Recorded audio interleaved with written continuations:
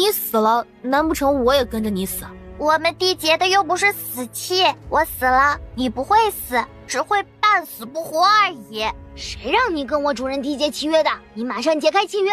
契约一旦形成，便无法解开。主银缔结契约还有一个好处哦，那就是主银缔结的受宠实力越强，您的实力也会跟着越强的。是吗？这么说，我可以多缔结几只魔兽了。顾初暖朝着小九看去，主人说你得罪的人太多，且之前中了血，中了一些毒，所有主人不愿与我缔结契约，还连累我。后来主人不知道用了什么法子，与我连成一体了。得罪很多人？得罪谁了？那些人都死得差不多了，多说无益。既然如此，那不如我们再缔结一次契约吧。你是5阶，我跟你缔结契约后，起码也能长到1阶中层以上吧？不能，你区区一个5脉，能跟一个3阶小老虎成功缔结契约，已经是万幸了。再缔结一只魔兽，你非得暴死不可。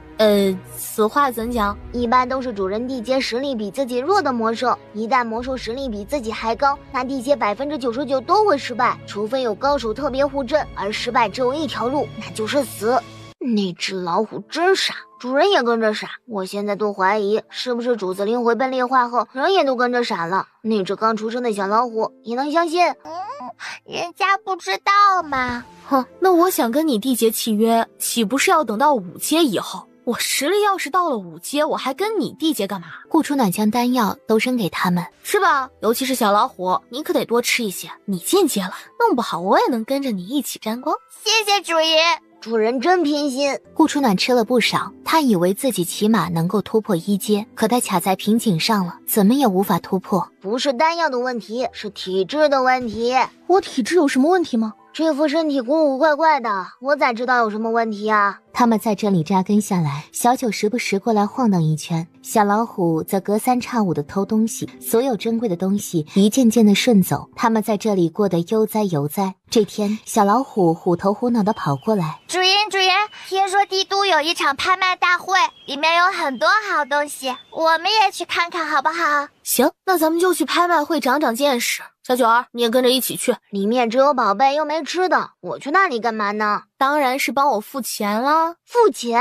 小九没钱呢。顾初暖嘿嘿一笑，看得小九头皮发麻，主人又要坑人了，而且还是借他的蛇爪坑人的。帝都拍卖大会是宾国最大的拍卖大会，顾初暖进去的时候，拍卖大会已经在火热进行中了。下一件血海佛花，众所周知，血海佛花堪比1品终极丹药，只要服之，便可以让人功力大幅提升，且此花没有任何副作用，所有人都可以服用。起拍价多少？你直接说吧。起拍价1000两，1100两，1500两，1800两，2500两。主爷，我去把它顺回来。得了吧，一朵低级花吧，有什么好多的？5000两1次，5000两2次，5000两3次。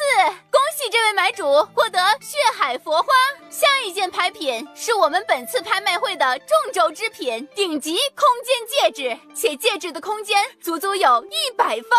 这戒指怎么这么熟？脑中隐隐还有温润的声音响起：傻丫头，哥哥就算死了，灵魂也会一直守护着你。谁在说话？这枚戒指通体火红，材质特殊，无论任何武器都无法毁掉它。而且100方的空间，只怕整个冰灵大陆也找不到几枚戒指有这么大的空间了。任何武器都无法毁掉它，当真有这么厉害？自然，我以帝都拍卖大会的信誉担保，此戒指一旦得到，无论是谁都无法毁掉它。而且戒指上灵力波动非常大，还有不知名的符文，经拍卖会高级师傅鉴定，此枚戒指以前的主人实力起码到达6阶巅峰以上。天哪，6阶巅峰以上，这怎么可能啊？整个大陆都找不到几个6阶巅峰以上实力的人，难道是以前的强者死后遗落的？不行，这枚戒指我一定要得到。你们几个回去凑钱，有多少凑多少，哪怕把宅子卖，我也要得到这枚戒指。你想做什么？主爷，我感觉这枚戒指很符合我的气质，我去把它弄来。你疯了吧？没看到拍卖会有无数高手坐镇，而且众目睽睽的，多少人盯着。那我一会儿把它弄来。只怕这枚戒指不好弄，你去告诉小九儿，让他无论付出什么代价，一定都要拍到这枚戒指。好嘞。萧雨轩直接站起来了。这戒指是易晨飞送给丑丫，顾初暖的，怎么会在这里？当初狱卒保存他尸体的时候，不应该让他随身携带着吗？狱卒如此尊重顾初暖，他们不可能不知道这枚戒指对顾初暖有多重要。难道是他的尸体出事了？怎么，萧公子也想得到这枚戒指？这枚戒指我势在必得，无论付出什么代价，都必须拍到。这实不相瞒，家主已经命人传信过来，一定要得到这枚戒指。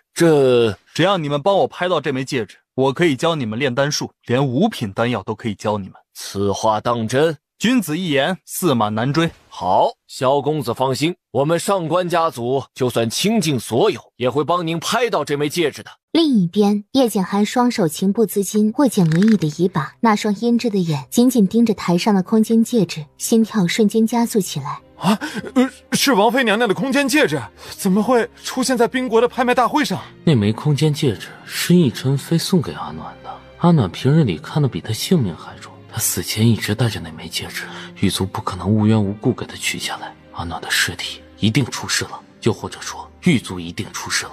降雪，想办法联络叶国的人，一定要查清楚阿暖的尸体是否出事，空间戒指又是怎么流到拍卖会的。是。空间戒指起拍价1万两，12000两，15000两，18000两，5万两。叔子，您放心，属下一定会拍下这枚空间戒指的。回2位长老，家主传话过来，让2位长老务必要拍到那枚空间戒指。你回去告诉家主，这枚戒指今晚上的得主只会是我们百里世家。是。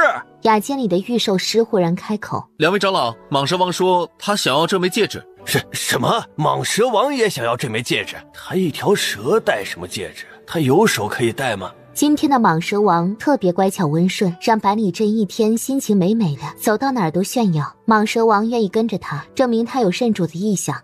这个拍卖会上还有很多好东西，要不你等下看中什么，我无条件全拍来送给你。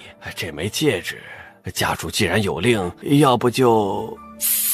蟒蛇王说他只要这枚空间戒指，其他都不要。你问他，他要空间戒指做什么？他说他想要，自然有他的道理，让你们别管。蟒蛇王还说，无论是谁，只要帮他拍到空间戒指，他就跟谁缔结契约，成为谁的受宠。你告诉他，空间戒指我一定会拍到的。不管空间戒指拍下来后给谁，反正我们百里家族都要拍到。60万两，有人出价到60万两了。70万两，80万两。我们都是百里家族的人，你怎么抢我价呢？什么叫抢价？云月兄此话也忒难听了些吧？虽然我们都是百里世家的人，但你敢说你没有私心吗？那你呢？难道你就没有私心吗？既然如此，我们各凭本事叫价吧。100万两。怎么叶景寒也跑来抢空间戒指了？难道这枚空间戒指真的与众不同？叶景寒是我们请来的客卿长老，家主说了，只要是他想要的，尽一切可能满足他。我们还要跟他抢价吗？哼，家主只说尽一切可能满足他，又没说什么事情都得满足他。拍卖会上价高者得，拍不到谁也怨不了谁。也是，那不管他了，让一让，让一让。顾初暖被他们一推，差点摔倒下去。小姑娘，你没事吧？老爷子，实在抱歉，今天拍卖会太多人了，故而应急通道也被阻拦了，我这就领您上2楼雅间。无妨，来得及就好了。哎，老人家，你撞了我，总得给点赔偿吧？你这个女人故意找茬的吧？撞你的又不是我家老爷子，如果不是我家老爷子，你早摔了。确实不是他撞的我，但如果不是因为他来，又怎么会发生推撞事件呢？哼，你是木暖木家的废柴。哦，那你要我怎么赔偿你呢？好说，你带着我一起上2楼雅间就可以了。放肆！我们宁家雅间是阿猫阿狗想进就进的吗？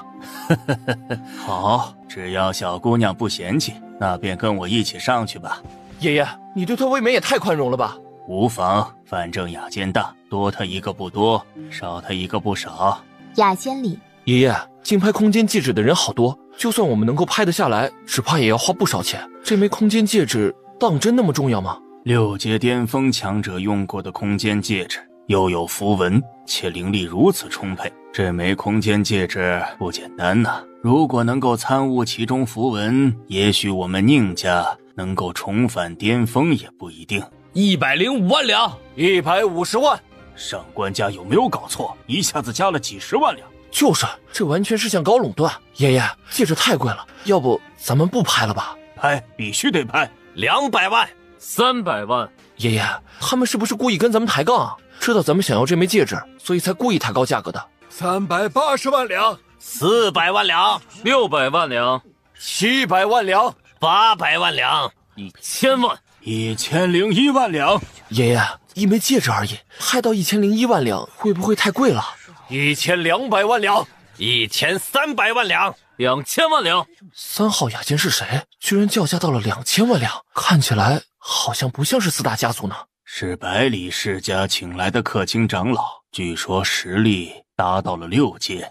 原来是他，他既然是百里世家的客卿长老，百里世家怎么还跟他竞价？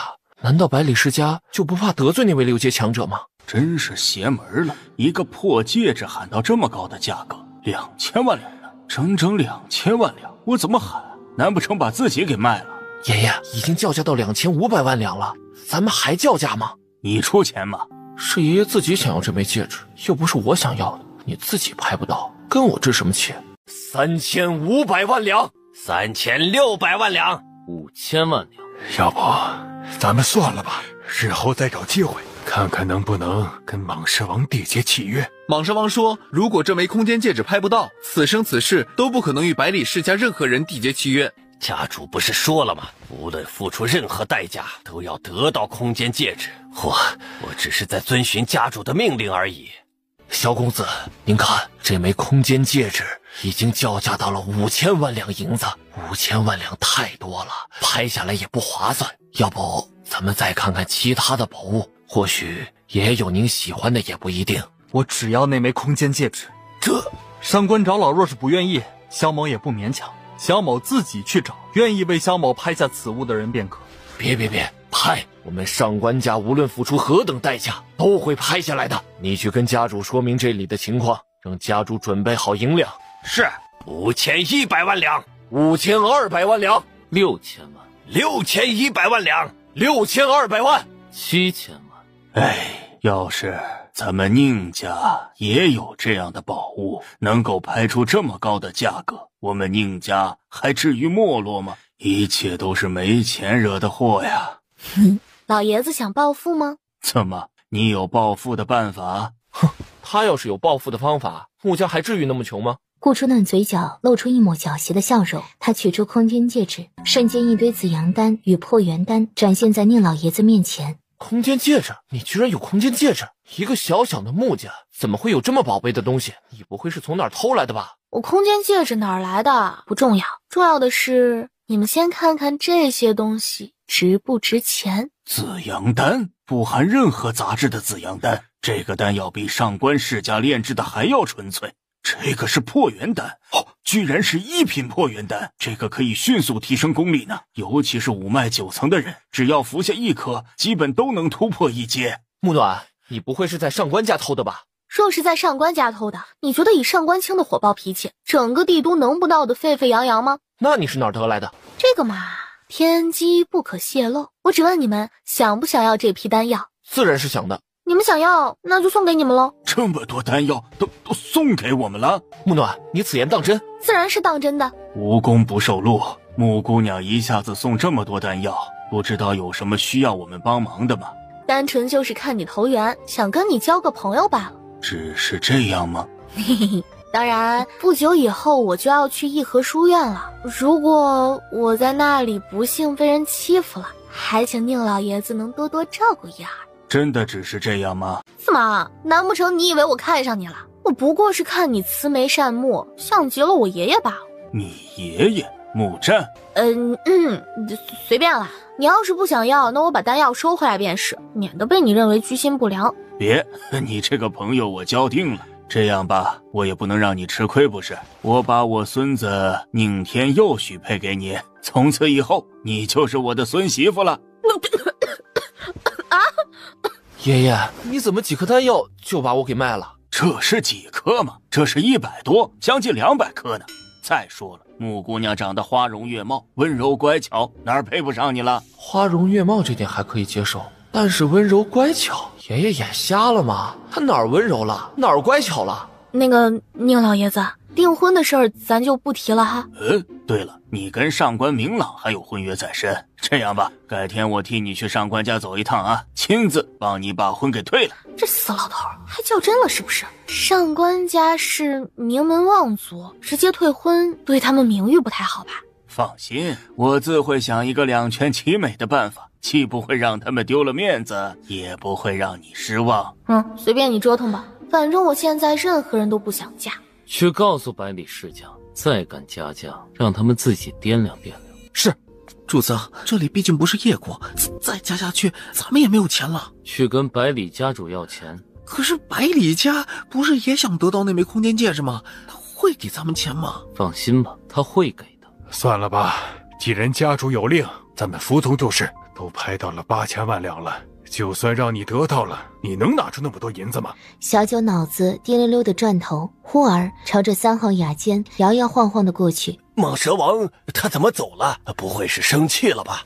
御兽师，快帮我留住他！蟒蛇王说他去3号雅间转转，一会儿就回来，让咱们都不许跟着，不然他会很生气。到底是5阶魔兽啊，太有灵性了。那是自然，也不看看这是什么蛇。3号雅间里，小九探头探脑的溜了进来，准备给他狠狠一口，让他还敢不敢跟自己竞价。但一看到眼前端坐的男人是叶景寒时，小九差点后翻栽倒下去。是他，怎么会是他呀？小九，你怎么会在这里？小九朝着空间戒指甩了甩尾巴，又朝着百里世家雅间的方向吐着蛇信子。你说是你让百里世家的人拍空间戒指的？你想要空间戒指，让我不要参与竞拍。是的，主人看上的男人就是聪明。我知道你想要空间戒指，是因为那枚戒指是阿暖的。但你一条蛇，就算得到了空间戒指，你又要怎么保管？倒不如由我收藏起来，等阿暖醒来的时候再给阿暖。主子，小九儿一向有灵性，他如此坚定的想要空间戒指，会不会有什么其他的原因啊？主子，百里真一心想要跟小九儿缔结契约，小九儿答应他，只要帮他拍到空间戒指，就跟他缔结契约，所以百里真等人才会不断加价的。小九儿会跟他缔结契约？开什么玩笑？他想的倒是挺好的。小九高傲地扬起尾巴，朝着清风竖起点赞。之前闹得沸沸扬扬的珍宝阁事件，不出意外，应该就是小九儿自导自演的。小九咬着叶景寒的袖子，嘶嘶嘶地叫着：“你想让我高价拍下来，再让给百里家，由百里家付钱，最后送给你？”小九笑得眼睛都眯了。他比以前胖了许多，也不知道最近的日子是有多优越。行吧，按你说的做。等拿到空间戒指后，你便跟着我吧，咱们一起去寻找阿暖的灵魂。小九立马滑了下来，身子丝溜丝溜地滑到窗边，朝着叶景寒眨了眨眼，最后溜向百里世家雅间的方向而去。肯定是百里镇不断地用美食诱惑他，小九儿才不愿意离开。小九虽然贪吃，却不会为了吃而不顾阿暖。江雪，你去查清楚小九为什么要留在百里世家，他最近又跟谁接触过，以及他是怎么来到冰灵大陆的。是。上官家已经出到8300万两了，还有没有更高的？9000万两。怎么又加价？这还怎么拍呀？9500万两，1亿两，1亿0500万两，1亿1000万两，1亿2000万两，1亿3000万两，1亿4000万两。小公子，不是我们不肯帮你拍这枚空间戒指，而是价格已经出到1亿8000万两了，这已经超乎我们家族的承受范围了。再喊下去，我们倾家荡产也拿不出来了。2亿，2亿，这银子是纸糊的吗？上官家怎么回事？故意抬杠吗？一枚戒指而已，至于这么狠吗？叫到2亿两？那嘶哑的声音，莫非是萧雨轩？主子，是萧雨轩。1个多月前，他撕裂空间也来了冰灵大陆。这1个多月的时间里，他一直在寻找王妃娘娘的灵魂。眼下他暂居在上官家，他就是上官家请来的神秘炼丹者。主子，咱们还要跟他抢吗？第一次觉得叶景寒有主人的潜质，真是一样的不要脸。抢啊！为什么不抢？2亿5000万两，3亿，3亿5000万两萧公子，求求你了，我们上官家财力有限，实在拍不起。我在上官家求求你了，好吗？无论下一件拍品是什么，只要您想要，我们一定竭尽全力拍给您。但是这个，我们心有余而力不足，而且家主也传来消息，放弃这次拍卖。萧雨轩不甘心，可他没钱，只能恨恨地放弃。现场还有人在加价吗？如果没有，那空间戒指就是3号雅间的贵客的了。3亿5千万两一次，3亿5千万两2次，3亿5千万两3次，成交。然而付钱的时候，我只是帮百里世家代拍而已，此次的账由百里世家付。我们付？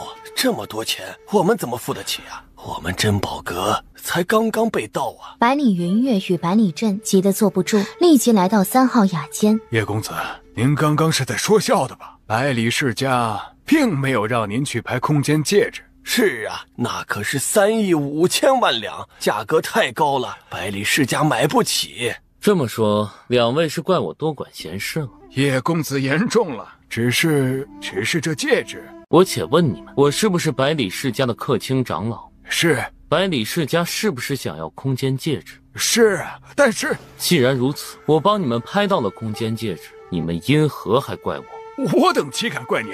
只是百里世家拿不出那么多钱，那是你们的事，不关我的事。我只是尽可能的帮百里世家罢了。第一次觉得叶姐含有主人的潜质，真是一样的不要脸。叶公子，求您就别为难我们了，我们只是个小小的长老，实在不敢做主啊。罢了，既然你们反感，那这个客卿长老我不当便是。别！叶公子，3亿5千万两银子毕竟太多了，能否容许我们跟家主说一声？毕竟想要调出那么多银子，还得家族出资。可以。小九嘶嘶嘶地叫着。蟒蛇王说这是个好机会，虽然烧了一些钱，但是可以得到空间缔指，他也愿意跟您缔结契约。马上派人通知家主，让家主下令。一盏茶后，下人便带回一个消息：空间戒指我们要了。百里世家可真够舍得下血本的，为了一个空间戒指，把整个家族都给掏空。老头，你那么想要钱，咋不把丹药都给拍卖了得了？你懂啥？紫阳丹还可以拍一拍，破元丹可是好东西，卖不得的。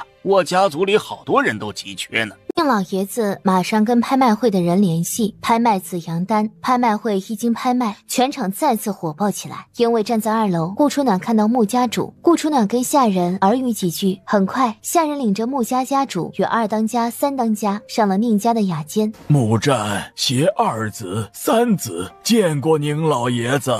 穆家主客气了，你生了一个好孙女啊。宁家主，是不是穆暖哪里得罪了您？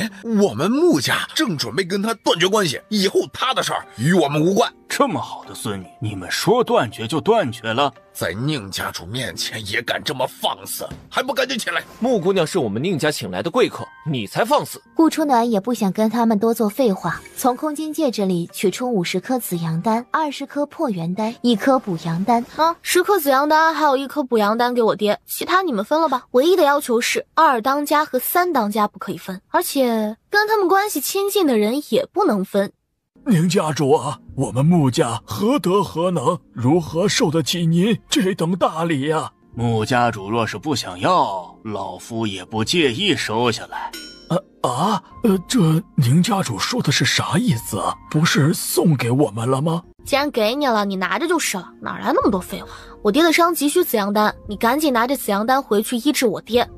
可是这么重的礼，宁家主啊，不知道我们穆府有什么地方可以为您效力的，还请您指教一二啊。这个嘛，老夫有事正想跟你商讨一二。穆家主感觉我孙儿宁天佑如何？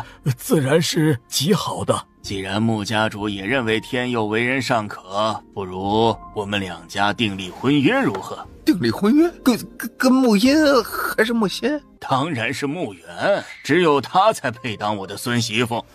实不相瞒，穆暖已经许给上官明朗了。那一女不嫁2夫，这个无妨，我自然会。死老头，你唠唠叨叨没完没了了是不是？哎呦，轻点，我的小祖宗，我的胡子都快被你拔光了。给我闭嘴！不想被拔光就闭嘴！你这么凶，我看以后也只有我孙儿敢娶你。阿暖，不得无礼！丹药你都拿了，还留在这里干什么？如果你不想送回去，我自己送，到时候你连1颗丹药都别想得到。这……宁老爷子摆了摆手，示意他们可以离开了。穆家主就等着这一句话呢。他们走了后，阿暖啊，不知道那个补灵丹你手里还有没有啊？这绝对不是我爷爷，太丢人了！为了几颗丹药，真是面子里子都不顾了。2天后颐和学院开学，帮我报名。没问题，你可以免考核，直接进入。5天后就是预售大会了，帮我报名。这个虽然难了些，不过我走走关系，还是可以办到的。顾初暖丢了几瓶丹药在桌上，我操，居然有8颗！2品丹药说送就送，而且一送就是8颗。丫头啊，我真是越来越喜欢你了，你就当我的孙媳妇吧。顾初暖丹药收回，就想没收。开玩笑，开玩笑的啊。顾初暖打了一个哈欠，又扔出1瓶丹药给宁天佑。我累了，先去补觉了。这颗丹药给你，可以助你突破2阶。他说完已然没影了。这枚丹药适合你的功法，只要服下，一定能助你突破的。这个丫头挺豪爽的，爷爷喜欢。他就这么送我了，也太贵重了吧！孙儿啊，你说他是5脉1层的废柴，依爷爷看，他不仅不是，而且还是天才。天才？怎么可能？你知道他的实力达到了多少吗？多少？5脉9层。不可能，前不久他还是5脉1层，而且被百里世家的人打得可惨了。所以我才说他是天才，短短10日不到，就从5脉1层飙升到5脉9层，哪怕是咱们宁家最出色的天才老祖宗也做不到。最重要的是，他区5脉9层，居然能契约一只3阶上古白虎。3阶上古白虎？爷爷，您是不是老糊涂了？现在哪儿还有上古白虎？那可是4大神兽之一啊！你才老糊涂了，爷爷眼睛亮着呢。白虎应该是刚出生不久，实力已经达到3阶，若是成年，极有可能达到7阶巅峰。他实力如此低微，却能契约3阶白虎，难道是白虎主动想认他为主的？能让白虎自动认主缔结契约，他自然有他的独到之处。孙儿啊，你要好好珍惜，若能娶她为妻是最好的，爷爷眼光不会差的。他虽然嚣张了一些，狂傲了一些，但是眉宇间透着正气，想来心肠也不会坏到哪儿去，是个值得深交的人。拍卖会结束没多久，小九便含着空间戒指，扭着蛇腰来到顾初暖面前。小九儿，你办得很好，奖励你1头烤猪，晚点我烤给你吃啊。主人能不能多烤一些？小九为了得到这枚戒指，可是费了9牛2虎之力呢。有1头就不错了，还讨价还价。哎呀，这枚空间戒指我越看越喜欢，或许我前世是这枚空间戒指的主人。他前世本来就是戒指的主人。阿暖他是想起什么了吗？这个女人为了躲避百里世家的追杀，躲入了珍宝阁。小九儿看到穆姑娘后，就一直缠着她不放。属下猜测，应该是她体内有一缕王妃娘娘的魂魄，所以小九儿才一直跟着她，甚至帮着她洗劫了珍宝阁。空间戒指，也是她让小九儿坑来的。小九儿答应得到戒指后，就跟百里家缔结契约。可是拿到戒指后，小九儿就溜之大吉了。现在百里世家的人都在找小九儿，连百里家主都快气昏了。主子，咱们要把小九儿喊回来，再把空间戒指拿回来吗？空间戒指里什么都没有，只有鲜花饼。看到这些熟悉又陌生的鲜花饼，顾初暖眉心一跳，眼眶情不自禁的红润了，一滴滴眼泪滑了下来。主爷，你怎么啦？好奇怪，看到这些鲜花饼，心里竟然有些难过，还莫名其妙的落泪。你说戒指的主人放什么不好，怎么就放鲜花饼了呢？难不成戒指的主人以前是个吃货啊？那是逸晨飞临死前做给他吃的，主子一直视若珍宝，连1块都舍不得吃，还用自己的独特秘术封印在空间戒指里，除了他本人，谁都取不出来。现在他虽然失去记忆，可是烙印在心里的一些东西总是没有办法改变的，当然会心疼了。阿暖，是阿暖在难过吗？那么多年了，王妃的灵魂一直没有任何波动，想不到今天居然有了些许反应。更让他们激动的是，又有一缕顾初暖的魂魄被鲜花饼的香味给吸引了过来，最后咻的一下子钻入顾初暖的眉心。那个女人的灵魂怎么又跑到我身体上了？她不会占据我的魂魄吧？主人，主人！主子，属下推您下去。不，先看看他还能不能引来阿暖的其他魂魄。清风降雪，派出我们在冰灵大陆最精锐的人手，一定要盯紧木暖。一旦他再引来阿暖的魂魄，必须第一时间通知我。您不下去看看他吗？不了，阿暖的魂魄在我手上那么多年，那遗失的最后一缕魂魄，我一直无法感应，更别说回来。就连梦中，他也未曾找过我。或许他心里对我多少还有些埋怨。你说这鲜花饼放了那么多年，还能吃吗？这是我的，你吃什么吃？滚一边去！主人，这么多鲜花饼，人家想吃吗？顾初暖低头望向紧抓着某样东西的手，他情急之下抓着的不是别的，而是他身上的某条腿。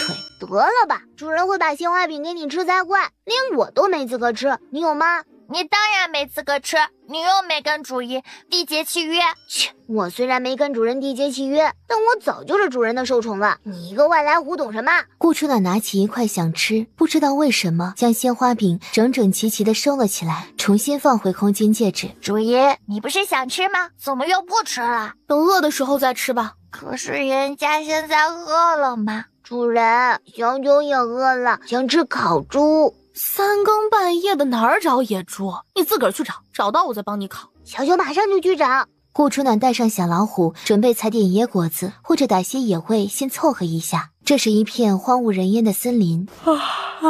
这鬼地方，怎么连只野兔野鸡也没有？要不你去抓几只回来？我想喝奶。我还想吃鱼翅燕窝呢。主爷，你找到吃的再喊我。小老虎好昏，我也睡一觉。忽然，他不知道踩到什么，身子直直地摔了下去。没想到底下软绵绵的，一点都不痛。他似乎摔在了一个男人身上，还把男人砸得动弹不得。你可以起来了吗？不好意思啊，我马上起来。索性他抓起一样东西，尽力爬起来。我只是不小心从上面摔下来，不小心又压倒了你。你一个大男人犯不着如此小气吧？你可以松手吗？顾初暖低头望向紧抓着某样东西的手，他情急之下抓着的不是别的，而是他身上的某条腿。顾初暖赶紧松开，踉踉跄跄地爬起来，因为太着急，他又踩到了某样东西。他踩的不是别的，又是他的第三条腿。抱歉啊，天太黑了，我什么也没有看到，也没有踩到，更没有摸到。月光下，他隐隐看到眼前的男人一身白衣，出尘淡雅，谪仙飘逸，气质出尘。那个，今天晚上什么事儿都没发生，你只是做了一场梦哈。我先溜了，你继续赏月。冷不防的小腿被人狠狠抓住，摸也摸了，踩也踩了，我又不是故意的，你抓着我也没用。那个白衣出尘的男子忽然一口血吐了出来，人也昏死过去。顾初暖心软，将他扶了起来，探向他的脉搏。你小子运气真好，遇到了我，否则今晚上你这条小命就报废了。得罪了，想保住你的小命，就只能解开你全部的衣裳，再用银针帮你把强劲的真气导出去了。手上却摸到一个柔软，那个柔软还有滚烫的温度。他皱眉，不明白被子怎么变成圆柱形了。顾初暖一件一件解开他的衣裳，凭着脑中的记忆，用银针帮他散开横冲直撞的真气。这一折腾就是一整晚，顾初暖累得不行，趴在他身上睡着了。顾初暖翻了一个身，寻找一个更舒服的睡姿，手上却摸到一个柔软，那个柔软还有滚烫的温度。他皱眉，不明白被子怎么变成圆柱形了。他一边摸了又摸，一边迷迷糊糊地睁开眼睛。你醒了？温少仪身上寒气嗖嗖嗖地往外窜。我救你，你可别恩将仇报。我最后说一次，把你的剑手拿开。顾初暖愣了一下，随即视线下移，他昏死的心都有了。怎么又抓那里啊？我靠！最关键的是，蝴蝶面具男全身光溜溜的，他横抱着人家，还把大腿放在他的身上。顾初暖倒是想开溜，然而地上的男人身材太赞了，他的脚像灌了铅似的，怎么也迈不动。肌肤光滑，身材匀称，双腿修长，还有腹肌，最重要的是一块赘肉也没有。哎呀，赞呐，太赞！唯一的缺点就是屁股上有颗痣。温少仪又怒又羞，再看他把视线定格在他身上的某个地方，温少仪脸色一红，尽管他全身麻痹，还是挣扎着捡起旁边的衣裳盖在自己身上，勉强遮住。你这么小气做什么？好身材就应该让大家一起欣赏吗？你瞪我做什么？我这不是夸你呢吗？温少仪拧掌，不曾想他的掌力软绵绵的，一点力气也没有。好凶的男人，我好害怕呢。要是我没有猜错的话，你应该是进阶失败才会弄得如此狼狈吧？温少仪不语，只是紧闭着眸子，尽可能的让自己恢复功力。进阶失败只有一个下场，那就是体内两股真气互冲，最后活活疼死。我虽然不小心看了你的身子，不过我也救了你一命，恩怨相抵，咱们谁也不亏欠谁。你也别挣扎啦，能保住一条小命就不错了。这4天里，别说恢复武功，能爬起来都算逆天了。顾初暖叹了口气，蹲在温少仪身边，居高临下打量着他。你想做什么？虽然不知道你长什么样，可冲着你这身材，万一被路过的野兽叼走，或者被哪个山贼看上了，岂不是一枝鲜花被狠狠折辱了？那也太可惜了。他一边说着，一边随便帮他穿上衣裳，在他屁股上狠狠拍了几下。又滑又软，还有股香味儿。放手，不许碰我啊！现在放手啊？我是可以放手，但衣裳穿到一半，若是不继续穿，你想继续光着吗？你乖，很快就好了。树枝冷箭蓦地射了过来，树林里冲出7、8个杀手。杀我的？百里世家派来的。他怀里的小老虎忽然窜了出来，从一只小小的老虎幻化成一只大虎，一张嘴，一团团烈焰呈圆形方向直喷而出。不要！他的火一经喷出，整片森林都着了火。顾初暖哪里还管得了别人呢？拽着温少仪就往崖边走去。火势越来越大，顾初暖周围已经被火包围了。他低头往下一探，崖底是一条河流。你在跳下去之前，能不能先帮我把衣服穿好？小命重要，反正该看的地方我都看了，纠结什么？温少仪是拒绝的，只能任由他一起拽下去。温少仪本来也只是随便披了一下衣裳，漩涡这么一卷，她的衣裳彻底被卷走。让她更火的是，这个女人不知道是不会游泳，居然一直拽着她，偏偏又是拽那里。她疼得倒抽一口凉气，漩涡卷来卷去，最后她失去了意识。等她再次醒来的时候，是在溪边。顾初暖也刚刚醒来。我的衣服呢？早就不知道流哪儿去了。去帮我找件衣裳过来。荒山野岭的，我去哪儿找？衣裳虽然没有，但是遮身的树叶还是有的。放心，该遮住的地方都会遮住的。他堂堂一族之主，居然沦落到果树叶。怎么，你不愿意啊？要是不愿意，我也不勉强。反正是你光着，又不是我光着。等一下，咋的？后悔啦？帮我穿上吧。可是我不愿意了。我觉得你这样更性感。究竟想怎么样？叫声好听的。不会叫啊？那说句好听的。温少仪索性闭上眼睛，不再求他。算了，谁让本姑娘心情好呢？看在你屁股上的痣那么漂亮的份上，我就勉为其难帮你穿上吧。他不说痣还好，一说气氛瞬间冷了下来。顾初暖仿佛没看到他阴沉的脸色，将他身体掰了过来，在他屁股上狠狠拍了几下。又滑又软，还有股香味儿。你的痣像梅花痣，长在屁股上更妩媚。放肆！为了做这一件树衣，你可知道我耗费了多少功夫？瞧你身上光溜溜的，一点家当也没有，我总得从其他地方收点利息吧。再说了，你身上有哪个地方我没有看过呀？无耻！咋就无耻了？你瞧，我的牙齿洁白着呢。行了，收起你吃人的眼神，我先帮你穿衣，免得你被别人看光了，我可是会心疼的。话说你那个地方也太不经拽了，才拽了几下就红成那样，这要用起来能好使吗？衣裳帮你穿好了，再过3天你就能恢复体力了。我还有事，先走了哈，你自求多福吧。走哪儿去啊？一群劫匪出现，将顾初暖等人团团围住。你们是谁派来的？为什么擅闯我们领地？我们是从上面掉下来的，被河流冲到这儿的，并不是有意冒犯你们的领地。不管你是不是从上面掉下来的，只要擅闯我们领地，就是我们土族的敌人，把他拿下。顾初暖犹豫着要溜还是投降，只是他若溜了，那个戴着蝴蝶面具的男人就必死无疑了。两相权衡下，顾初暖放弃逃跑，选择留下。顾初暖与温少仪轻而易举地被那些土著压了回去。有肉吃了，爷爷，咱们今天晚上有肉吃了。瞧他们细皮嫩肉的，肯定比山里的野味好吃多了。一个13、14岁的小伙子急急忙忙地跑过来。阿大，你阿爹被毒蛇咬了，现在情况危急，怎么办啊？什么？我阿爹呢？现在在哪儿？咬到我爹哪儿了？咬到了大腿。那还不赶紧把他的腿砍下来？我们想砍，可是组长不愿意，所以……说话间，几个土著扶着一个年长且有威信的中年男人过来了。阿爹，您怎么不让他们砍了你的腿？现在还来得及吗？我先帮您把腿砍了。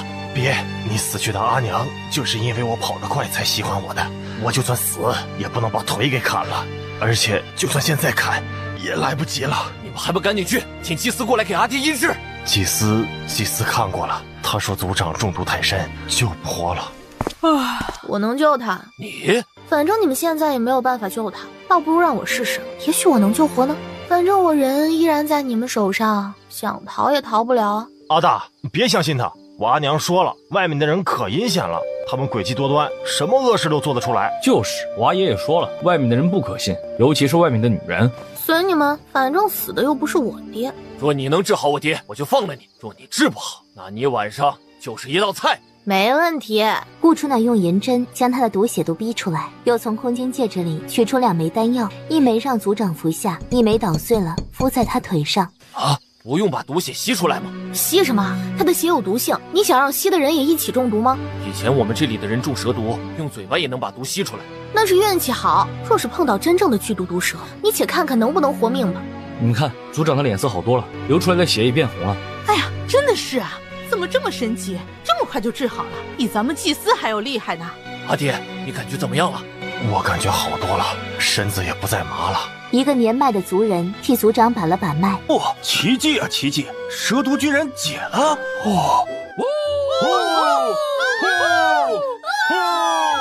女人，你是我们土族的神仙啊！感谢你救了我们族长。哈哈，你救了我阿爹，就是我阿大的恩人，也是我们土族所有人的恩人。女人，你想要什么？只要你开口，我们什么都答应你。我什么都不想要，你们放我离开就可以了。好吧，我答应你。多谢了。顾初乃扶起温少仪就想离开。你可以走，他不可以。为什么？他可能是其他部落派来的奸细。你们想太多了，他是我朋友，跟我一起从上面掉下来的。那为什么你穿着跟他完全不一样？我们掉下来的时候遇到漩涡，他的衣服被漩涡冲掉了。我们敬重你救了我阿爹，但是这个男人疑点重重，穿的又是克洛部族的树衣，我们很难相信他不是克洛部族派来的。杀了他！杀了他！把他大卸8块，做烤肉、熬骨汤。你们相信我，他确实不是克洛那什么族的奸细，他是我的未婚夫。未婚夫？对啊，我们从小指腹为婚，感情深厚，原本都要举行婚礼了，奈何他家道中落，我爹不肯，所以我们才会私奔，最后被家丁追杀，掉下悬崖的。我以我的人格担保，我跟他都不是奸细。我们要是奸细的话，干嘛救你爹呢？既然你们是未婚夫妻，那我便为你们举行婚礼。只要你们洞房了，我就相信你们真正的身份。自古婚姻讲究父母之命媒妁之言，直接成亲不太好吧？什么父母之命媒妁之言？我们这里只要情投意合，直接就成亲了，而且一个女人可以拥有多个男人。你们这里民风倒是挺开放的哈，不过地方习俗不一样，我们还是想征得父母同意。你一直推三阻四，莫非你们根本不是未婚夫妻？他就是克洛部族的奸细。这怎么可能啊？反正咱俩两情相悦，他们想帮我们主持婚礼，我们何不顺势而为，直接在这里成亲便是。温少仪皱眉，族长，不知婚事能不能3天后再举行？择日不如撞日，今晚就举行。什么？今晚？哎呀，这会不会太快了？我们还没做好准备啊！做什么准备？该有的我们这里都有，就这么说定了。今天晚上举行婚礼。族长，他受伤了，全身不能动弹，起码得等他身体好些再举行婚礼吧。你这个女人怎么磨磨唧唧的？洞房的事儿又不需要男人卖力，女人主动点不就可以了？那你这是什么逻辑？洞房一般不是男人卖力的吗？不等他回答，两人已经被推到一个祭祀台，拜天拜地再对拜，你们就是夫妻了。一拜天。你等一下，今天是我们大婚的日子，我们就不用穿点红色喜庆的衣裳？比如给他准备一件衣裳？我们这里只穿寿衣。反正是假成亲，先将就吧，度过眼前这关再想办法离开。温尚仪还是不愿拜。他受伤了，全身无法动弹，我帮他哈。夫妻对拜。族人们拥着他们进入洞房，温尚仪被放在床上。我们都进了洞房了，你们还站在这里做什么？难道不应该给我们留点私人空间吗？我们当然是看着你们洞房啊。你们这么多人看着，我们怎么动得下去？我们这里男女洞房都是邀请全族的人过来观看，越多的人观看，证明他越有威严。可我不是你们这里的人，我脸皮薄，你们这么多人围观，还不如杀了我得了。啊，已经很给面子了，不是吗？他还生什么气呀？难不成是一个男人太少了，他想多娶几个啊？是不是他一个人满足不了你？这样吧，看在你救了族长的份上，我们这里的人你随便挑，只要10个以内，随你取走。我又不是母猪，就算是母猪，也不带这么玩的。外面的习俗确实跟我们不一样，外面的女人脸皮都薄，也注重面子。洞房的时候不许别的人看着。这样吧，我们都退出去，让他们好好洞房。这外面什么破规矩，这么麻烦？虽然我们不看你洞房，不过我们会守在外面，听着你们洞房的声音。如果让我们知道你们没有洞房，我们还是要杀了那个男人。对了，你们叫什么名字？他叫小蝴蝶，我叫小蜜蜂。小蝴蝶，小蜜蜂，你们没有姓吗？有啊，我们都姓小。阿爹，你看吧，我就说他们外面也有同性结亲的，你就不相信我？行了，都愣着做什么？先退出去吧。啊，他们都在外面蹲守，咱们怎么办？你敢碰我，就得做好死的准备。你以为我想碰你啊？我连你长什么样都不知道，只知道你屁股上有一颗梅花痣。你……哎呀，行了行了，现在在人家地盘，想走也走不了。既然演戏，那就把戏演足了，先取得他们的信任，等你恢复体力再说。这个女人居然爬上床，不断摇晃着船板，嘴里发出暧昧的声音。忒不要脸了，这个人实在忒不要脸了。愣着做什么？叫啊！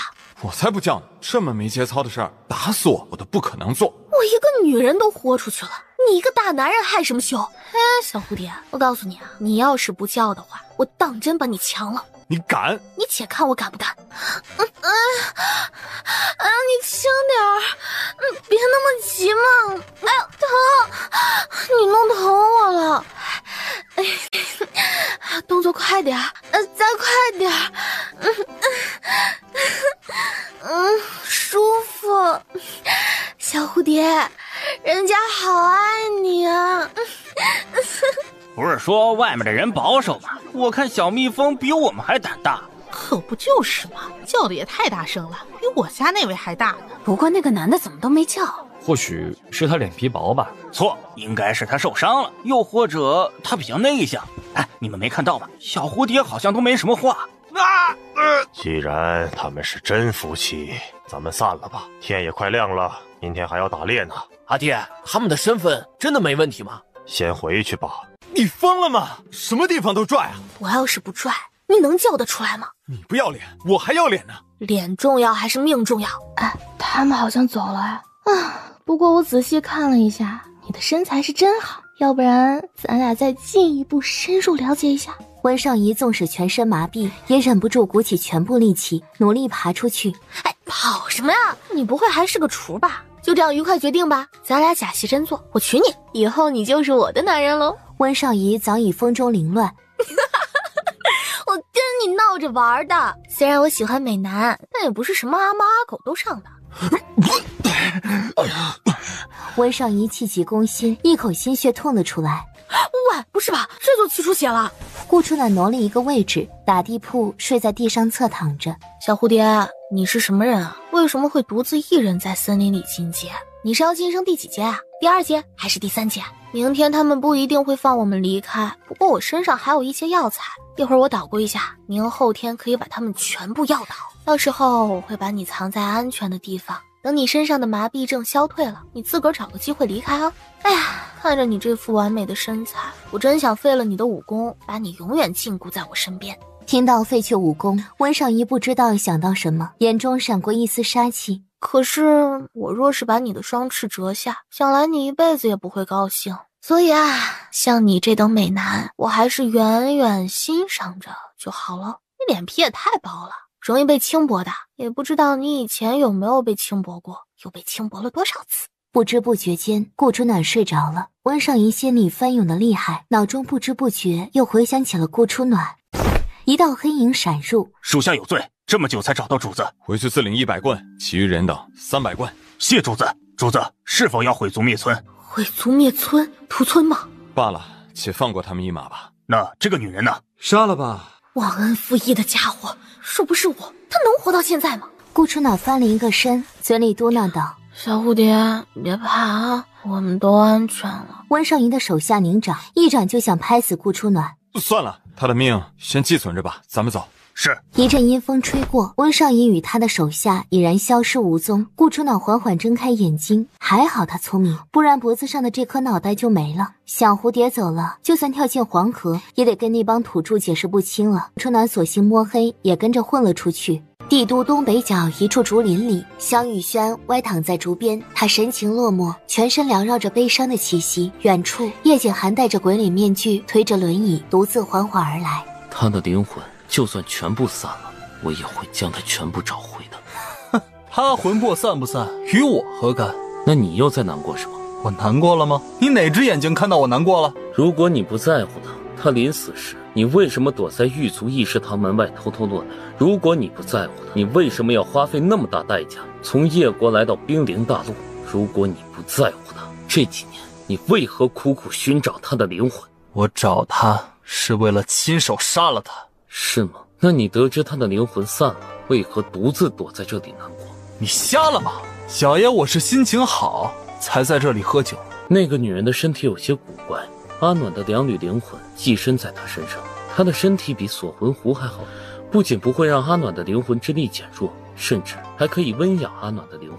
丑丫头的2缕魂魄在她身上，那她行为举止等等跟丑丫头那么相似，是因为她就是丑丫头吧？虽然我不知道阿暖为什么会选择她的身体作为容器，但我可以肯定，她能吸引阿暖的2缕魂魄，就能吸引阿暖的全部魂魄。明天是御兽大会，御兽大会将在神兽山举行。神兽山里有2样神物，一个是上古凤凰镜，它可以引来飘落在天下间的各种灵魂。如果我们得到凤凰镜，阿暖的全部灵魂极有可能在短时间内全部聚齐。还有一个是盘古斧，它可以撕裂空间，回到我们的大陆。你跟我说这些做什么？你是义和书院的学生，明天你可以参加御兽大会，进入神兽山，寻找2大神物。你为什么不去？我不能去。我不会去的，他的死活跟我半毛钱关系也没有。你会去的。随即吞着轮椅离开，只留下一句冰冷的话：神兽山的入口明天早上打开，错过就得再等10年以上。次日，义和书院的全体学生全部集合在神兽山外。哎，听说了吗？温家家主今年也会出席御兽大会。真的假的？好像整个兵临大陆都没人知道温家家主是谁，他好像从来没露过面，我都怀疑温家有没有家主。估计是个白发苍苍的老头吧。我想也是，其他几个世家的家主年纪都很大了，温家家主总不可能是个年轻人吧？能看到4大家族的家主以及皇叔，我们就算没有降服灵兽，也不算白来了。你在找萧雨轩吗？我看过签到名册，他没来。他爱来不来？一会儿进了神兽山后，你跟林思远跟紧我，千万别跟丢了。为什么？虽说进入神兽山是为了历练，也是为了契约魔兽，但是往年不乏在里面趁机杀掉自己看着碍眼的人。你们2人都得罪过百里世家，木姑娘连上官世家也得罪了，我怕他们在里面对你下黑手。啊，在里面杀人？那他们不怕出来后父子责罚吗？神兽山里面魔兽众多，可谓危险重重。万一碰到等级比自己高的魔兽，被魔兽又或者森林里的毒物所杀，也属正常。夫子们哪里管你是被魔兽杀的，又或者被同窗杀的？听你这么说，我们进去岂不是很危险？放心吧，爷爷安排了几个师兄跟我一起进去，几位师兄会保护好你们的，只要你们跟紧我，别到处乱跑。谢谢宁公子。不必客气，但愿到时候能够降服几头魔兽吧。宁家主到，百里家主到，上官家主到，温家主到，血皇叔到。哇，那个男子是温家主吗？天哪，这也太年轻了吧！不是说温家主是个白发苍苍的老头吗？会不会是新继任的家主？他那么年轻，怎么会当上家主呢？难道他武功很高？再怎么高，也没有其他几位家主高吧？毕竟其他几位家主的实力可都是达到了5阶呢，有些还是5阶巅峰。冲他这样貌还有地位，要是能嫁给他，那该多好啊！一会儿我就让我爹去跟他提亲，希望能够嫁给他。你不会跟他们一样看上温家主了吧？我又不是白痴，看到谁都想赖上去。那我就放心了。放心什么？没什么。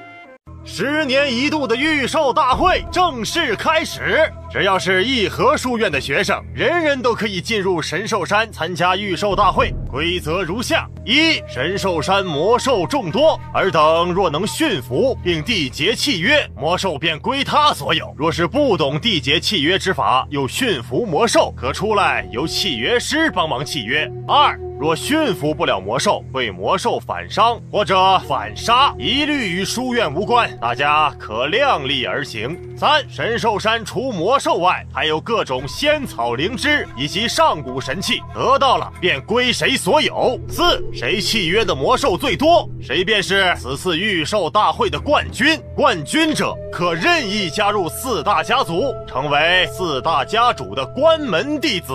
啊，只有这些奖励吗？也太寒酸了吧！这还不够，你心也太大了吧！你知不知道多少人挤破头颅想当4大家主的关门弟子？可天下间又有几人能做到？再说了，神兽山的宝物那么多，如果能从里面得到几件，又或者契约1、2头魔兽，那就赚大发了。你们最多只能在里面待7天，7天后神兽山大门会关闭，一旦关闭，只能10年后再启动。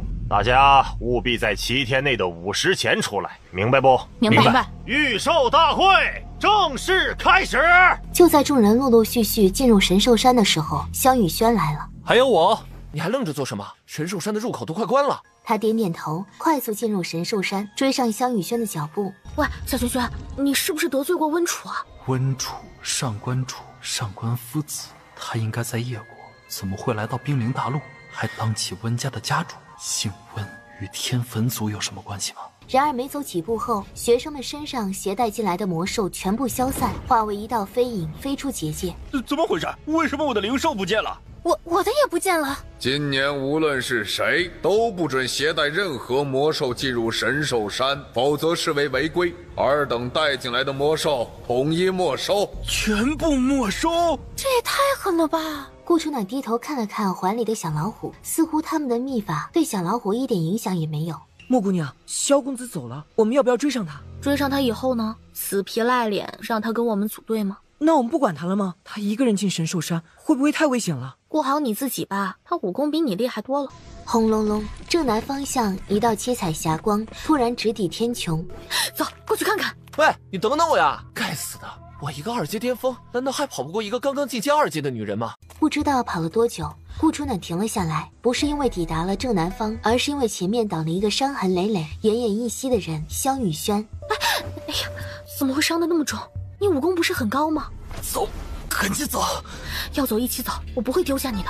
说着，他毫不犹豫地将萧雨轩背在背上。杀我的人，每个人实力都达到了5阶。5阶确实很强，可我木暖想救的人，就算是阎王爷也别想抢走。萧雨轩，你逃不了了。识相的话，束手就擒，我们还可以留你一条全尸。顾初暖扫了眼周围的方向，果断朝着东南方向狂奔。你究竟得罪了什么人？为什么这么多5阶高手追杀你？不知道，他们追上来了，你放下我，赶紧走！不走，死也不走！又劫持了数里，前面出现一个骷髅门，里面是上古遗址，危险重重，不可进入。不进入，等着让他们扒皮吗？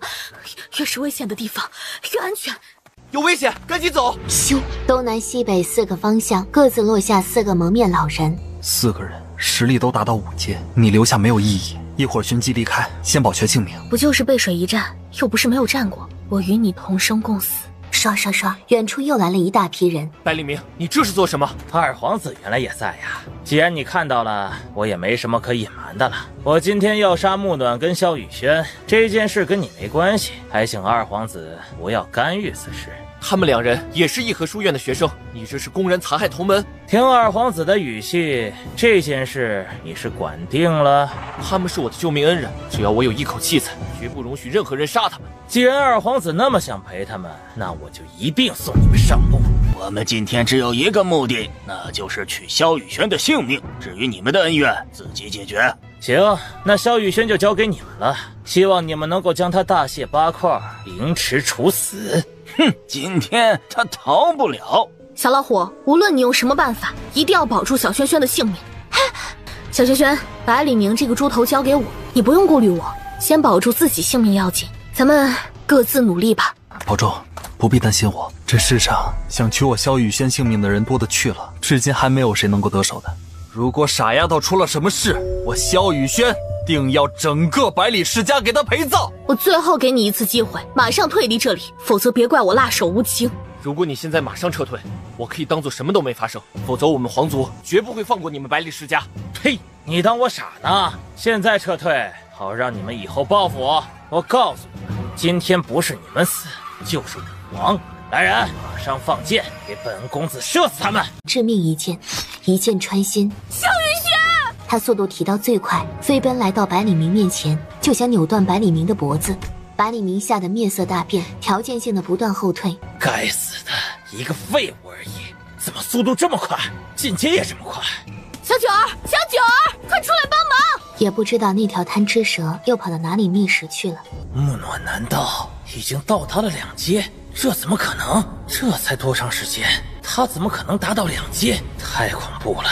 这个人不除，以后一定是百里世家最大的劲敌。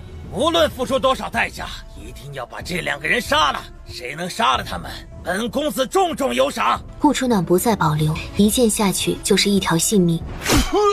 不知道过了多久，战斗停止。还打吗？我说过了，你今天必死无疑。傻丫头！却见白衣浴血的萧雨轩冲到他面前，替他挡了致命一剑，一剑穿心。萧雨轩手中的长剑一扬，直接将呆愣的百里明一剑抹了脖子。公子！一虎一蛇突然窜了过来，死死咬住他们的脖子，他们连还手的机会也没有。小轩，小轩，你撑着，你不能死，我不准你死，你听到没有？我就不应该离开主人，更不应该贪吃，去找什么野猪。要是我不找野猪，也不会耽误时间，主人不会受伤，萧雨轩也不会被一剑穿心。幸好那一剑没伤到你，我不会让你死的，我不会让你死的。没用，或许我命该有此一劫。只要我不让你死，你就不会死。走，带你离开神兽山，我们去找大夫。天下之大，我就不信没人救得了你。木姑娘，萧兄弟这一剑伤在致命处，怕是大罗神仙也救不了。你也伤得很重，如果不医治，怕是连你自己的性命也保不住的。狗屁！就是一剑，之前我们被砍了多少剑，不也都挺过来了吗？你不会说话，就滚一边去！木姑娘，我说过，我不会让你死的，你撑着，无论如何你都要撑着，知道吗？臭丫头！小老虎，小九儿，你们有没有办法送我们马上离开这里？主人，我知道有一个办法可以救萧雨轩。什么办法？我刚刚去找野猪的时候，我的手友们告诉我，在遗址深处有一株7色彩莲，6阶的人服用可以马上助人突破到7阶，濒临死亡的人只要还有一口气在，服用即可起死回生。7彩圣莲，可信吗？应该可信，他们没有必要骗我。而且我还得知了一个消息，这一届的神兽山规则改变了，据说这里有超级宝物，4大家主全部进来了，连各大家族的长老也都进来了。不知道他们是不是在寻找7彩圣莲？7彩圣莲在哪里？马上带我去。7彩圣莲旁边有7阶神兽守护，我们就算去了也抢夺不到。难道他能听得懂兽语？不是只有驯兽师才能听得懂兽语吗？臭丫头，为什么要帮他？哥哥，姐姐，臭丫头。小九儿，丑丫头是谁？我不知道。你跟萧雨轩不是旧相识吗？怎么会不知道？我跟他并不熟，而且他的事情我知道的也不多，我只是喜欢跟着他送他吃的罢了。顾初暖艰难地抱着萧雨轩寻找躲雨的地方，终于他们找到了一个山洞。顾初暖从进入山洞后就不断帮萧雨轩处理伤口，比较严重的伤口我已经帮你们包扎了，伤势稍轻的地方你们自己包扎。我得赶紧去遗址深处寻找7彩圣莲，萧雨轩撑不了多久的。杨默，麻烦你照顾一下萧雨轩，还有小老虎跟小九儿。你伤得那么重，怎么去遗址深处啊？我必须去。萧雨轩在你心里那么重要吗？当然，他是我认可的兄弟。只是兄弟吗？兄弟没有必要做到这种程度吧？小老虎有小九挣扎着起来，也想跟过去。你们先好好养伤，等养好了才能保护我。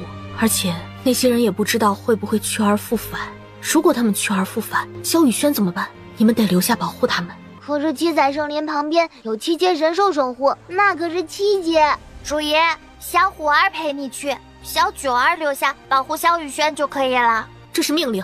你果然懂兽语，你是驯兽师，管好你自己吧。外面还在下着大雨，顾初暖背插双剑，独自一人迈上一至深处。有这么一个肝胆相照、同生共死的红颜知己，你是幸福的，也是幸运的。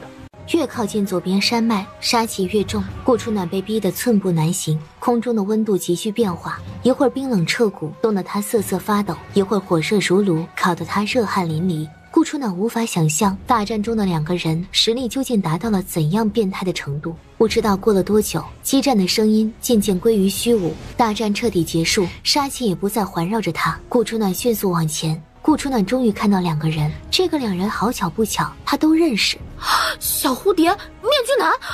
小蝴蝶跟面具男两败俱伤，似乎还中了毒，如今都倒在地上爬不起来。不远处还有两条断掉的狐狸尾巴，难道小九说的七阶神兽就是这只狐狸？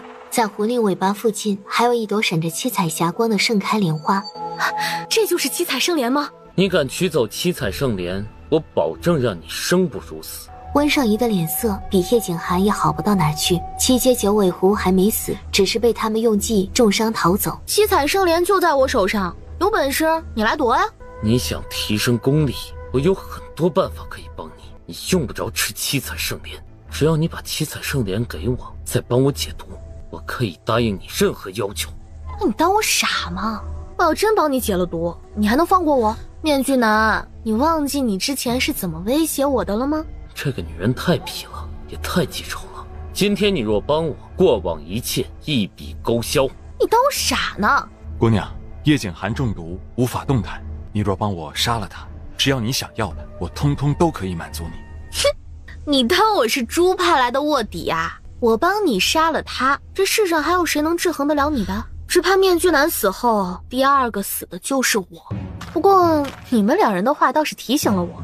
你们两个实力都达到6阶了吧？咱们之间或多或少都有矛盾。如今我又抢了七彩圣莲，这万一你们的毒解了之后找我寻仇，我一个区2阶还不轻而易举被你们杀了。所以呢？所以你们别怪我心狠手辣，先下手为强了。要怪只能怪你们太强。哼，你最好考虑清楚，若我死，就算你逃到天涯海角，我的人也会誓死追杀你到底。荒山野岭，有谁看到是我杀你的了？若要人不知，除非己莫为。他将长剑对准叶景寒。温少仪不好惹，难道我看起来就那么好惹吗？不好惹，你们两人都是盖世魔头，无论是谁都不好惹，所以横竖都得罪了，索性取了你们的性命，免得夜长梦多。顾初暖想一剑解决了他们两人，可不知道为什么剑到心口他又刺不下去，几次三番，他的剑欲出又止，气得顾初暖直接将剑给扔了。我告诉你们，我一个朋友重伤垂死，急需七彩圣莲救命。你们得不到七彩圣莲，最多是无法提升实力，我的朋友如果没有，则会丢了性命。故而七彩圣莲我要定了，今天我不杀你们，希望你们日后也别做得太过了。他捧着七彩圣莲就想离开，走了几步又一次倒了回来，那双滴溜溜的眼珠子不断在他们身上打着转。你们武功那么高，万一毒解了追上我怎么办？刚好我朋友跟我的衣裳都破烂不堪，只好借鉴你们的衣裳了。顾初暖说着，直接动手开始扒他们的衣裳。最重要的是，这个无耻的女人扒了他们的衣服也就算了，连他们的亵裤也扒了。住手！你再敢扒，信不信我撕了你？信，不过我更相信你现在撕不了我。你敢碰我一下，上天入地，温少仪绝不放过你。你的兄弟长得挺壮的嘛，不过他的长得也挺壮。将叶景寒挪到温少仪上面，又不是第一次碰你，我们家小蝴蝶的小屁屁还是那么性感，尤其是这个三角梅花痣，漂亮。顾初暖说着，在温少仪的小屁屁上掐了一把。本来叶景寒是非常生气的，不过看到温少仪如此憋屈，莫名的竟又有些想笑。你的兄弟长得挺壮的嘛，不过他的长得也挺壮。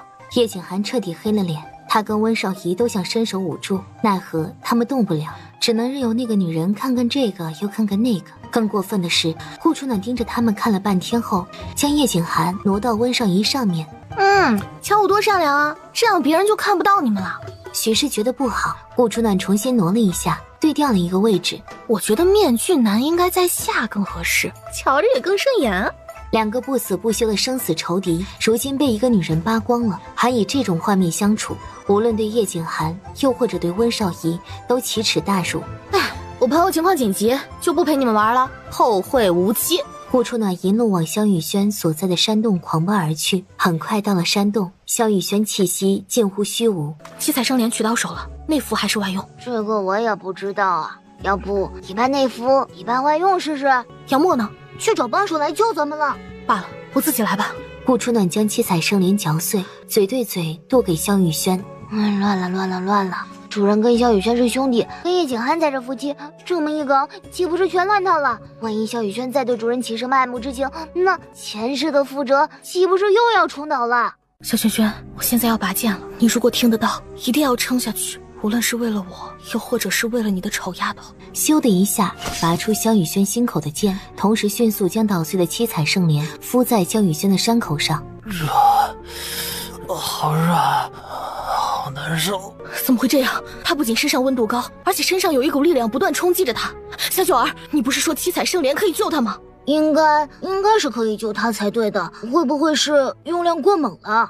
一冷一热，冷热交替，再这么下去他会没命的。叶景涵找上门来了，他冷着一张脸，杀气腾腾。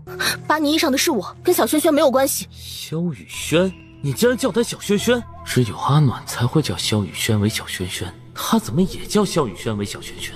叶景涵看到萧雨轩，不由错愣了一下，再看他冷热交替，心口抹着七彩圣莲。傻子，七彩圣莲是何等仙品，你连炼化都没有，就敢全部给他用上，他不死也得被你折腾死了。果然是用量太猛了吗？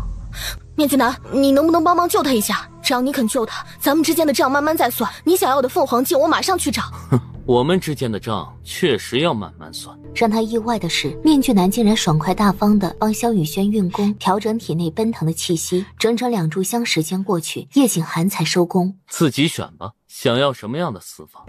哼，我死了倒是不打紧，可我若死了，我身体上附着的2缕魂魄，只怕也得跟我一起陪葬，永无翻身之日。你敢威胁我？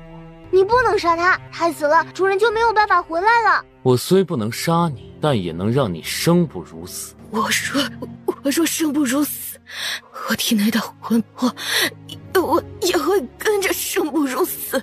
咔嚓一声，顾初暖重重砸在洞壁上。我叶景涵平生最讨厌别人威胁，就算他的2缕魂魄在你身上，我也有办法让你生不如死，而他完好无损。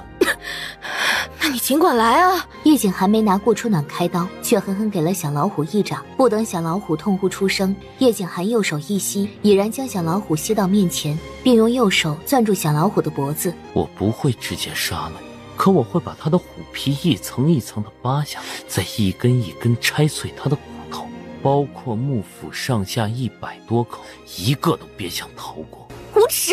那也是拜你所赐。叶景涵冷着一张脸，直接将小老虎的虎爪连根拔掉。你想怎么样？怎么样？哼，原本我进不来神兽山，如今我既进得了神兽山，又何须用到你？你现在一点利用价值也没有。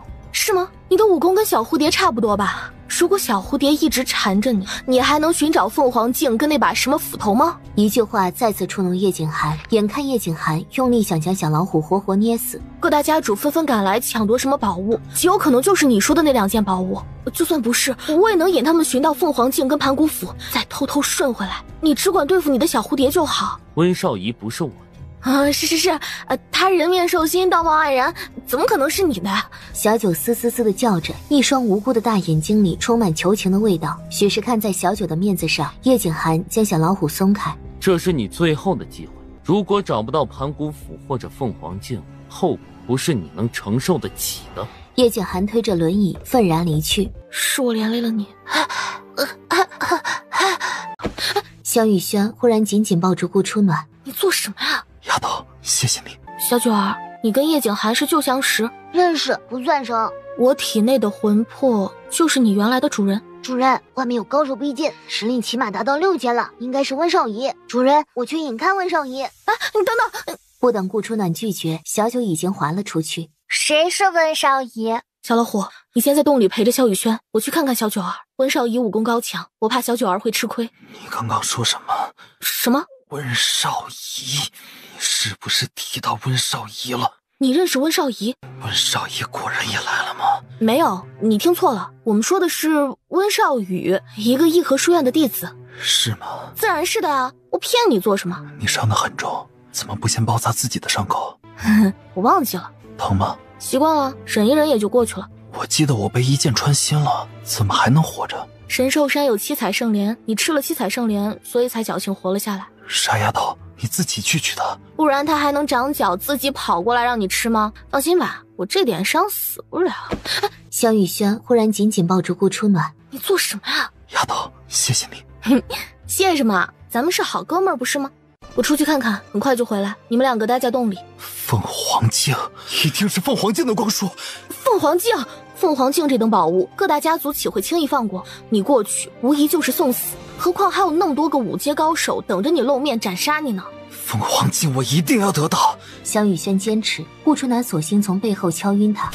抱歉了，我费了那么大功夫才救了你，不能眼睁睁看着你去送死。你想要凤凰镜，我帮你夺来便是。主爷，你为什么对他那么好？好好保护萧雨轩，我去就回。他直奔光束散发的地方而去，入口被无形屏障所封闭，各大家族、门派以及各种各样的魔兽对峙，分站两边。丫头，你怎么受了这么重的伤啊？谁伤你的？告诉宁爷爷，宁爷爷替你做主。被几只疯狗咬了几口罢了，放心，我身上毒得很。那些疯狗咬了我，只怕也好不到哪儿去。你看着我们做什么？难道我们堂堂百里世家会对你一个小丫头下杀手？笑话，眼睛长在我身上，我想看哪儿还得经过你们同意不成？再说了，你们有没有对我下杀手，自己不是应该最清楚的吗？小丫头片子，我看你是活得不耐烦了。百里镇，当着这么多人的面，你尚敢如此嚣张，背后还不知道你使了多少手段呢。百里老头，你就是这么调教手下的？这件事我会查清的。如果我百里世家真对莫姑娘做了什么，我定不会放过她。顾初暖只是冷笑一声，连正眼都懒得看百里家主。小笨牛，我们又见面了。是啊，又见面了。你缩在后面干什么呀？看到姑奶奶来了也不打声招呼，好好迎接一下。我的姑奶奶，你声音能不能小点儿？为什么要小点儿？难不成我丢你面子了？废话，当然丢面子了。那么多同伴看着呢，以后我还怎么做火牛王？火牛王，你不会真的认这个女人为姑奶奶了吧？什么这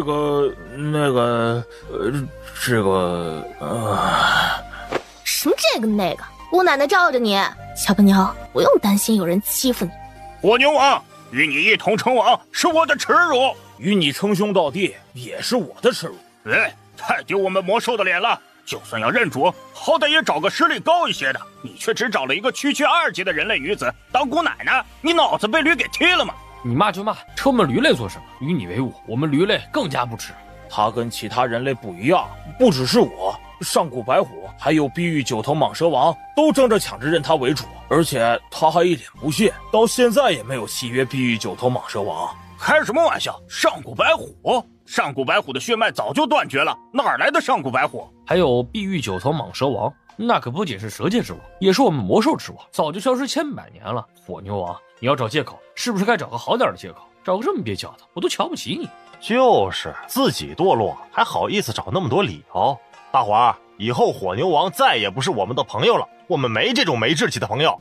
你倒是帮我解释解释呀！解释什么？他们说的没错呀。你呢，确实很没志气，也很没义气，有好东西也不想着姑奶奶，自己偷偷跑来这里偷食，真是个坏习惯，得改。丫头，你懂兽语？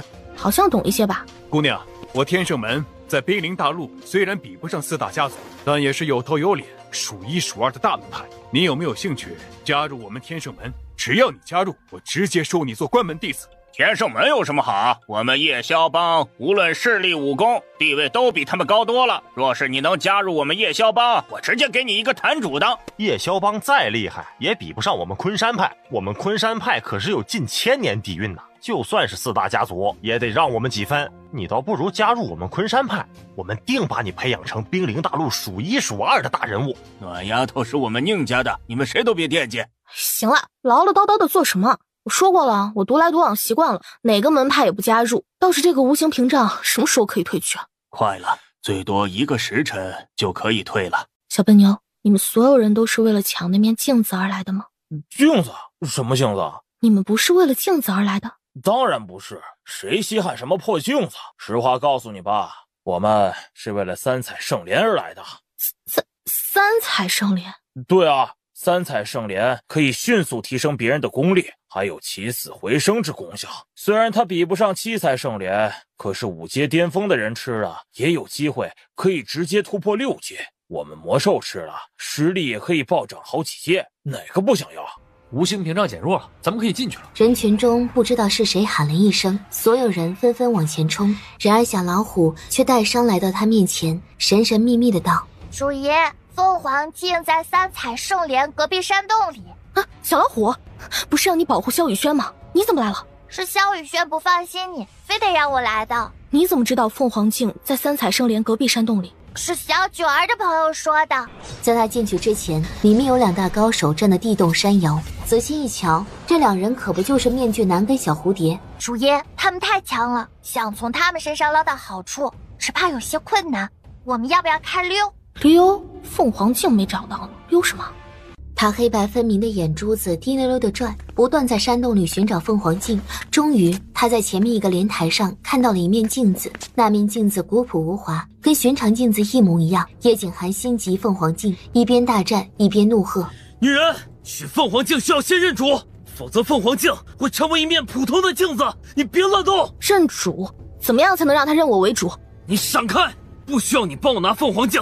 谁说我拿凤凰镜是要给你的？叶景寒急，温少仪也好不到哪儿去。他们一个是为了保护凤凰镜，一个是为了毁去凤凰镜。木暖，你敢动凤凰镜一下，即便上天入地，我也要让你生不如死。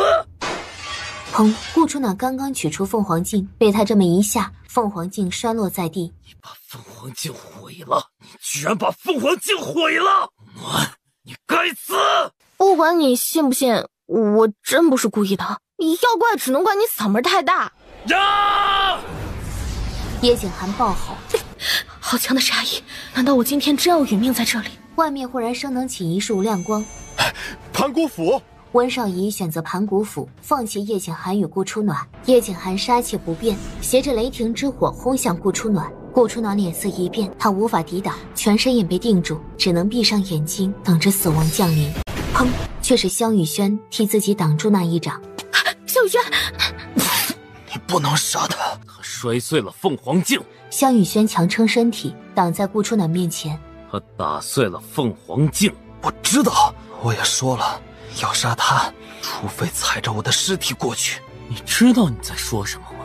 我知道。看在他的面子上，这是我最后给你的一个面子。我今天不杀他，可若是下次被我看到，我定杀不饶。话落，眼前哪还有叶景寒的影子？萧雨轩再也撑不住，直接栽倒在地。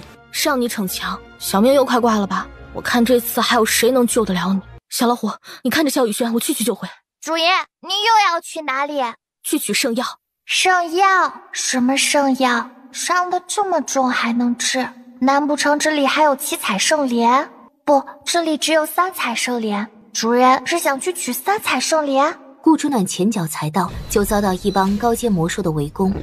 远处一只巨大的老虎狂奔而来，他一来就把几只3阶高级魔兽给狠狠踢飞。居然是上古玄虎！上古玄虎不是绝种了吗？这可是神兽啊！可不就是，看它的样子，应该只是幼虎而已，就有这么大的威力。如果等它成长起来，实力岂不是可以达到7阶以上？不对，它已经被人契约了。谁这么厉害，可以契约上古玄虎？上古玄虎的脾气架子不是很大吗？小老虎将所有的魔兽吼退，立即依偎在顾初暖的身边，对着他撒娇。不愧是我看中的孙媳妇，连上古玄虎都自愿认你为主啊！木姑娘，我们温家素来不收外人进族，但只要你愿意，温家的大门永远为你敞开。你都说了不收外人进族，我要真进去了，偌大族中岂不是只有我一个外人？到时候还不得被欺负死？木姑娘，只要你愿意加入我们帮派，我愿意把副帮主留给你。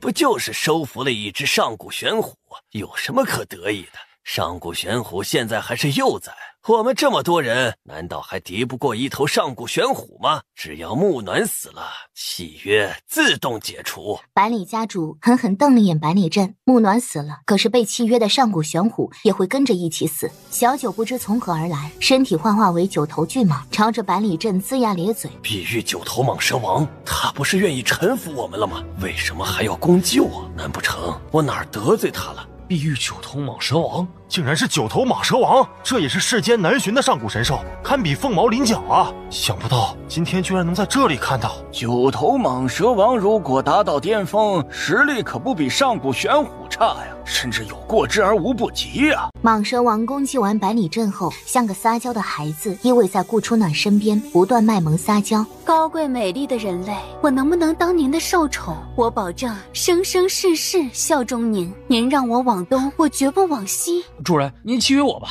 我也想当您的受宠，永不背叛。契约我吧，我速度在魔兽界数一数二，主人想去哪，我都能用最快的速度带您过去。我力大如牛，一只抵10只同等级的神兽，打架绝对冲第一。您契约我吧。天哪，万兽都想被他契约，他岂不是万兽之主？木姑娘，只要你肯加入我们长沙帮，无论你提出什么要求，我通通都答应。其他门派猛然一拍大腿，好一个万兽之王！一个个门派再次争先恐后的拉拢顾初暖，如此盛情，他哪里驾驭得住？愣着做什么？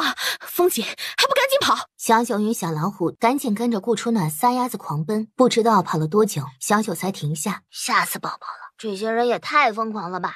你们两个是不是故意的？冤枉！我只是不想让他们小瞧了主人，哪知道他们反应那么大。主爷，我觉得这样挺好，以后他们看到主爷再也不会用鄙视的眼神了。你们把事情搞得那么大，我怎么夺取三彩圣莲？两只神兽后知后觉地反应过来，你们两个不是上古神兽吗？那三彩圣莲由你们搞定了。今天晚上之前，无论你们用什么办法，一定要把三彩圣莲送到我面前，不许推脱，也不许找借口，更不许失败，不然你们两个王八蛋以后都别想跟着我。主爷，天都快黑了，还不赶紧滚去找三彩圣莲？难不成还要我背着你们去啊？神兽离开后，哐啷啷，外面响起一阵嘈杂的声音。顺着声音走去，又走了一段距离，让他意外的是，在狐狸尸体旁还倒着两个人，一个面具男，一个小蝴蝶。他们两败俱伤，双双昏迷。除了他们，还有一把斧头。顾初暖将斧头收起来，又将叶景寒与温少仪扛向藏着萧雨轩的山洞里。顾初暖累得气喘吁吁，不过他很满意。这三个男的个个气宇轩昂，风采翩翩，并排睡在一起，怎么看怎么养眼。阿暖，别离开我，我不能没有你。为什么？为什么要杀我爹？为什么要屠我族？为什么？臭丫头，臭丫头！阿暖，温少仪，你果然来了兵临大陆，我杀了你！你们两人这是做什么呀？哎呀，你撒手，赶紧撒手！再不撒手，你们两个的小命都保不住！臭丫头，就是他派人追杀我们的，你帮我杀了他！什么？之前那些5阶高手都是他派来的？是。你为什么派人追杀萧雨轩？他屠杀我千千万万的族人，连老少妇孺都不放过，难道不该杀吗？小轩轩，他说的是真的吗？他的族人杀我全家300多口，我不该报仇吗？冤有头债有主，谁杀你家人，你找谁报仇啊？可你却残忍屠杀我族千千万万无辜的生命，公平吗？公平？温少仪，你跟我讲公平？我们萧家世代忠烈，满门300多口，从未做过一件恶事，却惨遭你们无情屠杀，老幼妇孺，甚至连牲畜都没能逃过。你们对他们公平吗？你们天坟族对狱卒下了世上最恶毒的诅咒，导致狱卒千百年来世世代代忍受血咒之痛。你们对狱卒千千万万的族民公平吗？臭丫头，帮我杀了他！我兄弟让我杀了你，你怎么说？温少仪别过头，淡然地闭着眼睛。小轩轩，不是我不帮你，而是，让我手刃一个手无缚鸡之力的弱男子，我实在做不到。何况认识至今，我也没有见过他做过什么伤天害理的事情。你们先歇息一下吧，我去采点草药回来。索性下了迷魂药，将3人都迷晕，再趁他们3人昏迷的时候，将他们3个人分开，避免他们再次掐架。山洞外，温少仪第一个醒了过来，顾初暖丢给他一根拐杖。你的小命保住了，若是短时间内再次动用内力，伤势便会波及5脏6腑乃至骨髓。届时别说你这身武功，就连你这条小命都会保不住的。趁我没改变主意之前，你赶紧走吧。你不是一直想取我性命吗？为什么又放了我？就当恩怨共抵了，如何？哼，不可能！都这个时候了，你还死鸭子嘴硬，就不怕我杀人毁尸？哼，杀了我，你也别想活。有美男垫背，黄泉之下也不孤单。何况你的人就一定能奈何得了我？哼，拐杖都给你了，还不赶紧滚，留着我放虎招待你吗？盘古斧呢？什么盘古斧？我赶到的时候只有你跟面具男啊。盘古斧不是你能碰的，他的失踪最好跟你没有关系。当然没关系，我要一把破斧头干嘛？温尚仪离开没多久，小老虎与小九兴高采烈的拿着3彩圣莲回来献宝。主爷，你看，我们得到3彩圣莲了。空气中有熟悉的气味，是他来过了吗？谁啊？追杀萧雨轩的人。来了，又走了。有血迹，是那个人受伤了。主人，你怎么不趁机杀了他？我为什么要趁机杀了他？因为他追杀萧雨轩。哎，算了，我过去看看。小九肥胖的身子咻的一下子滑走，真追威少仪去了。主爷，咱们不赶紧用3彩圣莲救活萧公子吗？救，当然要救。小老虎，你们做得很棒。走，进入山洞，小老虎第一眼看到了昏迷的叶景寒。主爷，这尊财神爷昏迷了。说着，他就想去搜刮叶景寒身上的财宝。哎呀，这可是尊大佛，你不怕他天南地北的追杀你啊？反正都已经得罪了，也不怕再得罪一次。而且他之前还想杀主爷，又把我打得半死不活呢。不从他身上捞点好处，也太憋屈了吧。这话说的好像也有那么几分道理。他还在犹豫中，小老虎已经把他身上扒了个遍。有些穷，不过这衣服看起来不错，应该还值一些银子。怎么感觉这只小老虎跟我那么像呢？呸，像什么？我才没那么财迷。顾初暖赶紧将3彩圣莲给萧雨轩服下，再催动内力，让药力完全挥发。耳边却响起小老虎的惨叫声，小老虎被打得四仰马翻，不断哀嚎。反观叶景寒，不知何时早已消失。哎呀，我都说了别去惹他，你偏不听，以后还是小心你的虎命吧。山洞里传来萧雨轩咳嗽的声音，顾初暖转身进了山洞，脉象平稳了许多，只要别乱动武，保住小命没有太大难题了。温少仪呢？走了。走了？你放他离开的？你会怪我放了他，又或者没杀他吗？这是我跟他的恩怨，与你无关，你没必要牵扯进来。你不杀他，也不欠我什么理由。这话我怎么听着那么别扭呢？两次救命之恩，多谢了。咱俩之间谁救谁早就说不清了。萧雨轩苦涩一笑，你伤得那么重，此时出去不怕再次被他们追杀吗？该解决的总要解决。这是他们想要寻找的，也是你想要寻找的吧？虽然我不知道这把破斧头究竟有什么用，但我想你应该是想要的吧。萧雨轩拿起盘古斧，上下左右端详，似乎也没有想到传说中能够劈开一切，甚至劈开结界的盘古斧，居然是这么一把生锈的破斧头。你不会怀疑我随便拿一把破斧头给你吧？怎么会？世上所有人都可能骗我，但我相信你绝不会骗我。只是你知道这把斧头有多重要吗？不知道，也不想知道，反正对我来说也没什么用处。臭丫头！萧雨轩忽然抱住他，贪婪地吸吮着他身上的味道。谢谢你，谢谢你这么信任我，谢谢你在我最无助、最迷茫的时候陪着我。顾初暖想推开他，不知道是不是感受到他身上孤寂的气息，他推开的动作迟疑了。你愿意嫁给我吗？什么？没什么。萧雨轩，无论何种原因，逝去的人终是不可能再回来了。你的日子还得往前看。好。走吧，时间也快到了，我们得赶紧离开这里了，要不然结界关了，怕是真要跟那群魔兽为伴了。臭丫头，我萧雨轩孑然一身，也不会说什么甜言蜜语，但你若愿意嫁给我，我会倾尽一生宠你、护你、爱你，对你忠贞不渝。突如其来的告白让顾初暖一颗心全乱了。好疼，不会伤口又裂开了吧？行赏大会举办在义和书院外的广场上。你们两人也忒不够义气了，看到我来了也不欢迎欢迎。有那么多人欢迎你，我们还凑什么热闹啊？萧公子呢？还没跟你一起来吗？萧雨轩这几天都没来义和书院吗？没有啊，他在魔兽山受了那么重的伤，我们都以为他在你们幕府养伤呢。今天是行赏大会，都这个点了，他怎么还没来？不会出什么意外了吧？顾初暖心里也没底，不知道萧雨轩碰上了麻烦。魔兽山一行，你可真是大出风头，扬名立万呢。幕府的门槛都要被踩破了吧？难怪连4大家族的体型都不屑一顾。这话我听着怎么那么酸呢？小柚子，你指的4大家族提亲，不会也包含宁家，包含你吧？呸！我娶谁都不可能娶你。那就好，还算你有自知之明。你这个女人风光了就了不起吗？我有什么了不起的呀？这些人不过是锦上添花罢了。如果我没有预售能力，又或者4大家族掉头对付我，这些墙头草肯定一边倒的。今天是什么场合？你说这些话是要把全天下的人都给得罪光了吗？得罪就得罪呗，他们又不是我什么人。你这个女人真不知道该说你什么好。莫姑娘，我看我们还是低调点吧。我还不够低调吗？我都混在人群最中央了，是他们非得把我当香饽饽一样看待，我有什么办法？欢迎各位前来参加义和书院的行赏大会。众所周知，每一届魔兽山之行，契约魔兽最多、等级最高或者得宝最多者便是头筹，而每一届头筹的奖励都不一样。而这次咱们是先公布头筹获奖者，再公布奖品。哎呀，这一届的头筹还需要公布吗？那么明显，我们又不是瞎。行吧，既然你们那么想知道奖品是什么，那么我便先公布头筹者，再宣布奖品。此次魔兽山之行的头筹获奖者是上官云朗。上官云朗不应该是木暖吗？会不会搞错了？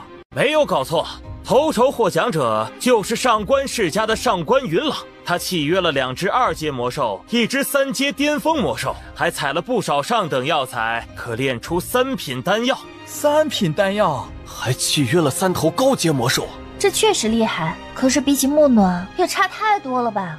因为他不配。他怎么不配了？木姑娘，7彩圣莲跟3彩圣莲都是被你抢走的。你说我抢走的？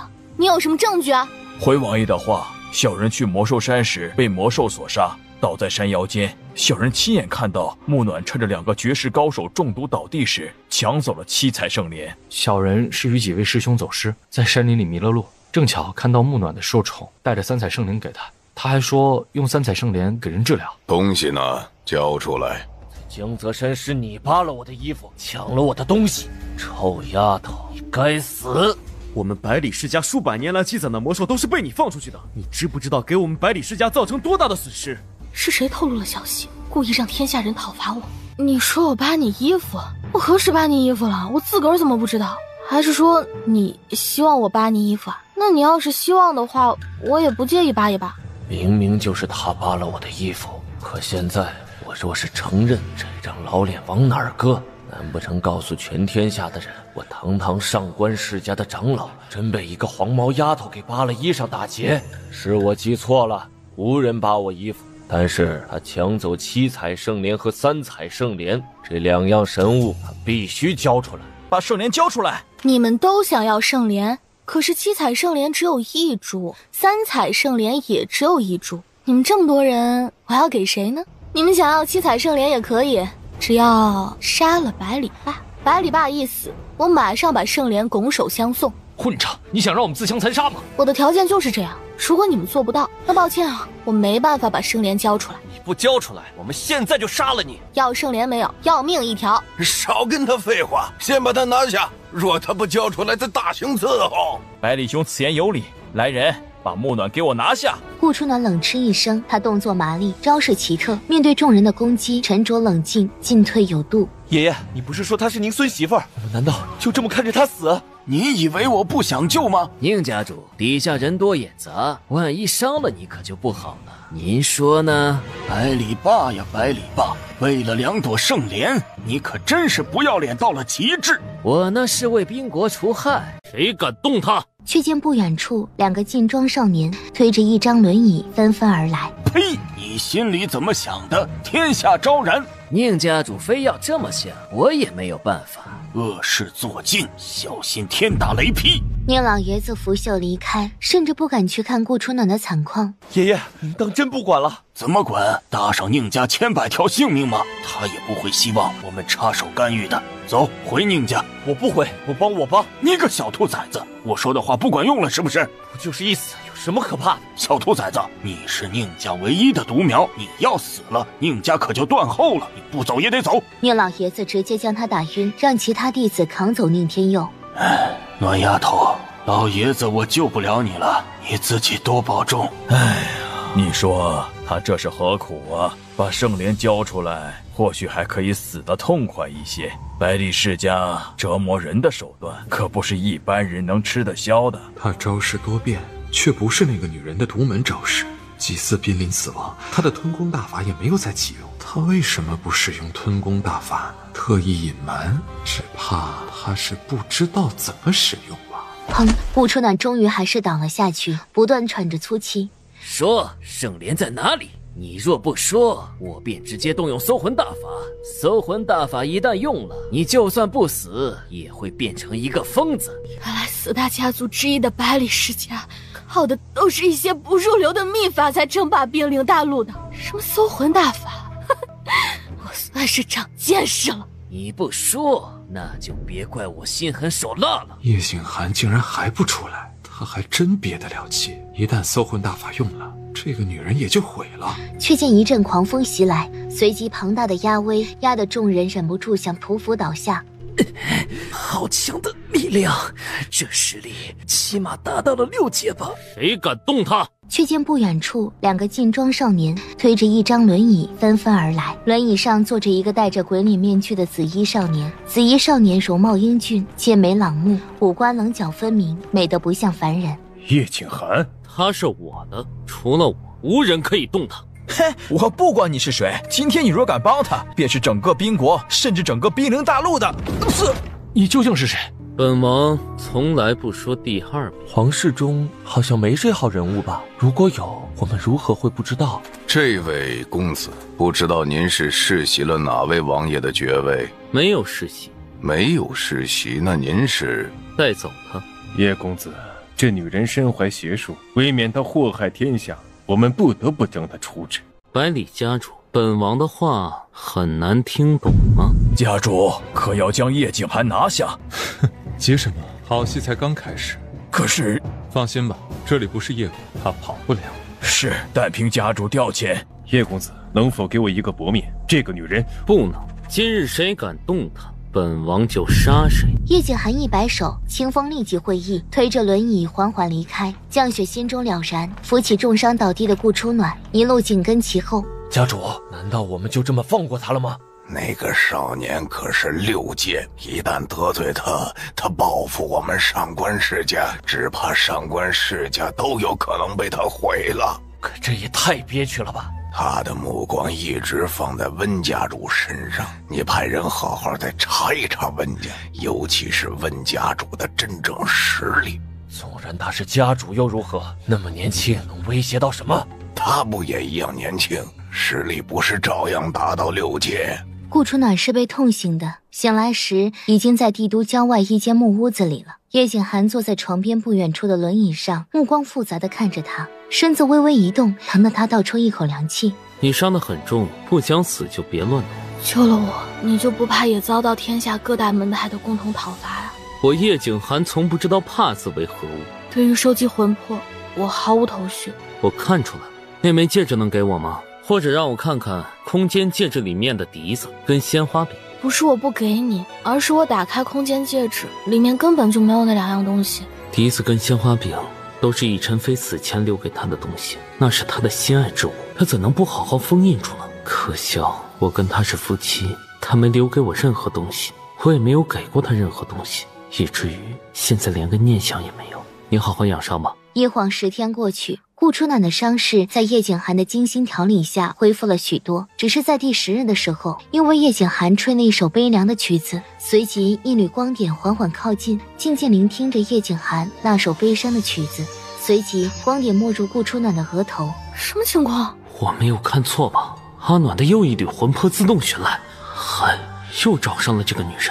我寻了这么多年，都没有寻到阿暖的一缕魂魄，而现在这个女人身上已经有3缕阿暖的魂魄了。你别问我，我真不知道她怎么又找上我了，是不是被你的箫声给吸引来的？不管如何，叶景寒激动地拿起白玉箫，重新吹奏一首曲子。一曲终了，山林里空空荡荡，什么也没有。你行了，别吹了。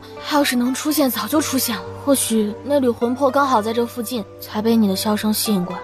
叶景寒脸色难看，颓然地放下曲子。其他的魂魄或许是离这儿比较远呢。你不是已经找到3缕魂魄了吗？相信另外几缕很快就能找到了。为什么是你？什么？为什么他的魂魄不找别人，偏找你？你这问题也太深奥了吧，我回答不了你。等以后他复活了，你亲自问他。哦，对了，记得让他补偿精神损失费给我。老是这么突然出现，我的心脏都快被吓没了。这语气，这神情，几乎跟阿暖一模一样。叶景寒无数次都把他误认成阿暖。我的伤好的差不多了，该离开了。你知道踏出这里意味着什么吗？知道，可我也不能总躲在这里。10天的相处，他对叶景寒多了一些了解。这个男人面冷心却不冷，甚至还有些可怜。你送我下山，当做免他附身在我身上的租金费。如果不是他见你身体欺身，你早就死了。那你真想我被他们杀了？你心爱女人的魂魄无处可依吗？降玄，属下在。送他离开。是。真乖，你多听话点，说不定他的魂魄更容易聚集。叶景寒的脸色瞬间沉了下来。顾初暖知道他又要发火了，在他发火之前，已然拉着降雪开溜。主子，难道我就这么被他拿捏着吗？也太憋屈了吧！阿暖那么多魂魄都寄生在他身上，他不能死。可是我派人暗中保护他，莫让他丢了性命。是。清风心不甘情不愿的领命。刑赏大会上性命垂危，他都没有使出吞功大法，也没有使出任何一招阿暖的独门招式。他是特意不使用的吗？还是真的不知道那些功法和招式怎么使用？不像刻意不使用的，更有可能的是他根本不会。可若是不会，那天他又是怎么使出吞功大法的？深夜时分，他朝着穆家的方向摸去。穆家门口埋伏了几拨人，围墙外，顾初暖闻到一缕若有若无的血腥味儿。他翻身入墙，往着熟悉的方向跑去。他终于看到了人，只不过那是一个个死人。阿叔，二当家也是被一刀封喉，眼睛瞪得很大，带着惊恐。爹，你不能死，你不能死！他的爹爹身上被砍了数十刀，筋脉被挑，骨头全部被打碎。他爹爹死前遭遇到了极度残忍的折磨。爹，你醒醒！你不能丢下我！我好不容易才认你当爹，是谁那么狠心？穆家主身上刀痕累累，一块块的血肉都被割下，他的身上被砍的几乎只剩骨架。海天帮的弟子忽然出现，妖女，没想到你连自家人都不放过，居然用这么残忍的手段屠杀自己的亲人，你简直丧心病狂！这样也好，穆家一个个都是妖孽，早就该死了，还省得我们动手。有你在这儿，大家一起杀了他，为天下除害。是谁屠了我们穆家满门？说！你这个妖女，你滥杀无辜，我们帮主不会放过你的。全天下所有人都不会放过你的。不杀你们，你们放过我了吗？放过我的家人了吗？我再问一遍，是谁屠了我穆家满门？穆家满门都该死！一句话彻底激怒顾初暖，身子化为一道惊鸿，直接将他们全部都给杀了。孟府外，萧雨轩负伤而来。臭丫头，等我，你一定不可以出事。萧雨轩，这妖女滥杀无辜，守夜邪术，你若敢帮她，你就是我们宾国各大门派的敌人。她若死了，我不仅要你们所有人陪葬，我还要整个宾国给她做祭。你好狂的口气啊！你以为你这5阶就可以为所欲为，就可以天下无敌了吗？他受了重伤，大家一起杀了他！欺人太甚！眼看顾初暖体力不支，即将被他们合围绞杀，萧雨轩银枪翻转，凝聚内力，一招长虹贯日，竟然硬生生的破开几位掌门人的阵法合攻。臭丫头，是你怎么来了？傻瓜，你在这里，我自然要来找你。为什么每次看到你都一身的伤？你也好不到哪儿去。对不起，我来晚了。你赶紧走，这是我跟他们的事。我不会走的。你会死的。死就死，只要能跟你在一起，一起下黄泉又如何？我爹被杀了，我叔叔爷爷也被杀了。我知道，你还有我。我说过，只要我还有一口气，便会一直陪着你，守护着你。是谁杀了穆家满门？我们来的时候，穆家满门已经被屠，而穆府只有穆暖一人。除了他，还有谁会屠了穆家满门？放你娘的狗屁！你去杀你爹试试看！萧公子，这个女人身怀邪术，又有七彩圣莲在身，一旦她服用了七彩圣莲，再利用邪术害人，只怕我们都不是她的对手。他诡计多端，萧公子千万不要被他迷惑。我会告诉全天下所有人，你是中了他的邪术才帮他的。七彩圣莲是被我吃掉的，3彩圣莲也是被我吃掉的，全吃了，全吃了。怎么可能？七彩圣莲那么神圣的宝物，普通人吃一半都，如果全吃了，怎么可能好端端的站在这里？吃了便是吃了，你们想要圣莲，除非抛开我的肚子。不过数十天都过去了，就算抛开我的肚子，你们也得不到什么。萧雨轩跟妖女是一伙的，咱们一起杀了他，替天行道。臭丫头，今天咱们真的要生死与共了。只可惜没能找到杀害穆家满门的凶手，他们不会有好下场的。各大门派围攻，使用车轮战，故而意图消耗萧雨轩全部的力气。2个时辰过去，各大门派损失惨重，萧雨轩也渐渐不知了。臭丫头！他奋力突击，以自己的身体挡住打向顾初暖的铁棍。萧雨轩，萧雨轩，你快走，别管我了，萧轩轩。顾初暖吃尽吃奶力气，一步步爬到萧雨轩旁边。对不起，我还是没能保住你。傻瓜，一个人死总比2个人死来的好。我活着本就像行尸走肉，因为你的出现，我才有了一丝光明。我们不会死的，你们不是想要七彩圣莲吗？放了他，我告诉你们圣莲的下落。圣莲不是被萧雨轩吃了吗？圣莲那么贵重的东西，萧雨轩就算要吃，也不可能全都吃光吧？我还藏了一些。我们凭什么相信你？不信拉倒！我若死了，你们休想再得到圣莲。不必，我们百里世家自有秘术，可以把你脑中的记忆全部抽出来。哼，百里家或许有这个秘术，可你们觉得他们施术后会把圣莲的藏身地点告诉你们吗？百里兄，这个女人已经无路可逃了，时间紧迫，不如直接让她现在说吧。上官兄，你是觉得我们百里世家会隐瞒圣莲的秘密吗？我可没这么说。圣莲只有2株，有能者得之，各大门派都在这里。一旦他说出来，咱们各凭本事去抢，那才显得公平。若是带到百里家，被百里家主施以秘术，若是旁人得到圣莲还好，若是被你们百里世家抢先一步拿了，只怕全天下的人都要责怪你们百里家主处事不均，你说是吗？你这个贱丫头，死到临头了，居然还挑拨离间！臭丫头，2株圣莲都被我吃了，她哪来的圣莲？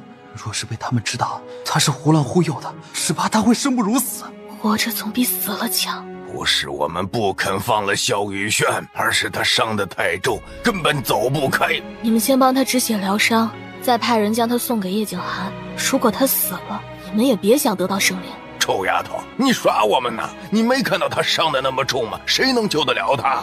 我又没让你们彻底治好他，你们只要按我说的做，其他的不劳你们费心。不必麻烦，我当着所有人的面施展搜魂术。是百里家主，百里家主来了。见过家主。难道我们今天真的要死在一起了吗？怕吗？有什么可怕的？只是不甘心，穆家100多条性命就这么白白冤死。我不仅没能替他们找到真凶，连尸体都没办法替他们收。是啊，我也不甘心。杀死萧家满门的凶手，至今还没有伏诛。天分族也没有彻底灭亡，臭丫头也没有复活，他们会理解你的。百里家主一掌狠狠劈向萧雨轩的天灵盖，轰！一个音符响起，顾初暖跟萧雨轩被一股强大的力量给吸走了。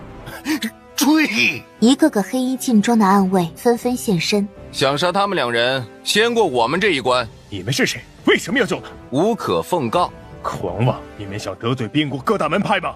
不管他们是谁，一律杀无赦！这些黑衣劲装的暗卫，无论哪一个放在我边国都是数1数2的高手，可他们却宁愿做一个小小的暗卫。这些人都是从哪里出来？为什么会有这么强的本事？边国有这么多高手？幕府外，顾初暖与萧雨轩被吸到一辆马车上，马车疾驰，速度飞快。叶景寒墨眉一皱，扶起2人，将左右2只手搭在他们的后背上，源源不断的内力不断输送给他们。有了叶景寒耗费大量真气疗伤，萧雨轩与顾初暖这才回过气来。顾初暖身子歪着，昏昏沉沉间听到萧雨轩虚弱的与叶景寒对话。是他在后面追杀。谁在后面追杀？温少仪，应该是温少仪吧。只有温少仪才能让叶景寒如此忌惮。温家是天坟族的分部，这是他们的地盘，我们处于劣势。又是天坟族，我为什么这么耳熟啊？你不该耗费真气的。先歇歇吧，什么都别说。我伤得太重，带着我只是拖累。你带着木暖迅速离开，这是盘古府。若是可以，请你把他带到叶国，至少那里没人追杀的。你若死了，阿暖是不会安心的。你们两个，我谁都不会放弃。这是他故意设下的局，他想把你留在兵临大陆所有的势力连根拔起，包括你的性命。我知道。那你还出动所有底牌？难道你不想复活阿暖了？等他再次醒来的时候，是在深山的一间木屋子里。就在前不久，他在这里跟叶景寒一起住了11天。木姑娘，您醒了。萧雨轩呢？他怎么样了？你这个女人真不知好歹！为了你，我家主子不仅把留在宾国的所有人手都调出来抵挡温少仪的连环攻击，连他自己都亲自上场了。你也不关心一下，反而先问萧雨轩。萧雨轩怎么样？他伤得很重，主子请了最好的大夫给他医治，又耗费大量的真气替你们疗伤。你们两个现在都死不了，但是我家主子就不好说了。主子的武功与温少仪旗鼓相当，本来谁也占不了谁的便宜。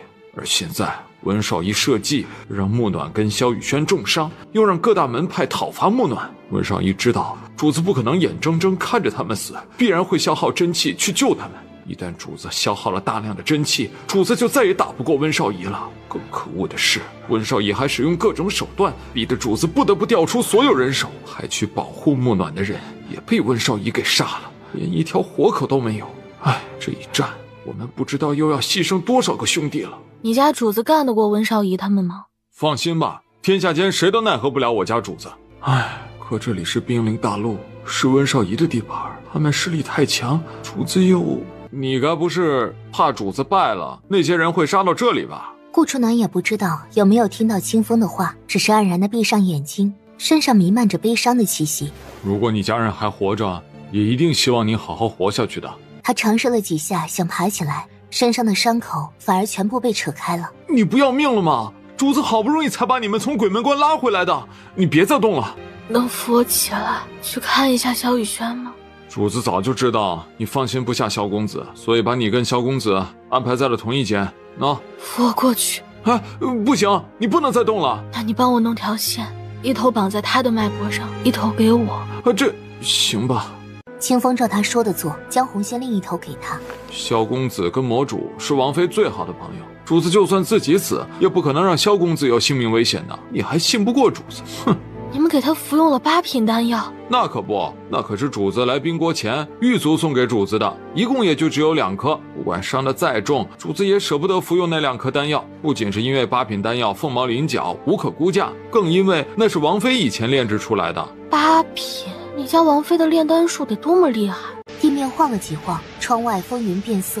温少仪会遇水，回夜国的路都被温少仪堵死了，就算咱们有盘古斧，也到不了那座山。撕开空间裂缝还需要时间，这可怎么办呀？你想不想帮你家主子？我当然想了，可是那种级别的大战，我过去不过是白送性命罢了。叶景寒跟温少仪的大战你帮不了，可是你可以帮他解除后顾之忧。你是说各大门派的联手攻击？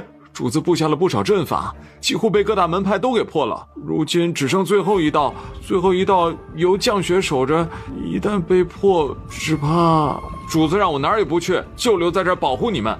你应该知道阵法被破意味着什么吧？你想说什么？去拿纸笔过来。清风虽然不大明白，还是让人迅速拿来纸笔，按着图纸上的方位布阵，要快，慢了就来不及了。清风取过纸，让下人马上按他的吩咐行事。木姑娘，你也学过阵法？应该学过吧，失忆了，很多东西记不住，但我应该是懂得阵法之术的。我家王妃阵法造诣也很厉害，比我家主子还厉害。这是第2道阵法的布局图，这是药材配方，让人按比例配好，撒在第2个阵法上。来人，马上按木姑娘的图纸行事。木姑娘，这里资源有限，也不知道您写的这些药材能不能集得到。放心吧，我在这里住了11天，这里有什么我比你清楚得多。咱们这儿还有多少人？只有20几人了，其余都在外面。20多人是有点少，只能尽力了。这是弩机暗器的图纸，你命人马上打造，连夜打造，越多越好。是。最后一道阵法已经被破，降雪首领与兄弟们浴血奋战，死伤惨重啊！还好木姑娘重新布下一道阵法，降雪首领已经退到了木姑娘的阵法上了。降雪伤的如何？后背被砍了一刀，伤口很深，需要休息疗伤，但没有性命之忧。木姑娘的阵法好生厉害，各大门派派了一个又一个来破阵，都没能把阵法给破开，连4大家族的各大长老都出来了，也没人能破得了。时间一天一天的过去，叶景寒始终没有回来。第3天的时候，阵法被破了。木姑娘，你的第2道阵法可以撑多久？最多5天。那第3道呢？不知道，或许半天，或许1天，或许几天。第3道没有阵法，只能拼命。叶景寒出去多久了？4天了。4天还打不出输赢吗？忽然间，穹顶的大战结束了。快去查查看，主子怎么样了？副首领，我们出不去了。一旦出去，木姑娘的阵法也就破了。主子，木姑娘的第2道阵法是阵中阵，他们以为破了阵法，结果阵法里弥漫着毒药，那种毒药不会致人死亡，却可以让人腹泻不止。各大门派好多人都在拉肚子。不可能！第2道阵法看似简单，实则里面蕴含了10数种阵法，一种比一种难破。就算是阵法造诣再高的人，最快也得5天才能破开。他们如何能在这么短的时间内破阵？难道他们之中有6阶高手？什么？你说6阶？我从来没有听说过兵临大陆有6阶以上的高手，难道是温少仪？回副首领的话，应该不是温少仪，属下等人都没有看到温少仪。破阵的是一个女人，那个女人全身黑衣，脸带黑金，头披黑纱，只能看到一双眼睛，那双眼睛很毒，只是看一眼就让人心生寒意。年纪大概40左右，是个中年女人。可查得清楚她是谁？暂时还没有查出来，只知道她不是4大家族的人，也不是天下各大门派之中的任何人，应该只是一个江湖散修。那她现在人呢？她破完阵之后就消失了，也不知道跑去哪儿了。先不管她，找张轮椅推我出去看看。是。木姑娘，要不您还是别出去了，降雪会拦住他们的。少废话，不想大家全都死在这里，就推我出去。清风推着顾初暖出来，被眼前的一幕给震惊了。只见各大门派像蚂蚁般前仆后继的攻来，想爬上悬崖，却被降雪等人用弩机一件件的给射伤射死。这帮龟孙子以为有这些破竹剑跟得天独厚的地理优势，就可以让我们退步吗？大家分批次，用内力先把那些弩机手打倒，再一起上悬崖。好，我们几个先来。各大门派才刚商量完，悬崖之上的人却撒下了一桶桶的红粉。我的眼睛看不到了，是辣椒粉，我的眼睛不会瞎吧？顾初暖拍了拍手，立即又有人提着一桶桶东西过来。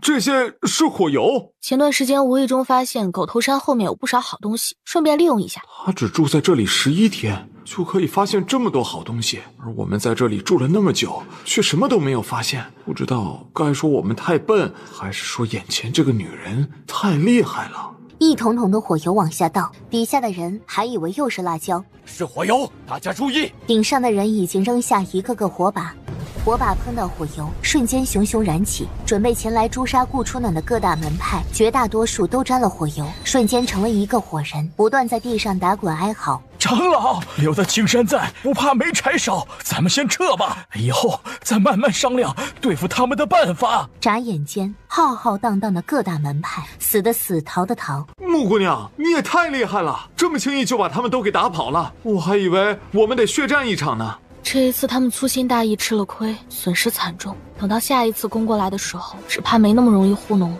我马上让人再去做竹剑跟火油。没用，同样的办法最多只能用1次。啊，那怎么办？难道真的只能用身体跟他们血战到底了？能怎么办？兵来将挡，水来土掩吧。1天、2天，第3天下午，各大门派再次攻来。妖女，若是你乖乖投降，我们还可以考虑从轻发落，否则今天就是你的死期。这话我听得太多了，能不能来点新鲜的？点火！他们想借着烟雾让悬崖之上的人看不清视线。如果你们现在掉头回去，或许可以保住性命。笑话，叶静寒不在，凭你们也能拦得住我们吗？今天无论付出何种代价，都要杀了那个妖女。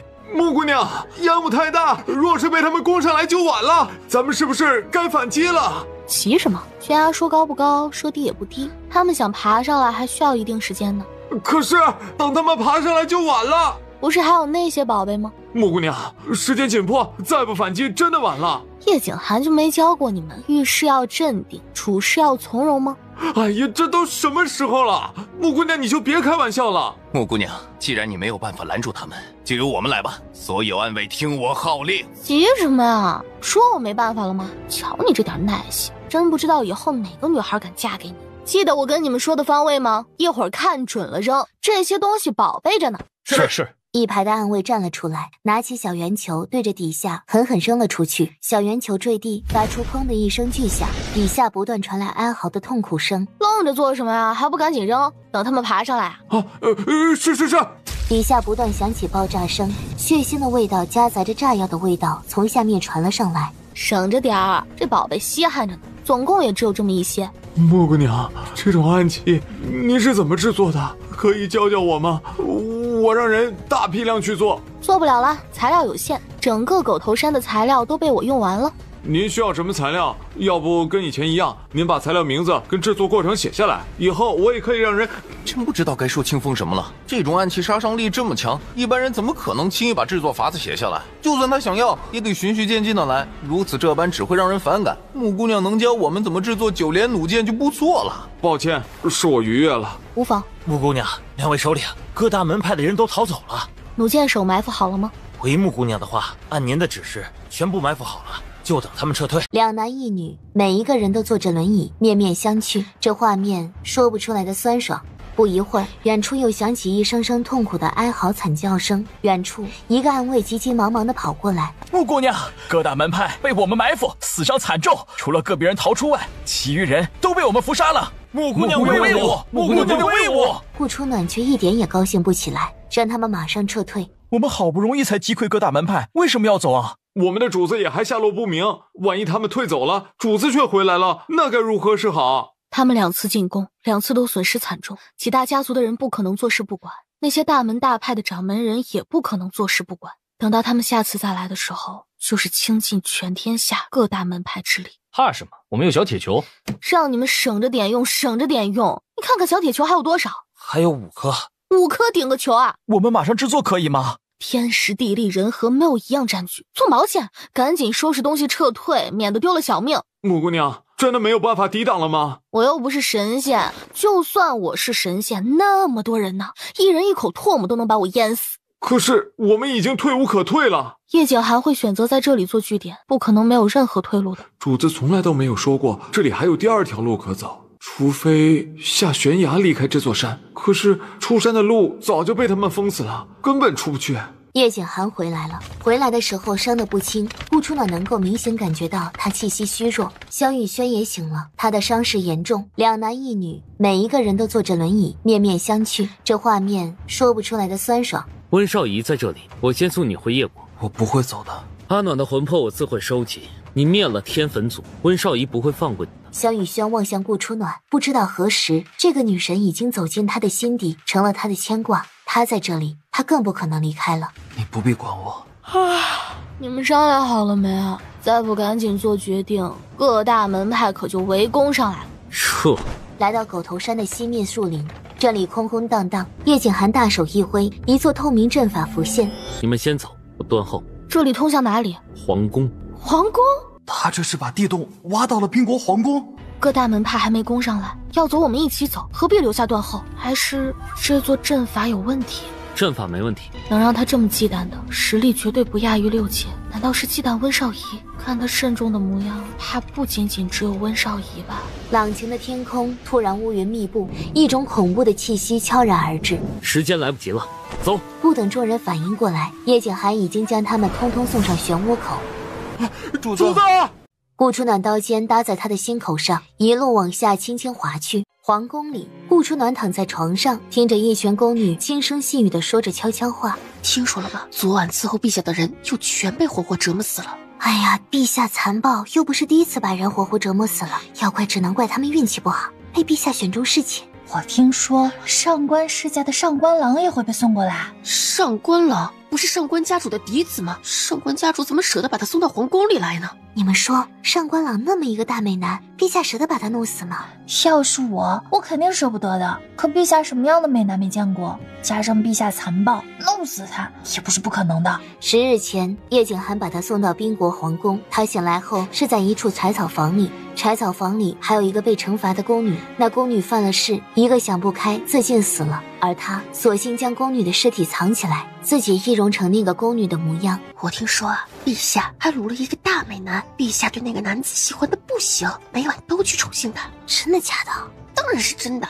后宫从来没有哪个男人在陛下的宠幸下能活过3日的。顾初暖轻手轻脚的起来，身子如同清风一般，咻的一下已然离开屋子，绕过了几处公道，前方浩浩荡荡来了一大群人。此地空旷，顾初暖无处可避，只能就近寻了一处寝宫。然而屋子里并没有人，只有床上的人不是别人，正是上官朗。上官朗此时不知道是不是被点了穴道，全身无法动弹。这个女人看到我如此这般，不仅不帮我拉过被子盖住身子，居然还如此色眯眯地盯着我。身材挺好的。你想做什么？今晚你是女帝的盘中餐吧？你说如果我先把你的清白毁了，女帝会是什么反应呢？你到底想做什么？屠我穆家满门的幕后真凶是谁？不知道。顾初暖从身上取出一把短臂，在上官朗面前晃了晃。我确实不知道是谁屠了穆家满门。这把匕首挺锋利的，你说他会不会不小心歪了，划破你的肌肤，或者划破你的小俊脸？这么俊的脸要是变成一个丑八怪，你说天下人会对你怎么指指点点呢？无耻！你想见识什么叫真正的无耻吗？也行，那我示范给你看啊。顾初暖刀尖搭在他的心口上，一路往下轻轻划去，偏偏顾初暖将匕首抵在最不应该抵的地方。放手！你若不放，我势必追杀你到底。全天下都在追杀我，多你一个不多，少你一个不少。上官朗，你可想清楚了，我这刀要是不小心偏了，你可要成太监了。穆暖，你太过分了。3、2，在穆家设下重重埋伏的是百里世家提出来的。第一个传出穆家满门被屠的是百里城，我们赶到的时候，穆家已经被灭门了。所以说，是百里家灭了我穆家。具体是谁干的，我们上官家也还在查，但屠杀穆家满门的手法太过残忍，能用内力把人的骨骼全部震碎，又不会立即死亡，整个百里世家也没有几个人能够做得到。果真是这样吗？随你信不信，反正我知道的就是这些。你们埋伏那么多人在穆家左右，穆家被灭门那么大的动静，你们会不知道？这也是我们奇怪的地方。屠杀穆家满门的应该只有一个人，且武功逆天，否则不可能一丝声响也没有。你又为什么会出现在这里？女帝下令，纵使4大家族，又有谁敢不从？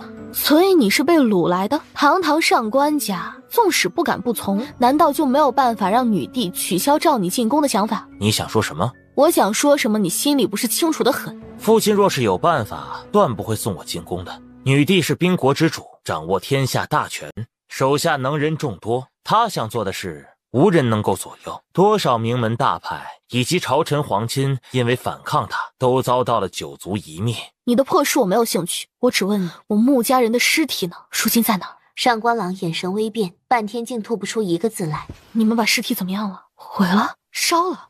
说！被挫骨扬灰了。谁干的？百里家的人。你以为把责任都推给百里家，你们上官家就无辜了吗？埋伏在穆家左右的不也有你们上官家？当时在穆家绞杀我的人就没有上官家？你敢说你们不想得到七彩圣莲吗？上官朗嘴角动了动，想反驳些什么，却无力反驳。名震天下的天才，身材不过如此。他的不屑一顾，他的嗤笑鄙夷，无一不深深伤到上官朗。可顾初暖已经闪身离开，顾初暖在外面等了许久，也没有等到女帝进屋宠幸上官朗。正当他准备放弃寻找，一个太监叫住了他：“你过来，愣着做什么？就是叫你。”公公，不知你有何吩咐？陛下今晚兴致好，你把这个送去云露宫，好让陛下更加尽兴。他隔着瓶子轻轻嗅了嗅，便能闻到那是助兴的药。奴婢不知道云露宫怎么走。往前走，再右拐2次就到了。是。顾初暖推门而入，里面血腥与淫靡的味道充斥着他的鼻尖，被这个女暴君给玷污了。这是男人巨大的耻辱。一个少年男子周身被绑，双脚高高吊起，头朝下，而到檀木大床上还有一个少年男子，他呈大字形，被铁铐锁在床的四周边缘，长得甚是英俊，只是全身都是伤，大大小小的数不尽数。在旁边候着，陛下需要的时候再把药呈上去。是。这次的药分量足吧？要是不足，小心项上人头不保。足的。瞧把你疼的，你要是早些臣服，朕还至于如此待你吗？床上的男子掠影偏过头，痛苦地闭上眼睛。知道朕为什么喜欢你吗？朕从来没见过一个人像你这样抗虐的，也从来没见过一个人像你这般冷傲的。你要的我都给你了，放了他。告诉朕，他叫什么？浮光。浮光掠影，你们两个名字都好听，是亲兄弟吗？瞧着不像啊。你为什么这么倔强呢？朕是宾国女帝，要风得风，要雨得雨，跟着朕有什么不好？后宫还有很多家人等着朕去宠幸，朕不能无辜了他们。所以今儿个是你的最后期限，如果你再不臣服朕，好好伺候朕，那朕依然不会强迫你，更不会再打折磨你，朕只会把你该受的宠幸都转到掠影身上。宾国的男人都死光了，让你这么饥不择食。非也，是你们太可口了。士可杀不可辱。女帝嗤笑一声，慢悠悠地走到掠影床前。瞧吧，还是朕疼你。你为了你的伙伴可以牺牲自己，可人家呢，根本就不把你放在心上。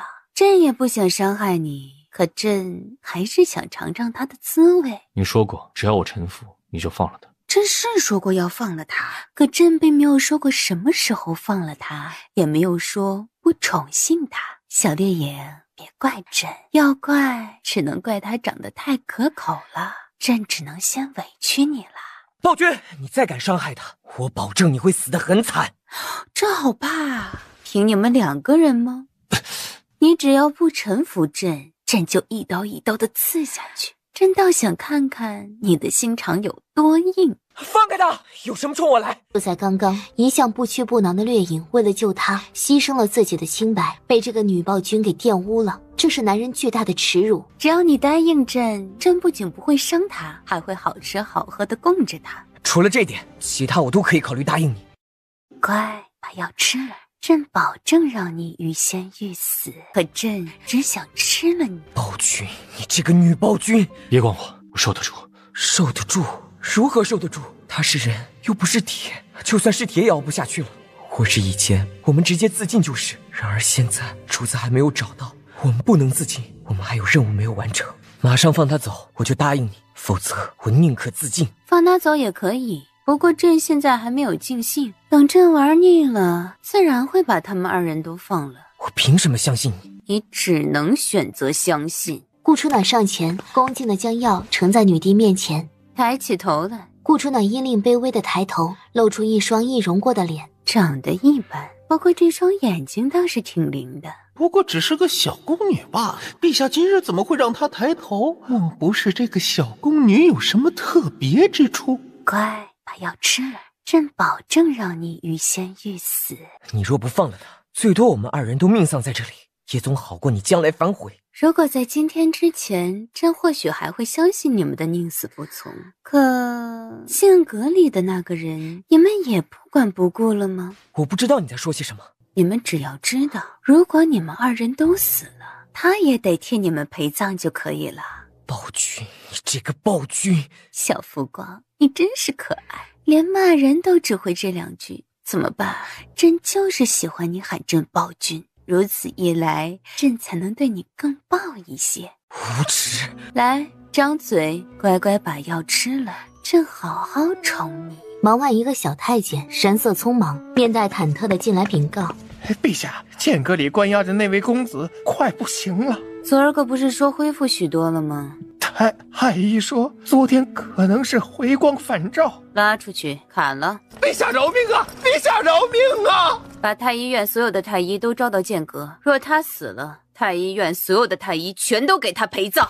是，好好医治。若是他2个人有个万一，朕要你们求生不得，求死不能。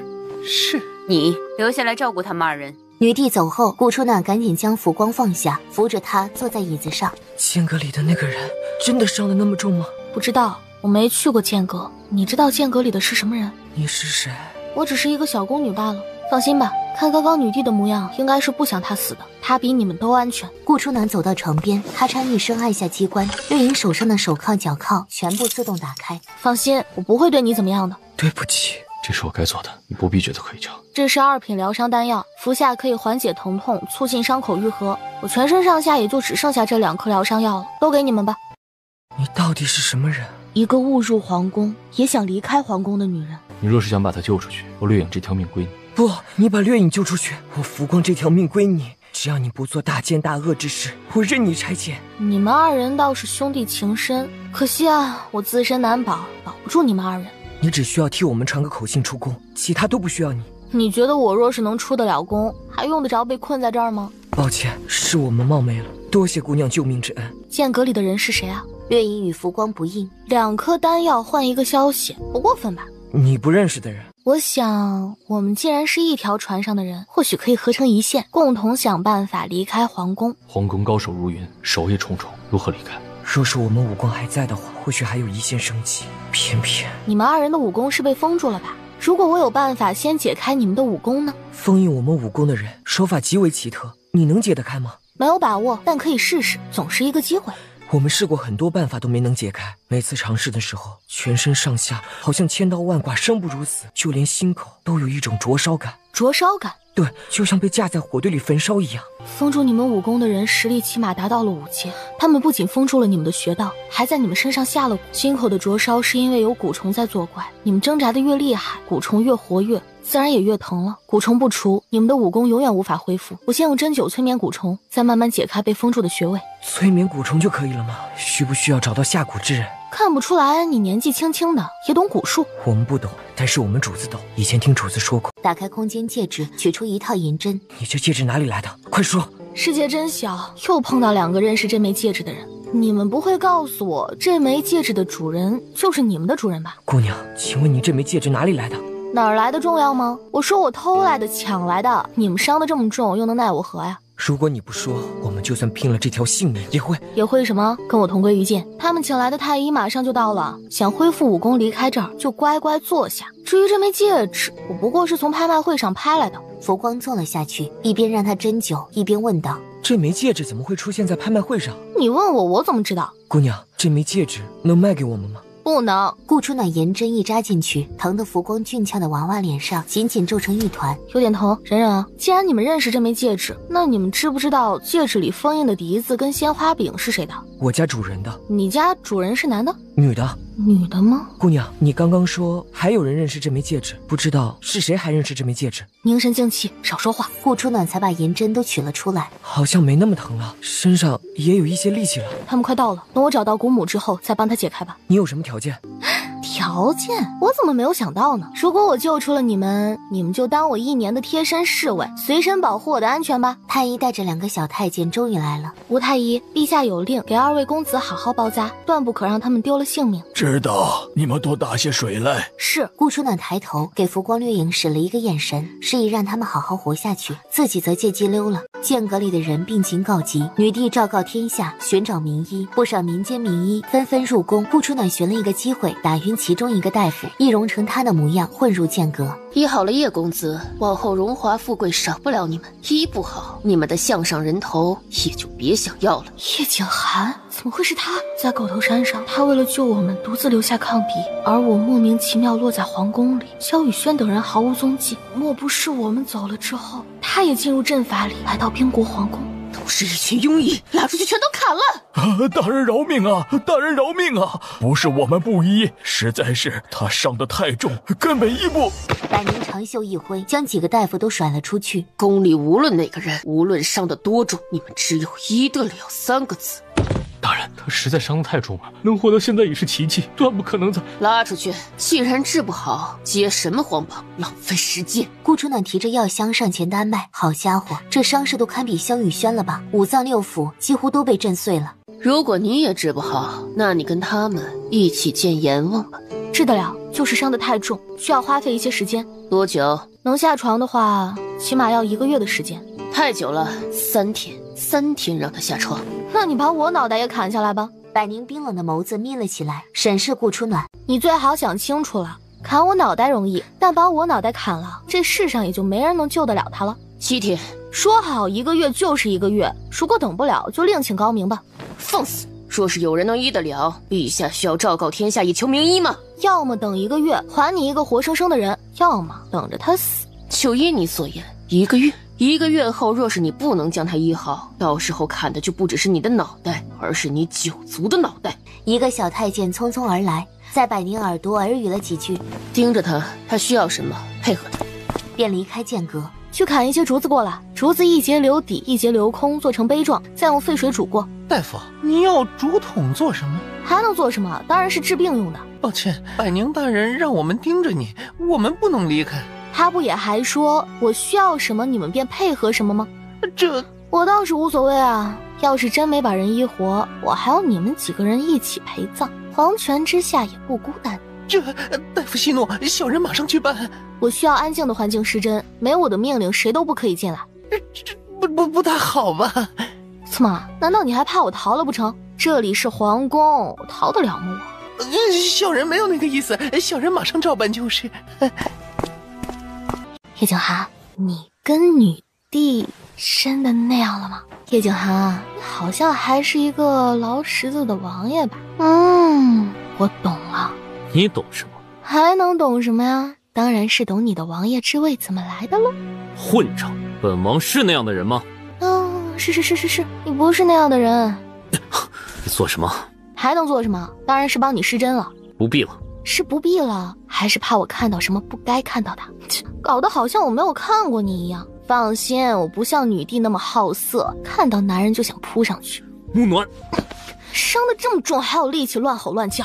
哗啦一声，顾初暖直接掀开被褥，被子底下的风景非常辣眼。身材不错哈，这腹肌真是引人犯罪。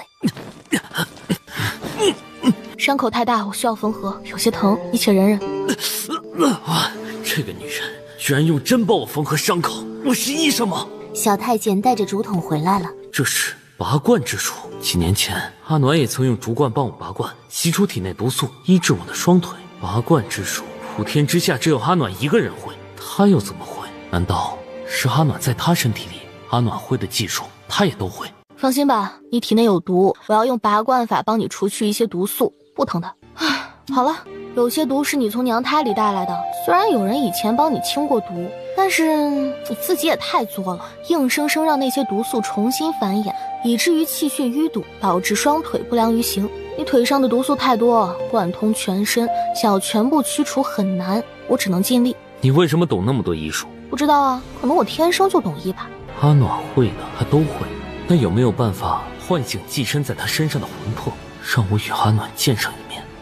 叶景涵，你跟女帝真的那样了吗？叶景涵别过头，抗拒着。就算你跟女帝有一腿也不吃亏啊，人家毕竟是女帝，比你这纸老虎强多了。什么纸老虎？说谁是纸老虎呢？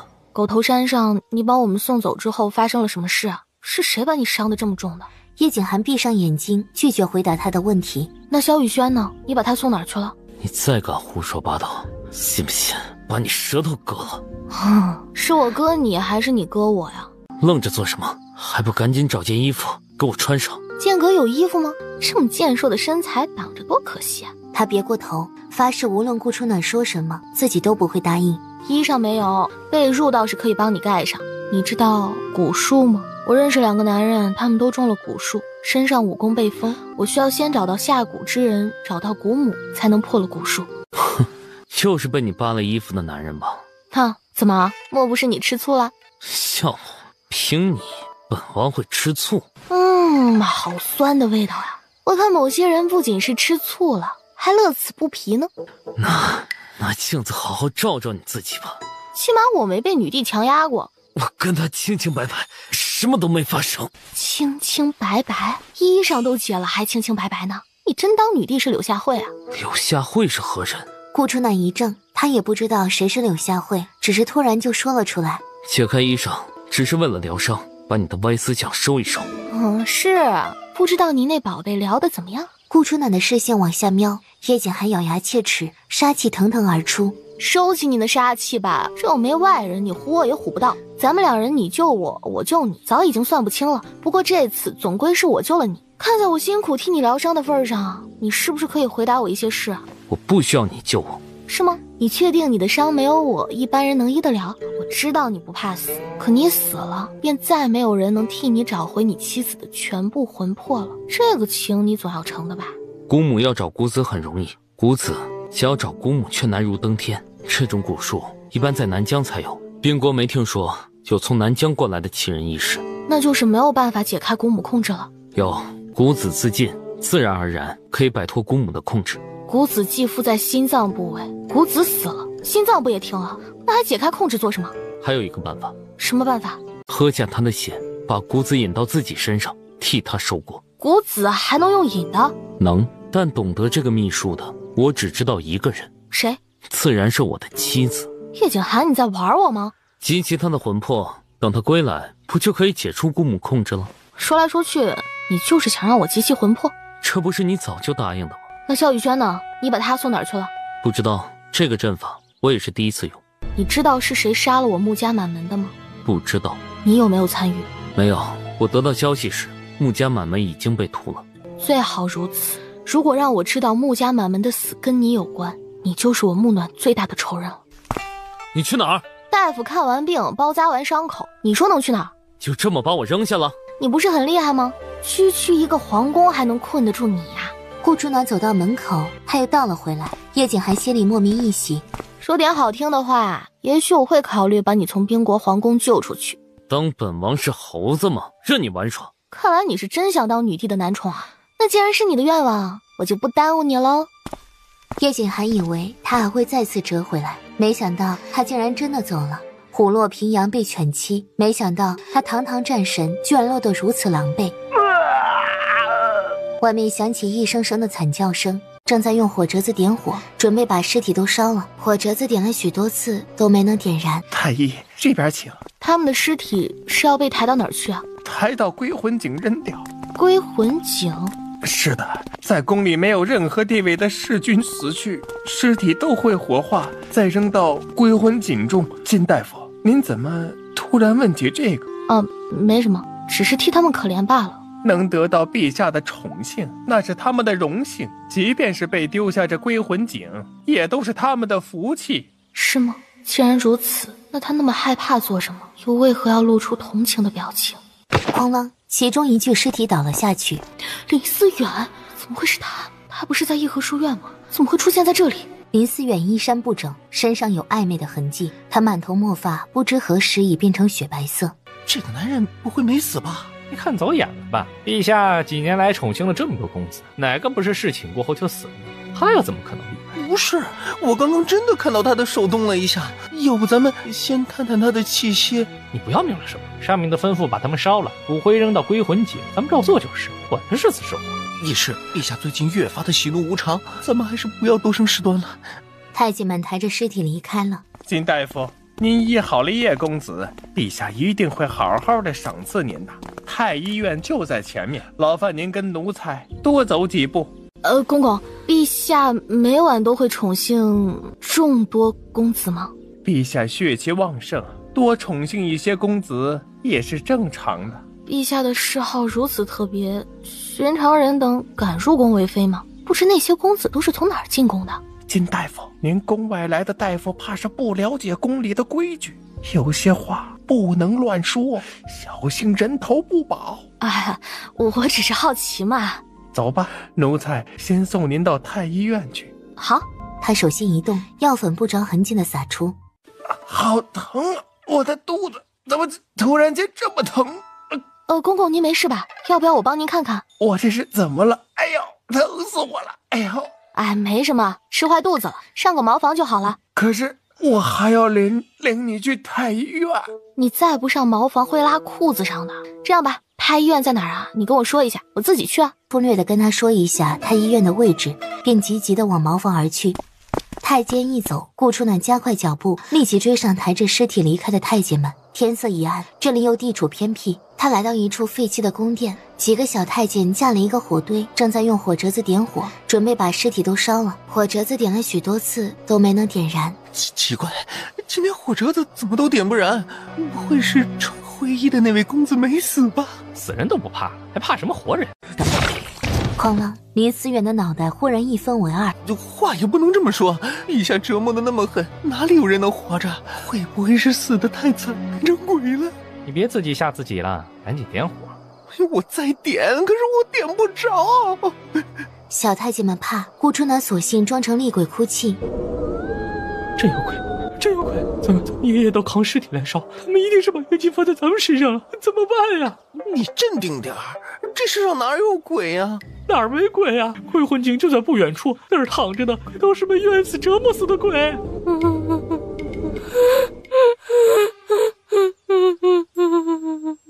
我死得好惨，我死得好惨啊！我都那么惨了，你们为什么还要烧了我？为什么连个全尸都不给我？小太监再也镇定不了，嘶声高喊，逃也似的离开。顾初暖快步来到尸堆里，寻找着那抹熟悉的身影。他找到了林思远，他全身的血都被放光了，他的身上还有被毒打的痕迹以及暧昧的痕迹。顾初暖扶他坐好，把自己的手掌搭在他身上，源源不断的内力不断注入林思远的体内。不知过了多久，林思远的呼吸才终于好了一些。他虚弱地睁开眼睛，怎么回事啊？你怎么会在皇宫里？那个女暴君又是用什么手段把你的血放得一丝都不剩？是女帝吸走的，她在练血功，需要大量的血以及采养之术。练邪功？什么样的邪功需要把人的精血都吸走，而且还是大量的？御兽大会是一场阴谋，但凡实力较好的男子都被女帝抓，他们跟我一样都被吸干了精血。你撑着，先把这颗药吃了，一会儿我给你输血。我不行了，别费力气了。你头很疼吗？疼，很疼。他们不是鲜血被抽干而亡，而是捂着头活活疼死的。哐啷！林思远的脑袋忽然一分为二，他的双眼瞪得很大。奇怪的是，他脑袋里也没有血，也没有脑髓。御兽大会是一个阴谋，所有参加御兽大会的年轻男子都是女帝狩猎的目标。那萧雨轩呢？这么多天了，一直都找不到萧雨轩。萧雨轩会不会也跟他们一样，被女暴君给害死了？就在那里有鬼，哭得好凄惨。行了，皇宫重地怎么可能有鬼？再乱吼叫，小心我禀告总管要了你的命！真的有，不信你仔细听听。明明什么都没有。刚刚有啊，我都听到了，小仙子他们也听到了，不信你们问他们。顾初暖不舍地看了眼林思远，身子一溜烟离开了。来到他医院时，刚刚领路的小太监急得如同热锅上的蚂蚁。金大夫，您去哪儿？这可把小人吓坏了。哦，皇宫太大，迷路了，不好意思啊。无妨，是小人失职。如果不是小人，金大夫也不会迷路。金大夫，小人知错，您能不能别告诉总管大人？小的保证以后啊，不会再吃错东西了。哎，人有三急嘛，这是人之常情，我不会见怪，更不会告诉总管大人的。你放心。谢谢金大夫，您可真是个好人。顾初暖回到太医院的住处，这里很安静，无人打扰。陛下有诏，请金大夫到陈元殿觐见。草民遵旨。路上，顾初暖看到四大家族一些长老都焦急地候在御花园的清风亭上。公公啊，不知陛下可有说什么时候召见我们啊？暂时没有，劳烦各位再等一等。等一等，我们都等了多久了？陛下这是不肯见我们吧？放肆！陛下国务繁忙，哪有这么多时间见？让你们等着就等着，该传召的时候自然会传召你。公公，陛下国务繁忙，我们慢慢等着就好了。只是我能不能问一下公公，上官明朗如何了？他是我们上官家的嫡子，也是我们上官家未来的希望，我们家主很是担心。上官公子无碍，陛下还未召见他。不过陛下最近兴致高，没准哪天就召见上官公子了。公公，您可不可以帮帮忙？陛下若真是召见上官公子，那也是上官公子的福气。而陛下会不会召见他，这个奴才可做不了主。公公，求您了，帮帮忙吧。实不相瞒，陛下对上官公子很感兴趣，准备今晚或者明晚就召见上官公子。奴才能说的就只有这些了。奴才人微言轻，也做不了什么。一个宫女匆匆忙忙的过来，在太监耳边耳语几句。百里长老，陛下有请。陛下召见我啊？是，请吧。公公，那我们呢？陛下可有召见？各位还是再等等吧。顾初暖扫了眼众人，跟着太监与百里城一起离开。草民见过陛下，陛下万岁万岁万万岁！百里城跪了下去，顾初暖却只是抱拳行礼。看到陛下还不下跪？只要心中有陛下，敬畏陛下，爱戴陛下，跪与不跪有什么区别啊？有些人啊，虽然跪着，心里指不定有多么不服陛下。陛下，这里面不是百里春他们的骨灰。这个大夫明摆着不是指桑骂槐在说我吗？我若是应了，就证实他就是那个人；我若是不应，岂不是白白被他冤枉？陛下乃是九五之尊，真龙天子，五天之下，哪个敢不敬畏，哪个不爱戴？哦，那你进宫求见陛下又是为何呀？请求陛下恩宠百里世家的子弟，又或者请求陛下放了他们？我跟这个大夫素不相识，无冤无仇，他句句犀利，字字针对。偌大一个皇宫，谁不知道我进宫是为了给我的孙子跟族内弟子求情？可他直接跳了出来，还是这般恶意的语气，让我后面怎么说？陛下明鉴，草民与百里世家所有人都对陛下忠心耿耿，不敢忤逆陛下。起身吧，你求见朕所谓何事啊？这草民的孙子百里春以及百里世家8个子弟进宫服侍陛下，不知道他们服侍的陛下可否满意？尚可吧。陛下，百里春年纪尚小，他的服侍您定然不会满意，可否让草民带回去好好调教一二，再让他进宫伺候陛下？不必了。陛下，百里爸呢？他怎么不来？家主最近身子有恙，加上陛下国务繁忙，故而不敢前来叨扰陛下。说起来，百里爸也替朕做了许多事。百里家的先祖更是宾国的开国功臣，这些年你们还为宾国提供了不少人才。罢了，你们想见他们是吧？朕成全你，让你带着他们回去。草民多谢陛下开恩。喏，他们不都在这里了吗？陛下开恩，让你拿着骨灰回去，你还不赶紧谢过陛下？陛下，这里面不是百里春他们的骨灰。怎么，你不想要？既然不要，那便撒到归魂井吧。他能伺候陛下，那是陛下给他的恩宠。百里长老，莫非你对陛下有意见？草民不敢。陛下能够归还骨灰，那还是你们百里世家世世代代忠心耿耿的功劳，你还不谢过陛下？草民谢过陛下。听说百里世家抓了一条碧玉9头蟒蛇王，还有上古玄虎。回陛下的话，以前是抓过，家主想献给陛下，不料被他们逃了。哼，一派胡言！陛下问的是前几日，不是前一段时间。陛下，百里世家2次抓到他们，2次都被他们给逃了。若是陛下不信，随时可以派人去调查。当日我遭逢大难，小九儿跟小老虎没有出现，是被百里世家的人给抓了去吗？我就知道这2只小东西肯定是有事儿才没能来救我。那现在呢？他们又在哪儿？此话当真？千真万确，草民不敢欺瞒陛下。朕相信你们不会骗朕的，毕竟百里世家都传承近1000年了，想必你们也是想千秋万代的传下去的，对吧？百里城连称不敢，心里却恨不得杀了女帝。金大夫，叶景寒的伤能治好吗？回陛下的话，叶公子的伤势很重，治好倒是也能治好，就是需要花费很长时间，且治疗过程会比较麻烦，需要很多特殊的药材。你救回了叶景寒的性命，说吧，想要什么赏赐？能够医治叶公子的伤是草民的福气，草民不敢奢求赏赐。朕既已发布悬赏令，又怎能不赏呢？既如此，草民就斗胆请求留在太医院，希望可以在太医院多学点医药知识。好，那你以后便留在太医院，赐封3品太医，全权医治叶公子的伤。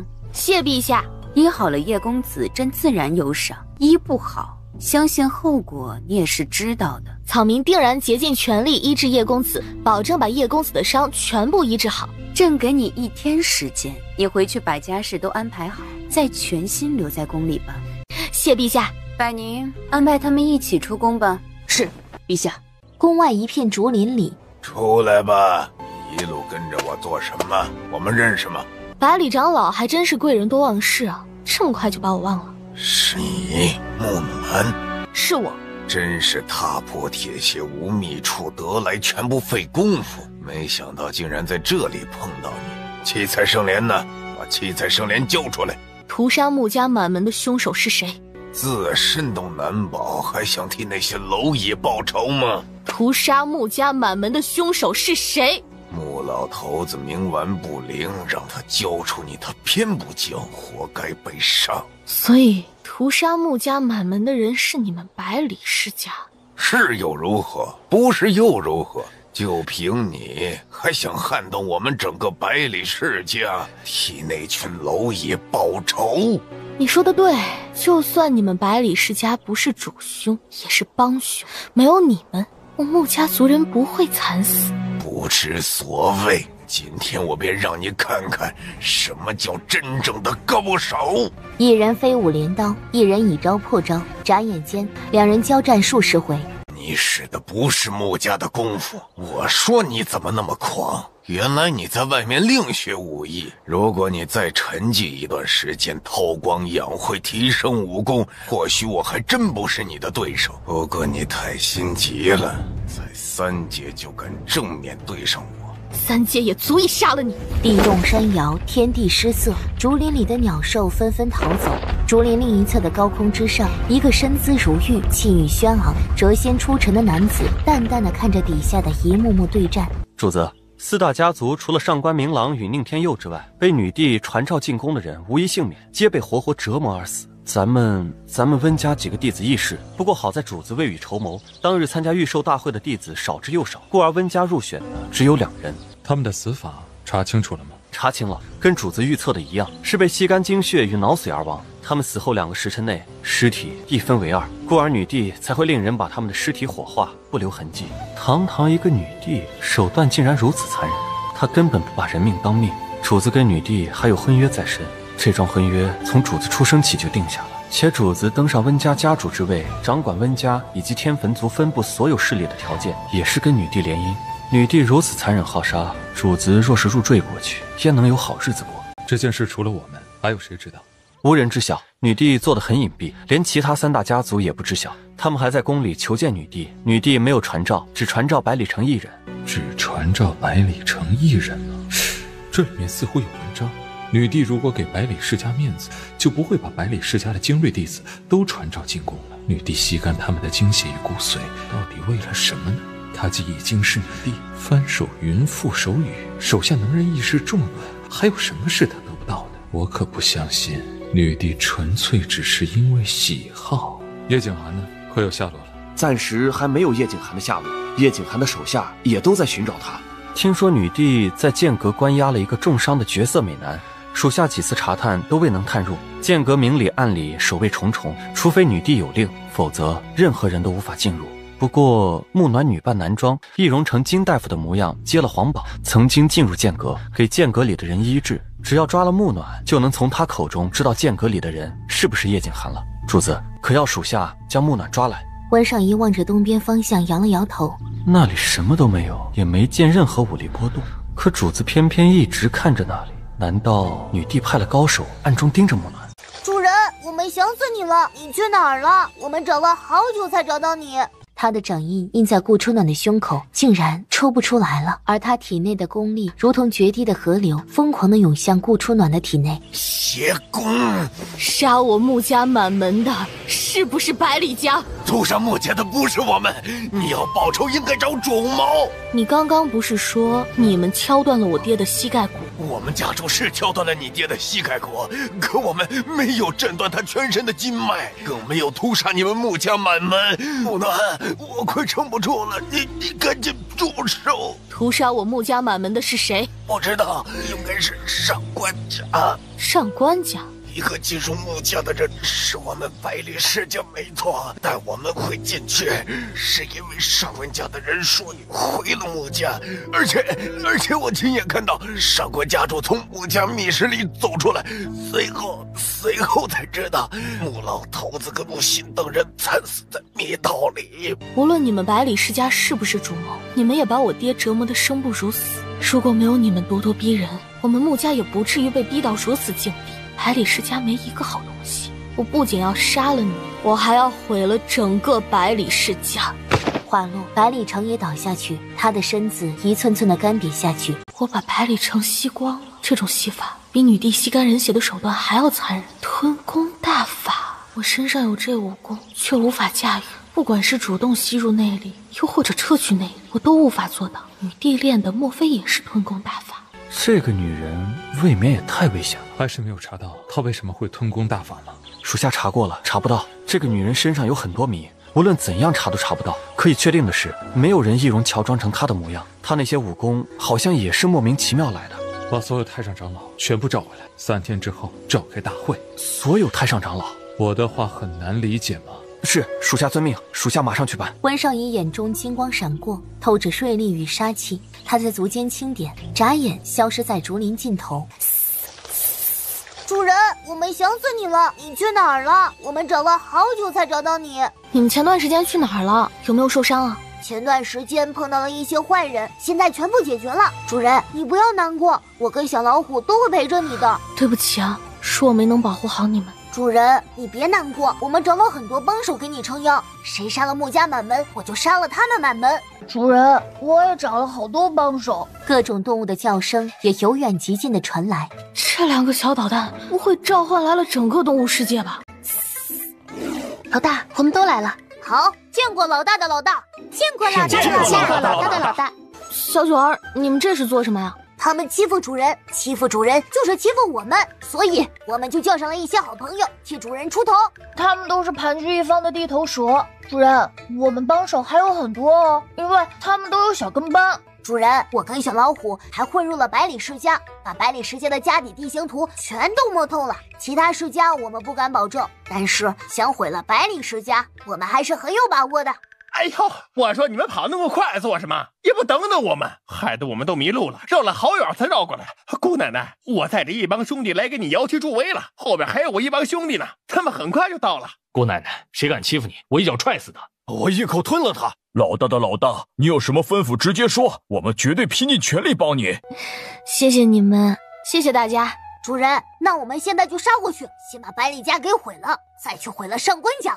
现在不行。为什么不行？主人是怕人手不够，要是人手不够，我再去找人。百里家有1000年底蕴，实力不可能是仅仅表面呈现的那些，且万一其他几个世家前来支援呢？对付1个世家没问题，对付3个世家就不容易了。那我们不报仇了吗？灭族之仇岂可不报？不过不是现在。那有什么时候啊？给我一些时间吧，需要的时候我会喊你们。要我说，我们直接杀过去就好了，怕他们个鸟！那帮王八羔子养了那么多驯兽师，这些年来也不知道抓了我们多少同伙，我们都恨不得把他们碎尸万段，我们恨不得把他们先杀后插啊，再先插后杀。九脚火牛，你骂人就骂人，可别扯上我们鸟类。我们鸟类要有一个怂的，就是乌龟王八蛋。谁又在骂我们？能不能好好说话？你们哪儿找来这么多帮手的？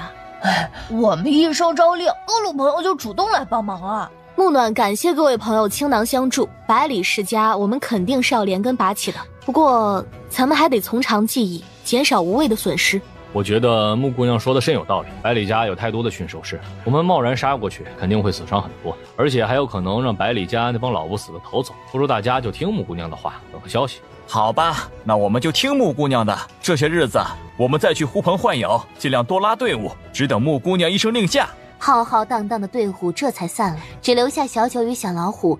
远路跟踪我的人甩开了吗？哎呀，放心吧，他们听不到我们的对话，也不知道主人召集了这么多魔兽，我早把他们甩开了。没有做得太明显吧？小九办事那是相当的靠谱。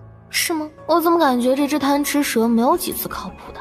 我交给你一个任务，我有2个朋友被困在女帝的宫里，他们武功被封，还被人下了蛊，我需要你找到下蛊之人。主人的朋友叫什么？我马上让小蛇们去调查。一个叫浮光，一个叫掠影。啊！小九差点栽倒，不敢置信地看着顾初暖。怎么，你认识他们？不认识。只是名字挺好听的。主人，小九怎么不知道你又多交了2个朋友啊？您跟他们很熟吗？只见过一面，你说熟不熟？小九马上去办。主人，那我呢？我要做什么？我能不能跟在你身边？你帮我送信给叶景寒的人，告诉他们叶景寒被困在皇宫，随时有危险，再帮我们稳住那些魔兽。好吧，记住不能贪心，他们想帮就帮，不想帮呢也别勉强，免得到时候拖后腿。知道了，主人。那您一个人在宫里会不会有危险啊？放心吧，暂时没有危险。回到宫里后，顾初暖被调往剑阁，专门医治叶景寒。你又受伤了？这个女人，从我认识她开始，就没有哪一天不受伤的。叶景寒，做个交易吧。什么交易？我治好你的伤，你助我在1个月内实力提升到5阶，并且在我对付百里家的时候，制衡其他3大家族，让他们无法支援百里家。医治我的伤本来就是你现在的责任，至于1个月内从3阶初阶提升到5阶，你怕是在做梦吧？医治你的伤确实是我的责任，可伤有分轻重，有时候10天可以治好，有时候10年可以治好，有时候1辈子也治不好，这都是有可能的。而女帝，听说她已经忍不住想宠幸你了，你说女帝是能等你10年呢，还是1辈子啊？他的言下之意是，如果叶景寒不好好配合，他不会轻易治好他的伤，治不好他的伤，他就无法抵抗女帝。而且我或许有可能医好你的双腿，让你重新站起来。医好我的双腿，有可能吗？这个世上除了阿暖，没人能治得了我的腿，我凭什么相信你？你也只能相信我，不是吗？多长时间？医好你全部的伤大概需要1个多月的时间，如果你恢复好的话，半个月或许也有可能好。至于腿，起码要2个月以上。太长了，再短一些。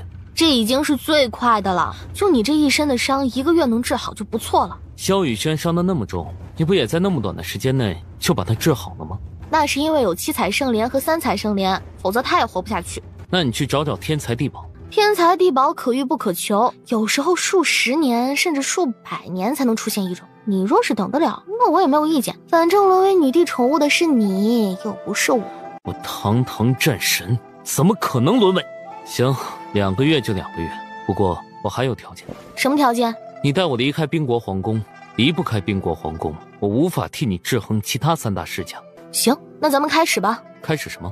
自然是开始帮我提升到5阶。做不到。叶景寒，你玩我呢？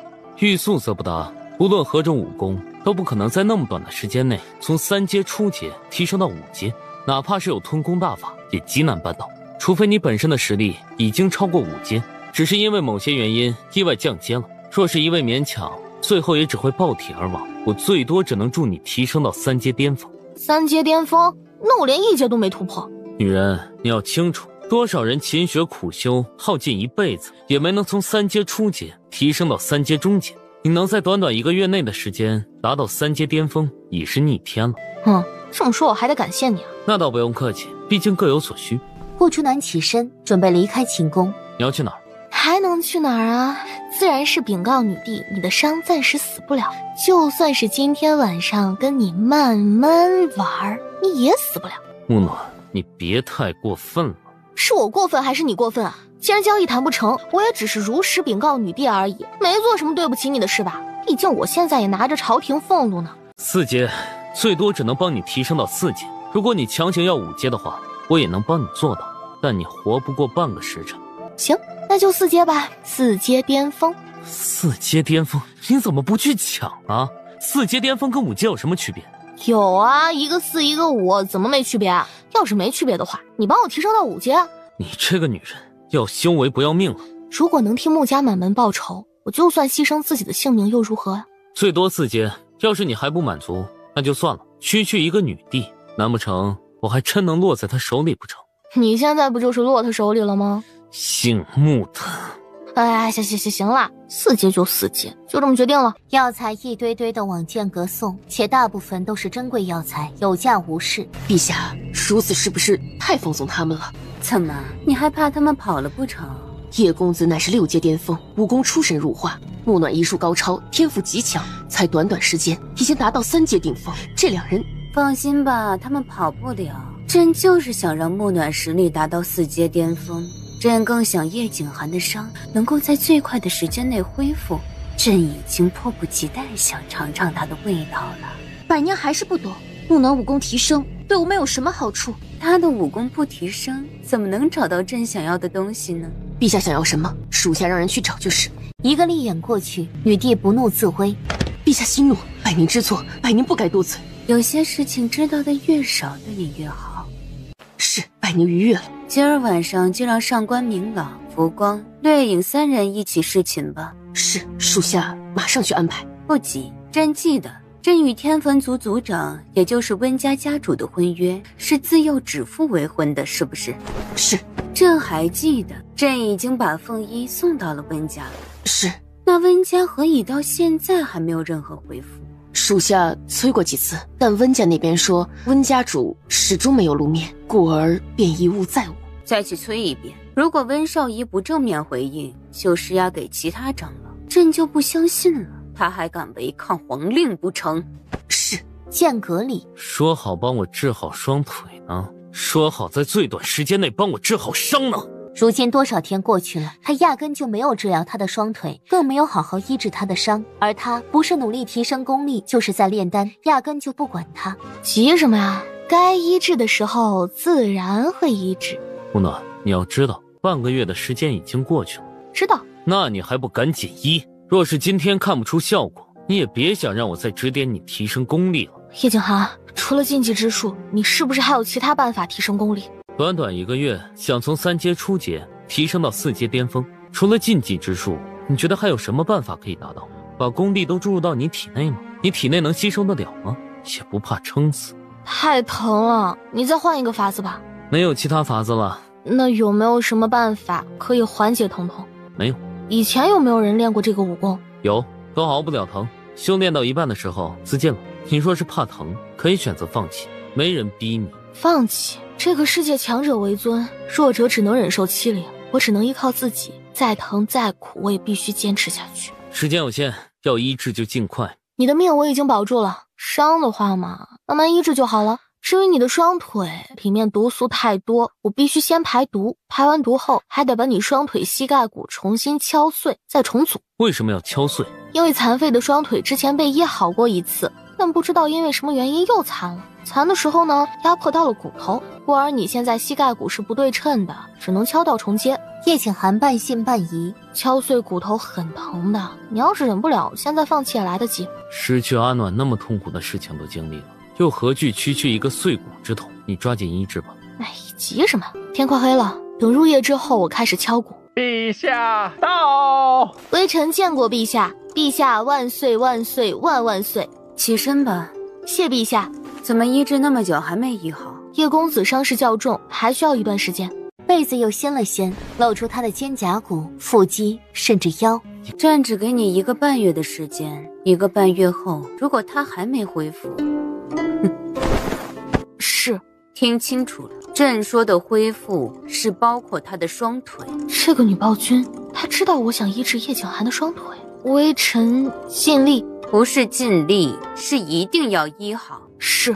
1个多月后，朕要迎娶天坟族族长温少仪跟叶景寒，届时温少仪为凤后，叶景寒为贵君。恭喜陛下！你知道朕等你伤势恢复等得有多辛苦吗？无耻的女人，听你也想得到我？放肆！你敢这么对陛下说话？你才放肆！一个狗奴才罢了，这里有你说话的份吗？不错，身材很健硕，你的血一定很好喝。拿开你的咸猪手，本王恶心！陛下，叶公子目无君主，恳请陛下重重责罚，这样才有野性，朕喜欢。女暴君也会为你今日的所作所为付出代价的。好呀，朕拭目以待。女帝说着，被子又掀了掀，露出她的肩胛骨、腹肌，甚至腰。你敢碰我一下，我绝对让你求生不得，求死不能！女帝的手僵住了，那双阴鸷的眼死死地盯着叶景寒左腰一个3角形的胎记。滚！人很可口，但是脾气太差了，还需要好好调教一番。放心，朕以后会特殊照顾你的。女帝在特殊的时候不着痕迹地看了叶景寒一眼，甚至破天荒地拉起叶景寒的被褥，遮住他裸露的身子。伺候好叶公子，若是他自尽了，你们9族就等着被一灭吧。是。女帝离开了，叶景寒依旧冷着一张脸。为什么刚刚女帝看到叶景寒腰间的胎记时，似乎反应有些不太寻常？虽然她很快就恢复，可她阴狠眸子里的惊讶却实实在在的出现过。女帝难道以前就认识叶景寒了？应该不太可能吧？叶景寒不是从另一个大陆撕裂空间而来的吗？莫非女帝也是从叶国过来的？不对，女帝自幼都在兵临大陆，怎么可能去过叶国？除非这个女帝不是真正的女帝。可她如果不是真正的女帝，那真正的女帝去哪儿了？宾国的朝臣又何以都没发现呢？顾初暖不知不觉地坐在叶景寒的床榻上。你瞎了吗？往哪儿坐？顾初暖吓得一颤，低头一看，才发现自己坐在他的腰部底下。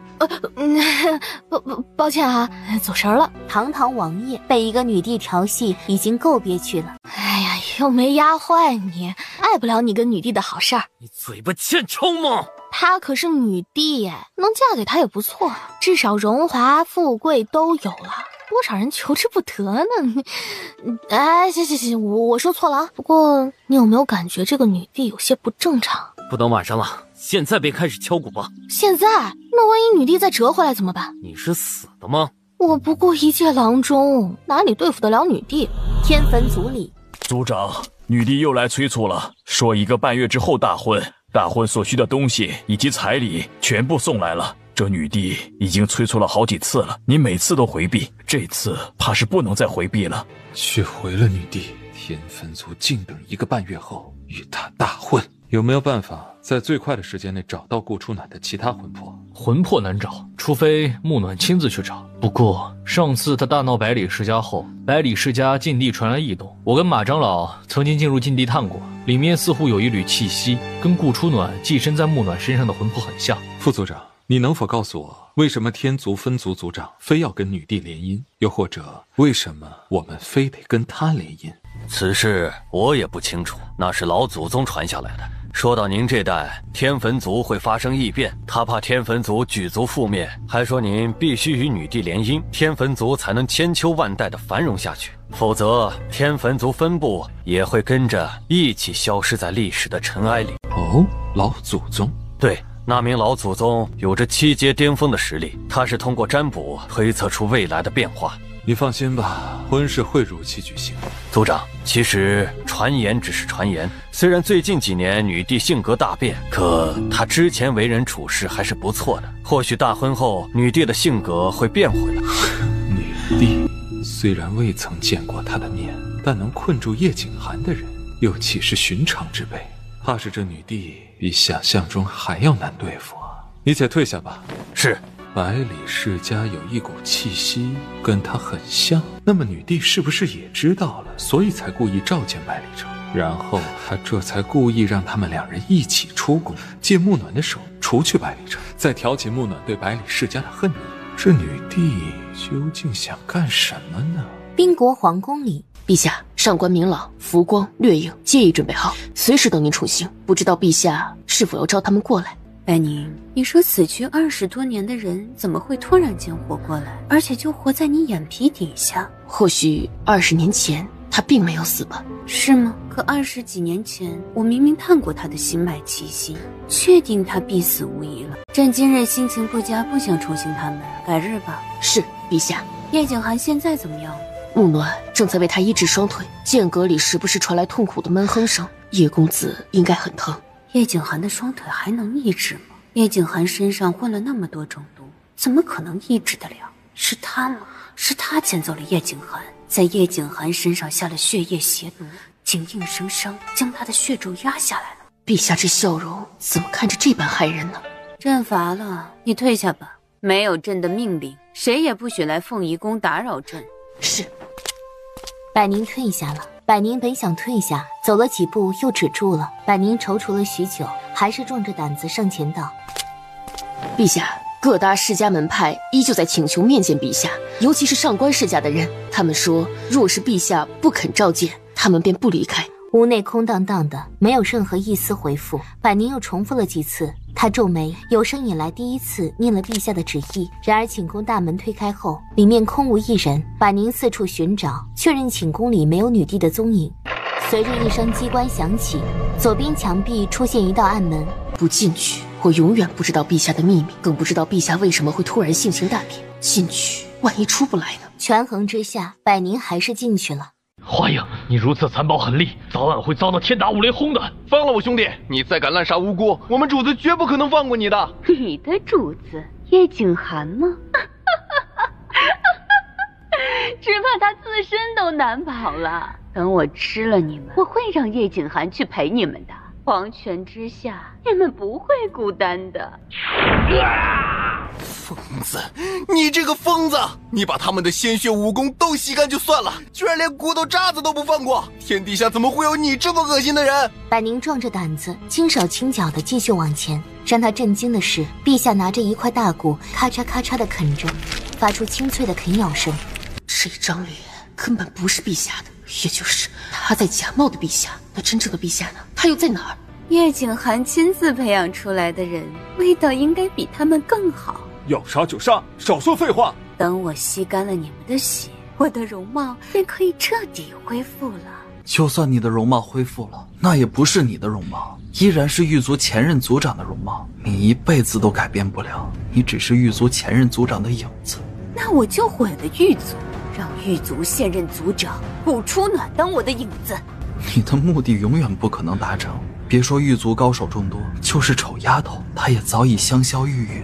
你只能空作美貌。他会活过来的，而且很快就会活过来的。他也知道叶景寒在寻找丑丫头的魂魄。你后面那句话什么意思？什么意思？萧雨轩啊，萧雨轩，你对他可真是情深意重。在叶国时你喜欢他，来宾国时你还是喜欢他。无论他的容貌怎么变，气质怎么变，你都能第一时间爱上他。你是不是仍然以为他跟顾初暖那个贱丫头像，只是因为顾初暖的3缕魂魄记在他的身上？萧雨轩看着他，等他后面的话。清风降雪也看着他，不明白他究竟是什么意思。你们求我呀，或许我心情一好，便把真相告诉你了。管你说的天花乱坠，我一个字也不会相信，更不想听你在这里胡言乱语。我真是替你可怜。狱卒前任族长死了，现任族长也死了，狱卒又没有新的圣女降生，你永远翻不了盘，生生世世只能做别人的影子，活在别人的阴影下。人家提到你，不会知道你叫花影，只知道你是狱卒前任族长的影子。萧雨轩，我这辈子最讨厌别人说我是影子。难道你不是影子？再敢说一句，现在便吸了你的血。就算我不说，你可能放过我吗？既然都是死，死前我为什么不痛快淋漓的把心里话说出来？咔嚓，花影攥住他的脖子，力气之大让萧雨轩窒息的满脸涨红。萧公子，萧公子，放了他！你永远只是影子。花影想杀了他，不知想到什么，他骤然一松。你无非就是想激怒我杀了你。如果我吸你血的时候不新鲜了，你不想知道事情的真相吗？那我偏要让你知道。你当真以为在顾初暖的魂魄会随意找人寄生吗？狱卒手段再怎么逆天，也没那个本事可以让寻常人容纳他们的魂魄。他之所以找上木暖，那是因为木暖就是顾初暖，他们本身就是同一人。同一个人，不同相貌，不同大陆，不同生长环境，怎么可能会是同一个人？想知道？我偏不告诉你们原因，我只告诉你，木暖就是顾初暖。只要木暖把魂魄集全，他便会变成顾初暖。而且3年前顾初暖血祭的时候，不是飞走了1缕魂魄吗？那缕魂魄就在木暖身上，等于木暖身上有4缕魂魄了。很快他就可以集齐第5缕魂魄，第6缕魂魄在我手里。若非不知道最后1缕魂魄在哪儿，我焉能让他活到现在？哦，对了，再告诉你们一个秘密。你知道我为什么喜欢采阳补阴，吸干武功高强的少年鲜血吗？吸干他们的鲜血与精气，我不仅可以恢复容貌，武功还可以大增。我只要吸了你们身上的浮光掠影、上官明朗的精血，我便可以迈入7阶。当我吸了叶景寒和温少仪的武功，我可以暴涨到7阶中阶。只要顾初暖的灵魂集齐，我再吸了他，我便可以直接入人阶。7阶巅峰已是无敌，何况人阶？木暖就是顾初暖，他们本就是同一个人，怎么会是同一个人呢？他们明明就是不同国度、不同身份、不同长相的2个人。疯女人，你休想迈入7阶，更别想迈入人阶。凭你也配？我不配？难道你配？我还以为你实力起码达到了5阶巅峰了，没想到连5阶门槛你都没摸进去，太逊了，比掠影还逊。掠影在我手里，只要我一句话，既可让他死，也可以让他活得有滋有味，潇洒快乐。萧雨轩抬起惨白的俊脸，嗤笑一声，给了他一个鄙夷的眼神后，便闭上眸子。你敢藐视我？一个影子罢了，我藐视了又如何？我说了，等木暖融合了全部魂魄后，我就不是影子了。难道你不相信我说话？你有什么证据让我相信？一个死去的人，你非得说他活着；一个在夜雨大陆的人，你非得说他在冰陵大陆。影子，耍我很好玩吗？你想要证据，还是想要拖延时间？你觉得我想干嘛，那我便想干嘛喽。吃了你！萧雨轩脸色平静，闭上眼睛。你越想求死，我越不让你如意。你不是恨掠影屠了你满门吗？那我偏偏要让你们2个同时侍寝。我不仅要让你们同时侍寝，我还要光明正大的纳你为贵君。1个半月后举行大婚典礼，你知道1个半月后还有谁跟你一起嫁给我吗？是温少仪跟叶景寒。你最恨的温少仪，屠你萧家满门的天坟族族长。想想那画面啊，美呀！疯子，你这个疯子，你敢动我家主子一根头发试试？叶景寒，他早在20多年前就死了，他能活到现在，那是他命大。既然他是该死之人，等他把骨血精气都给了我，他就下地狱去吧。萧雨轩我留着还有用，你们留着又是为什么呢？要不然今晚我先享用你们吧。杀了我们，谁来欣赏你们大婚的画面？你说的没错，1个月后的大婚一定很感人。要是你们都死了，谁来跟我一起分享喜悦呢？所以我打算把你们的4肢都砍了，再把你们的耳朵鼻子割了，嘴巴缝起来，只露出1双眼睛。哦，我还要把你们都装进坛子里，看着我们洞房花烛。疯子，变态！不远处的百宁听到这里，这个女人只是冒牌的女帝，她想离开。昏暗的密道里，她踩到了一颗石子，抬头却见花影那张狰狞难看的脸就在她面前。听到我们的对话很精彩吗？你是谁？为什么要假冒陛下？真正的陛下在哪儿？我告诉了你，你能活着离开，揭开事情的真相吗？百宁想逃出去，将真相大白于天下，然而无论他怎么挣扎，他的身子也无法挪动半分。你假冒陛下，整个宾国的人都不会放过你的。等我迈入7阶，就算整个宾国所有人加起来也不是我的对手，我怕什么？你休想得逞！百宁索性自爆身体，不让那个疯女人吸走他半分功力。不等他自爆身体，自己就被吸到花影面前，源源不断的功力被他吸走。多行不义必自毙，陛下不会放过你的，宾国众人也不会放过你的。你该说，天底下有哪几个人不想杀我的？4阶巅峰，我感觉我的内力又充沛了许多。接下来该轮到你们了。真不知道该说你聪明还是该说你傻。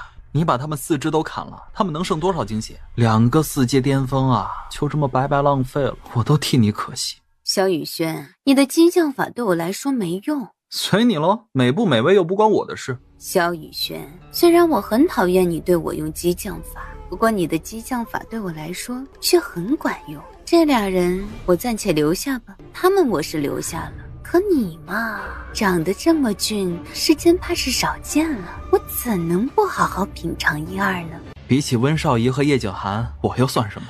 我要是你，我就先啃他们2个人。你是觉得他们2人的骨头不好啃，所以你才让我啃他们的吧？他们2人确实是人间绝色，温少仪嘛，我很感兴趣。至于叶景寒，我很恶心，他身上也就是只有那一身功夫跟鲜血符合我的条件。我家主子样样都好，哪里恶心了？我说恶心就恶心，你有意见？当然有意见，你又不是主子的什么人，你有什么资格说主子恶心？我不是他什么人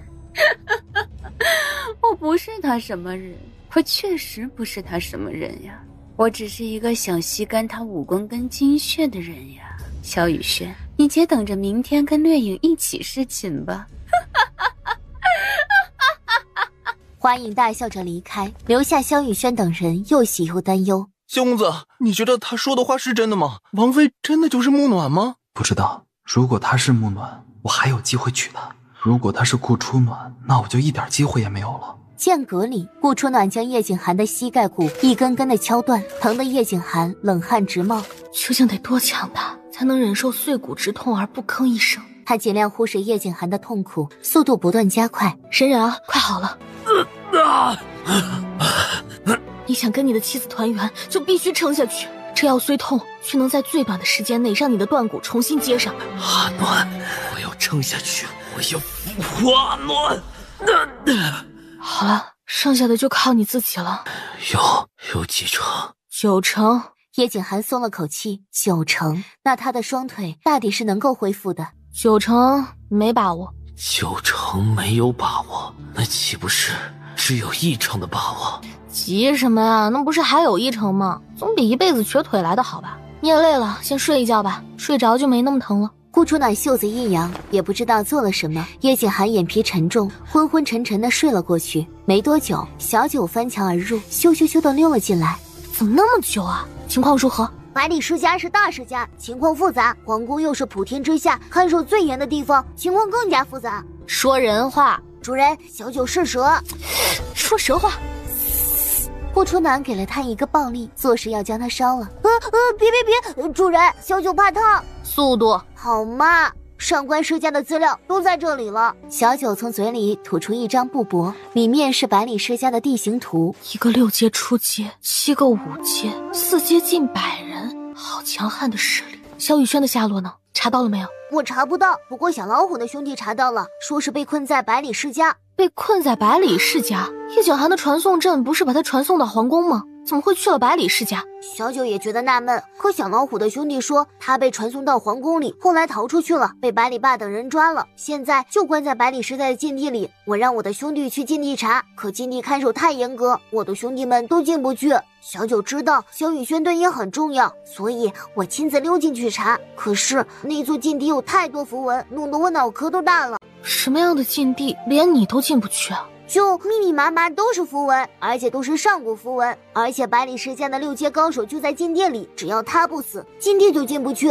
所以我也不知道萧公子有没有在禁地里。古母呢？找到了吗？小老虎找到了，古母被种在皇叔身上。皇叔？对呀，就是宾国唯一的皇叔。主人，你见过的，就是出现在御兽大会上的那个皇叔。主人，想要解开蛊术，必须杀了古母，古母一死，皇叔也得死。宾国皇叔虽然年纪稍微大了那么一点点，但是长得很正哦，你很能下心吗？杨皇叔一脸正气，爱民如子，怎么会那种邪术？他人确实挺好的，他也不懂蛊术，是有人把古母放在他身上。简单来说呢，就是他的身体就像一个器皿，器皿上装了古母，但是器皿太小，想取出古母就必须先毁了器皿。是谁在他身上下的古母？不知道，还没有查出来。你狐朋狗友不是很多吗？怎么查不出来啊？主人，你就给人家那么一点时间，人家怎么查得出来嘛？人家只能告诉你，想要解开蛊术，想就有办法杀了皇叔，只要您一句命令就可以了。杀了皇叔，那不是等于杀了宾国百姓心中的神，不等于杀了宾国的左膀右臂？主人，要不要杀？先看看情况再说，有没有办法既可以杀了古母，又可以保全皇叔的性命？鱼跟熊掌不可兼得。主人，您让我查女帝，我查来查去也没有查到什么呀，只查到最近几年女帝变得越来越残暴，而且喜欢吸人鲜血。最近几年？对呀，3年前女帝虽然也残暴，但不会那么极端，现在弄得整个宾国人心惶惶，百姓怨声载道。对了，小老虎呢？怎么都没看到他的狐影？他呀，看到皇宫的珍宝，指不定又在哪儿偷搬呢。这个不靠谱的老虎崽，他是虎又不是龙，怎么就那么贪财？搬那么多财宝做什么呀？先把百里世家的爪牙给一一拔除，再捣毁他们老窝。知道了，这是我的特长，我保证不会漏掉一条鱼。主人等我的好消息喽！记得不要泄露风声，到时候各处据点统一行动。是。还有这个，把风声放出去，越多人知道越好。我要让百里世家孤立无援。好啊，主人，叶景寒的腿能恢复吗？你这么关心他做什么？他家大业大，好处多多，我不能失去这条大腿。看他自己造化了。哦，主人那么善良，肯定会努力治好他的，对不对？你想说什么呀？叶景寒6阶巅峰，我们让叶景寒打头阵，可以节省很多气力。他何尝不知道有叶景寒帮忙可以事半功倍。对了，主人，忘记告诉您一件事了，今天晚上女帝要宠幸上官明朗跟浮光，完了之后好像还宠幸2个大美男，那2个大美男其中一个是掠影，还有一个不知道是谁，咱们救吗？救？干嘛不救？夜晚，承露殿里，上官朗与浮光并排躺在6尺宽的檀木床上，他们纷纷被点了穴道，无法动弹。你们2个人长得可真够俊的。等我家主子归来，他不会放过你的。你家主子？你家主子要是能救你，你还能躺在这里等着被我宠幸啊？善恶到头终有报，你不会有好下场的。你忘记那天怎么答应朕的吗？需不需要朕再提醒提醒你？若是朕今天不满意，掠影将看不到明天的太阳。花影警告，浮光咬牙，将所有的恨意一一吞了下去。这才乖嘛，这样朕才喜欢。上官世家的嫡子上官明朗长得不错，功夫听说也不错，就是不知道床上功夫如何。陛下，您后宫美男3000，何必要明朗侍妾？后宫美男纵使有3000，也终究不是你。若是陛下能放了明朗，明朗愿一生一世追随陛下，为陛下效力。为朕效力的人太多了，不差你一个。你若是真想为朕效力，便在这里好好效力吧。陛下，请陛下三思。嘘，不许说话，让朕好好尝尝你的味道。眼看着女帝一步步靠近，上官明朗心里扑通扑通的跳着。这么紧张做什么？只要你乖乖的，朕保证会温柔的。放心，等我宠幸完了他，就来宠幸你。小浮光，你别急。花影附在他身上，肩膀一疼，却是花影在他肩上狠狠咬了一口。甜，真甜！3000跌峰的血就是不一样。我已经很久没有品尝过这么可口的鲜血了。好可怕的眼神，像是要将人拆骨入腹一般。怎么办？朕忍不住了。放手，放开我！上官明朗眼角落下一滴泪水，绝望地等着女帝进行最后一步。忽然间，门外响起哒哒哒的脚步声。陛下，大事不好，叶公子病危了。病危？金大夫不是时刻陪在他身边医治他吗？是。早晨时，金大夫给叶公子医腿，硬生生把叶公子膝盖骨一根根的敲碎了重接。叶公子熬不过去，昏过去好几次。如今不知为何高烧不退，呕吐不止。太医说叶公子怕是不行了。金大夫呢？金大夫连日劳累病倒了。女帝继续不理会太监的话，继续往下。又一个太监急急赶来。陛下，叶公子又呕血了，大夫说撑不过今天晚上了。叶公子，剑阁里的叶景寒，主子的夫君，怎么会伤得那么重？哪个杀千刀的那么狠心，把他的膝盖骨一根根的敲碎的？2位美人别急，等朕处理好手中的事，再来宠幸你们2人。上官明朗长长松了一口气。要是叶景寒出了事，我们怎么跟主子交代？一个人影窜了进来，站在床前看着他们。是你，暖。小声些，别把侍卫引进来。顾初暖砰砰砰解开他们的穴道。姑娘，你知不知道剑阁里的人怎么样了？死不了。真的？那刚刚幌子，叶公子的膝盖骨真的被敲碎了？那是为了救他才敲的。哪个杀千刀的那么狠心，就不能想想其他办法医治？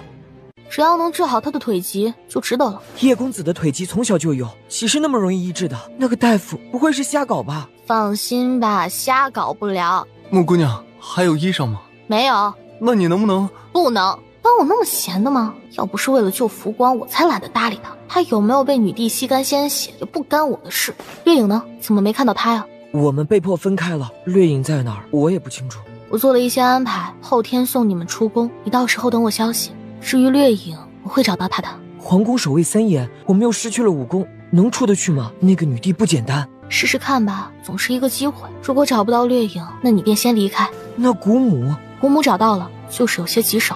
那我呢？你背后不是有上官世家吗？你走了，你不怕女帝降罪上官世家？就因为退婚，所以他对我态度就这么糟糕了。剑阁里，花影屏退所有人，看着脸色苍白、气息虚弱的叶景寒。别怪我，妖怪只能怪你不应该投胎出生，妖怪只能怪你不应该喜欢那个臭丫头。我创造了你的人生，你理应回报我。我吸了你的武功，那也是你应该付出的。阿暖，阿暖，阿暖，叫的可真够亲切的。你放心，你永远不可能跟他在一起，就算死了，我也不可能让你们两个葬在一起，更不可能让你们魂魄相依相会。你知道我为什么会让他医治你？因为那个贱女人为了让你活下去，在你身上下血液邪毒，血液邪毒至今还在你的体内。我若吸了你的血，毒血也会在我身上，只有把你的毒血清除了，对我才有益。想要清除毒血，就必须治好双腿。我知道你会撑下去的，我也等着你双腿恢复。幻影一直盯着叶景寒的俊颜，不知道盯了多久，他才离开。他离开后，叶景寒悠悠张开眼睛。女帝怎么会知道我中了血液邪毒？她知道是谁给我下的血液邪毒？她对我那么了解，莫非她也是夜雨大陆的人，创造我的人生？凤仪殿里，回陛下的话，叶公子伤势太重，加上体内多种毒素常年浸染，微臣也是逼不得已才敲碎他的膝盖骨，希望可以将毒血逼出，保住他的性命。只是这样吗？是，如果可以，微臣也想医好叶公子的腿疾。叶公子伤势突然告急，只是因为体内毒素失去平衡导致的，只要用上一味药材，叶公子的伤势便会好起来的。整个皇宫的药材还不够你用的，这味药材只有陈王才有。陈王，朕的皇叔。是，陈王府里有一味药材，名叫寒霜龙兰，据说300年开花，300年结果，偌大宾国也只有陈王府里才有一株，甚是珍贵。你想要寒霜龙兰？微臣不敢，微臣知道，若是要寒霜龙兰，只怕陈王不会同意，陛下也为难。微臣只是想取寒霜龙兰的汁液入药。朕让他把寒霜龙兰送来即可。寒霜龙兰极难养栽，对土壤气候都有一定的要求，若是离了陈王府，只怕寒霜龙兰会凋萎。若是陛下信任微臣，可以让微臣亲自去陈王府一趟，待微臣取了汁液入药，立即返回宫里。汁液必须现取现入药，否则无效，希望陛下准许。准了。这么爽快？既然你要出宫，那你顺便替朕取一样东西。是，不知道陛下让微臣取什么呢？下午有一场焚祭大会，朕要你取回4大家族要焚祭对象的眼睛。焚祭大会取眼睛？取人眼睛？这会不会太残忍了些？怎么，想抗旨？微臣不敢。那你现在就出发吧，晚了就来不及了。是。记住，朕要他的眼睛。是。顾初暖带着疑惑，快马加鞭离开皇宫，沿路只有2个大内侍卫相送。2位大哥，你们知道陛下想让我取回谁的眼睛吗？哎呀，这我们就不清楚了，只知道啊，那个人是一个邪祟之人，他2只眼睛长得不一样。秦大夫，你见过有人2只眼睛不同颜色吗？没见过。这4大家族要焚祭的人呢，2只眼睛颜色就不一样。我们兵临大陆啊，最忌讳邪祟之人，所以4大家族才要烧死他。就因为2只眼睛颜色不一样，就要活活烧死？那他做过什么伤天害理的事吗？这个现在没有做伤天害理的事儿，以后肯定会做。以前我们宾国差点亡国，就是因为降生了一个异同邪祟之人。一个国家险些亡国，肯定是多方面的原因，怎么可能只是因为一双异同眼睛？女帝是宾国之主，她想要那个人的眼睛，只需要一个命令就可以，偏偏让我去取，而且还不能暴露是她自己想要那双眼睛。我跟女帝那么熟吗？女帝就这么信任我吗？金大夫，前面就是了，我们不方便出面，只能护送你到这里了，剩下的交给你了。好。金大夫，陛下的意思是只要那双眼睛，而且要你亲手挖出来。顾初暖送了他们一个白眼，自己翻身下马往前走去。顾初暖抬目望去，却见中间高台的柴火堆上绑着一个人。杀了他！邪祟降生，宾国才会天灾人祸不断，邪祟不得好死，烧了他！肃静！近年来，我宾国全国荒灾，南部水灾，北部旱灾，百姓颗粒无收，恶福遍野。皆因为这恶祟来了我宾国，苍天怜悯，让我们找到罪魁祸首。今日我们便代陛下，代天下百姓，代上天除了这妖孽。除了他，还我们好日子。眼看火势即将被点燃，足尖一点，将那点火之人狠狠踢飞。谁敢烧他？你知道你在说什么吗？知道。帮他就是在跟整个宾国为敌。哼，就算跟全天下为敌又如何？这个男人我罩了。小姐姐是谁？是谁曾经也这么喊过我？你刚刚叫我什么？小姐姐，阿莫可以这么叫你吗？你叫阿莫？阿莫这个名字我好像在哪儿听过。不知道。那你刚刚怎么自称自己叫阿莫？少年摇了摇头，他只要一想，脑袋便止不住的疼，袖子一扬，已然将绑住少年的绳子割成了碎片。想不起来就不想了，以后小姐姐陪着你，你不再孤单。我的小姐姐会照我，阿莫以后再也不怕了。姐姐以后不会再让任何人欺负你。原来你跟他是一伙的。既然你跟这学岁是一伙，那你也一并受死吧。今天我必将你挫骨扬灰，让你不再害人。顾初暖挥袖间，说话的人当场被重伤，一口鲜血呕了出来。四阶，居然是四阶，你究竟是谁？今天我要带他走，神挡杀神，佛挡是佛。好大的口气！就算你是四阶又如何？你以为边国无人了吗？姑娘，你小小年纪，修为已达4阶，实属不易。听老夫一句劝，这件事不关你的事，你先退下，莫要撒手。你也认为他该死吗？他做过什么伤天害理的事没有？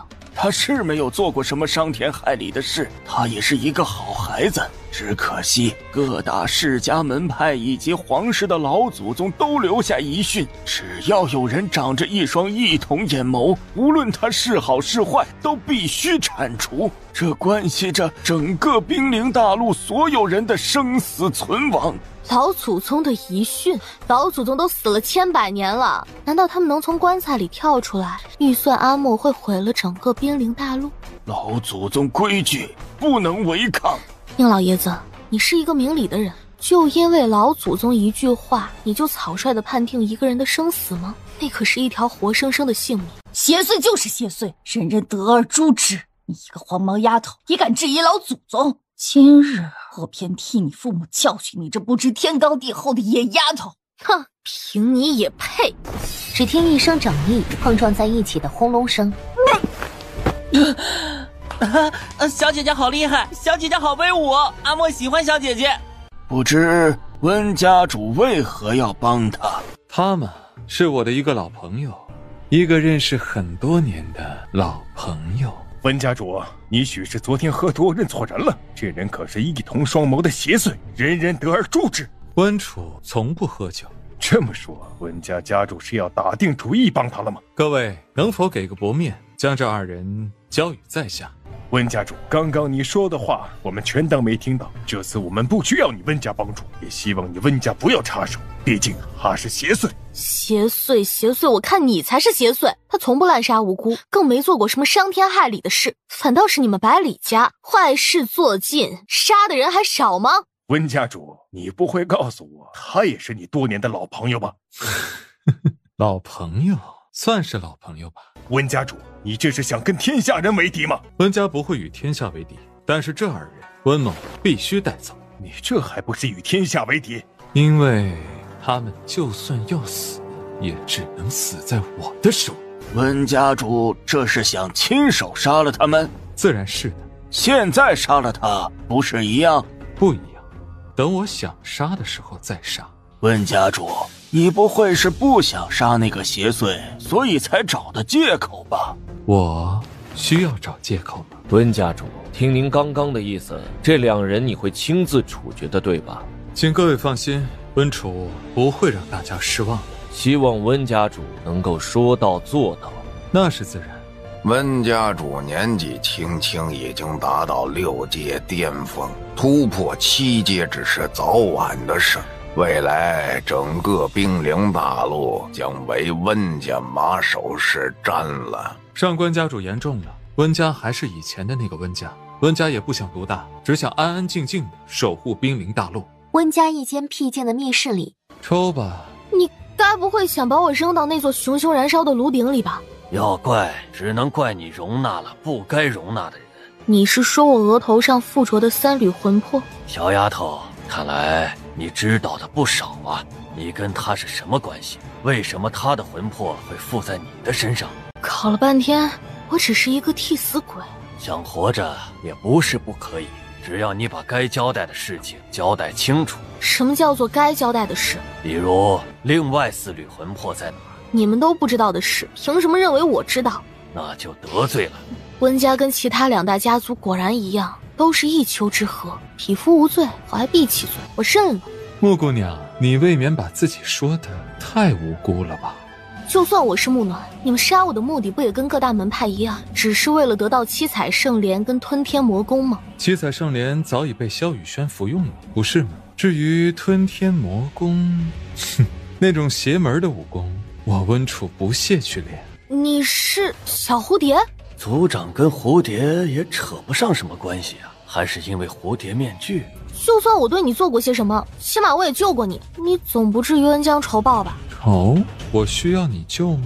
可我也救了你啊，不是吗？我们的事暂且不说，阿莫单纯干净，没有心眼。你也说了他是你朋友，能不能先放了他？他是纯阴之人，就算现在失去了全部的武功，可好歹以前也是6阶巅峰的强者，只要把他炼化，可以助我家主子在最短的时间内达到7阶，我们怎么可能放了他？你抓他来就是为了炼化他，助自己达到7阶吗？不可以吗？你不会这么做的。你又怎知我不会这么做？因为我听过你弹的琴，虽然你的琴里有满腔的仇恨，但是你的琴声是清澈干净的。你不是为了达到目的不择手段的人。我曾经就是太善良，以至于失去了一切。而今只要能达到7阶，只要能亲自报仇，又有什么是我不能做的？我给你一个机会，只要你说出他的魂魄为什么会选择你祭体，还有剩下的几缕魂魄，以及叶景寒、萧雨轩在哪，我就可以考虑让你死得痛快一些。说来说去不都是一个死吗？这个条件不诱人。来人，先把司墨妃炼化。姐姐，疼，好疼！温少仪，你有什么冲着我来？对付一个毫无武功的弱男子算什么？住手！我让你们住手，听到没有？姐姐，你快走！你们不是想知道其他4缕魂魄的下落吗？先住手！我告诉你们。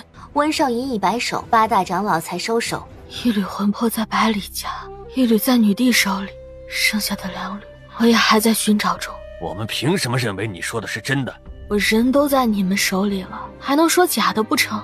小丫头，我们可不像别人心慈手软，一旦你回答的不满意，我们就先炼了司墨妃。他的3缕魂魄在我身上，我能感应到其他魂魄的所在之处。如果你们杀了我，即便你们得到了我身上的3缕魂魄，也无法找到另外4缕。而阿莫如果出了事，我也不会独活。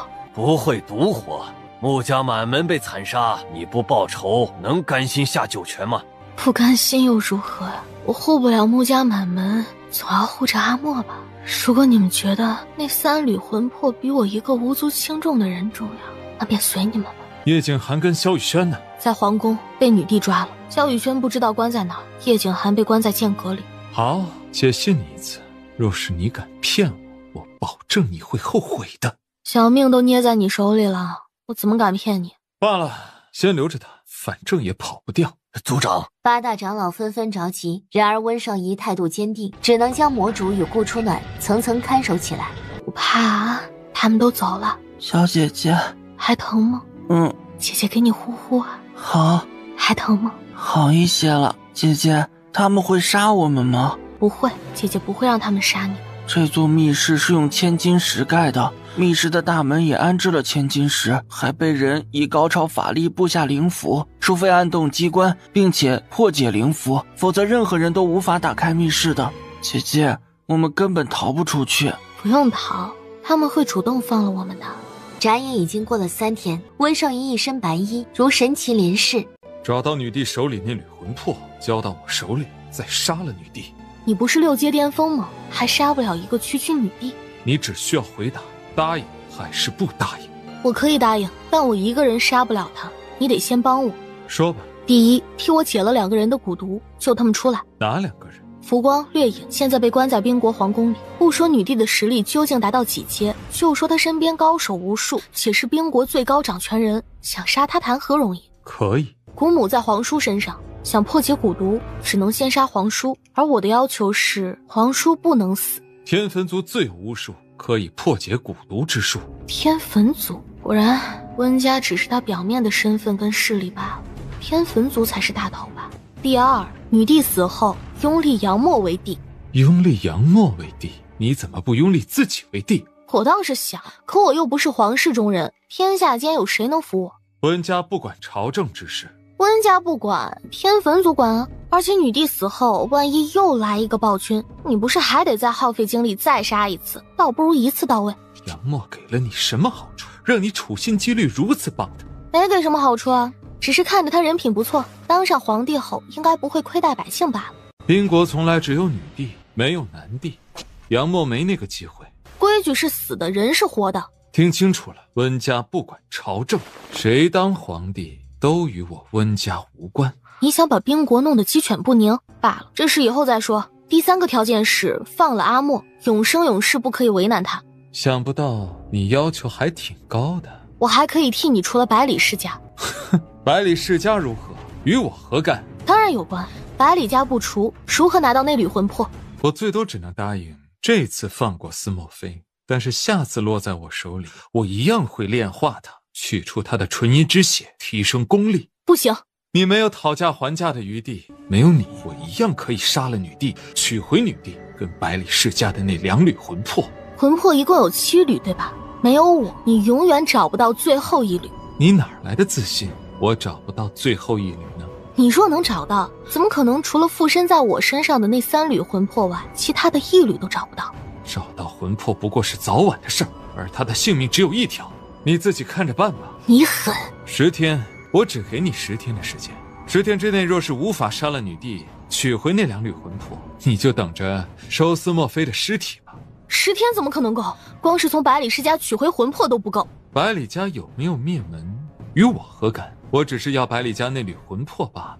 3个月，10天没商量。行，10天就10天，你必须要在2天内解了浮光掠影的蛊术。好，可以。小姐姐，阿莫，你好好在这里待10天，10天后小姐姐过来带你离开。阿莫想跟着小姐姐。你乖，这里没有人敢为难你的。小姐姐有事要办，带着你不方便。如果阿莫受到什么伤害，我保证你得不到附身在我身上的那3缕魂魄。树林里，解我们蛊毒、恢复我们武功的是一个神秘人。木姑娘，您是答应了女暴君什么条件，她才愿意放了我们吗？什么条件不重要，之前你们答应过，只要我救了你们，你们就答应当我1年的贴身暗卫，随时保护我。此事还作数吗？自然算数。我们的命是你救的，这1年只要你不做伤天害理的事，我们唯你命令是从。好，3天后我要让百里世家彻底从这个世间除名。木姑娘，你能救出我们，能不能也把剑阁里的人救出来？不能。抱歉，是我逾越了。放心吧，女帝奈何不了叶景寒那只狐狸的。木姑娘有所不知，宾国女帝的实力起码达到6阶，甚至有可能达到了6阶巅峰。你说什么？那个女暴君的实力达到了6阶？是，她虽然从未展露过自己的武功，但我跟在主子身边多年，多多少少还是能察觉得出来的。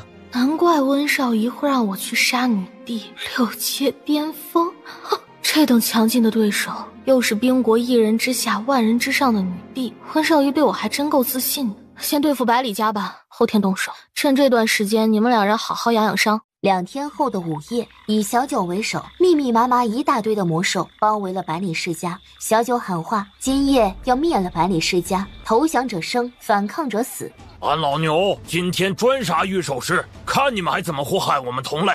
尔等魔兽，不知道这是什么地方吗？居然也敢闯！把族里其余的所有驯兽师全部召出来！来呀，来一个我杀一个，来一双我杀一双！今日我要让你们百里家血流成河！嚣张狂妄，御兽师列阵！寒光一闪，4阶巅峰乃至5阶初阶的长老竟然直接被抹了脖子。你们是什么人？为什么要杀我们百里世家的长老？下地狱问阎王吧！主人，我也想去。急什么？一会儿还有的战呢。他望向百里世家的禁地方向，刚刚打斗中，百里家的长老已经数次发出了求救信号。主人的主人，您瞎操心了。方圆数百里没有大批人手前来支援，我们蹲了好久，啥也没等到。要不我们也加入战场，先把百里家灭了。1个人也没有吗？这倒是有几个高手靠近，不过我看他们也没有打算出手的打算，所以就没拦着他们。我那帮小弟都盯着呢，如果他们动手，我们也会马上动手的。百里霸他们呢？都在哪？他们都在禁地密室里。主人曾经和我说过，禁地在哪儿，要不我带您过去？小老虎，带着你的狐友们打前锋，我们一起去会会百里霸。好啊。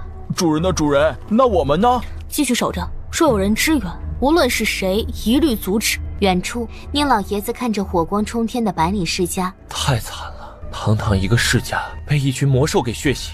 最讽刺的是，百里世家还号称拥有数百位高阶驯兽师，专御魔兽的世家大族。爷爷，我们要出手相助吗？出手相助？怎么助？你没看到周围除了木暖那个丫头设下的埋伏外，还有好几处埋伏吗？啊，在哪儿？我怎么没看到？我怎么有你这么蠢的孙子？百里世家发出求救信号时，不少门派的掌门想去援手，统统被人在这一瞬间杀了。这代表什么？这代表除了那个小丫头外，还有人想让百里世家灭门。而且这个人不仅实力恐怖，且势力更加恐怖啊！爷爷，你没有夸大吧？你看我像是夸大的样子吗？那是谁想帮木暖？难道是萧雨轩？除了萧雨轩，好像也没人会这么帮他了。萧雨轩虽然厉害，但他再怎么厉害，也只有一个人，怎么可能设下那么多重重埋伏？又怎么可能同时在第一时间里把想去支援的人灭口？不管是谁帮助木暖，反正总是好人。百里世家作恶多端，早就该铲除了。今日灭族就灭族吧，只是可怜了那些无辜的下人。小小一个女子，竟然能御万兽，把百里世家毁成这样，附在她身上的顾初暖实力又该如何逆天？族长，这样放了她，真的对吗？你有更好的办法吗？风险太大了。不下于耳，焉能得于？埋伏在百里世家的人查出来了，是女帝的暗卫。奇怪，女帝怎么会派人相助木暖？难道女帝也想灭了百里世家？啊，难道女帝也想得到顾初暖的魂魄？你说今晚百里世家会不会被灭族？应该不会，百里世家的老不死的都还没出来呢。出了这么大的事，他们还没有出来，证明他们还有更重要的事情做。会是什么事呢？会，今晚百里世家注定会被灭族。族长，这个女人太可怕了，依属下看，还是尽早将她身上的3缕魂魄引出来，再杀了她，以绝后患吧。魂魄我们可以慢慢寻找，但她风险系数太高，放任成长，以她如今的修为速度，难免。去把司墨菲带过来。族长，魔主精通阵法，他在阵法上的造诣比我和叶景寒还要厉害，甚至他超越了顾初暖。有他在，可以节省很多的时间。是，属下马上去。百里世家禁地里，百里霸与数个太上长老围着一个七星阵不断施术。七星阵里有1缕半透明的魂魄，他们正在窃取魂魄里的所有灵石。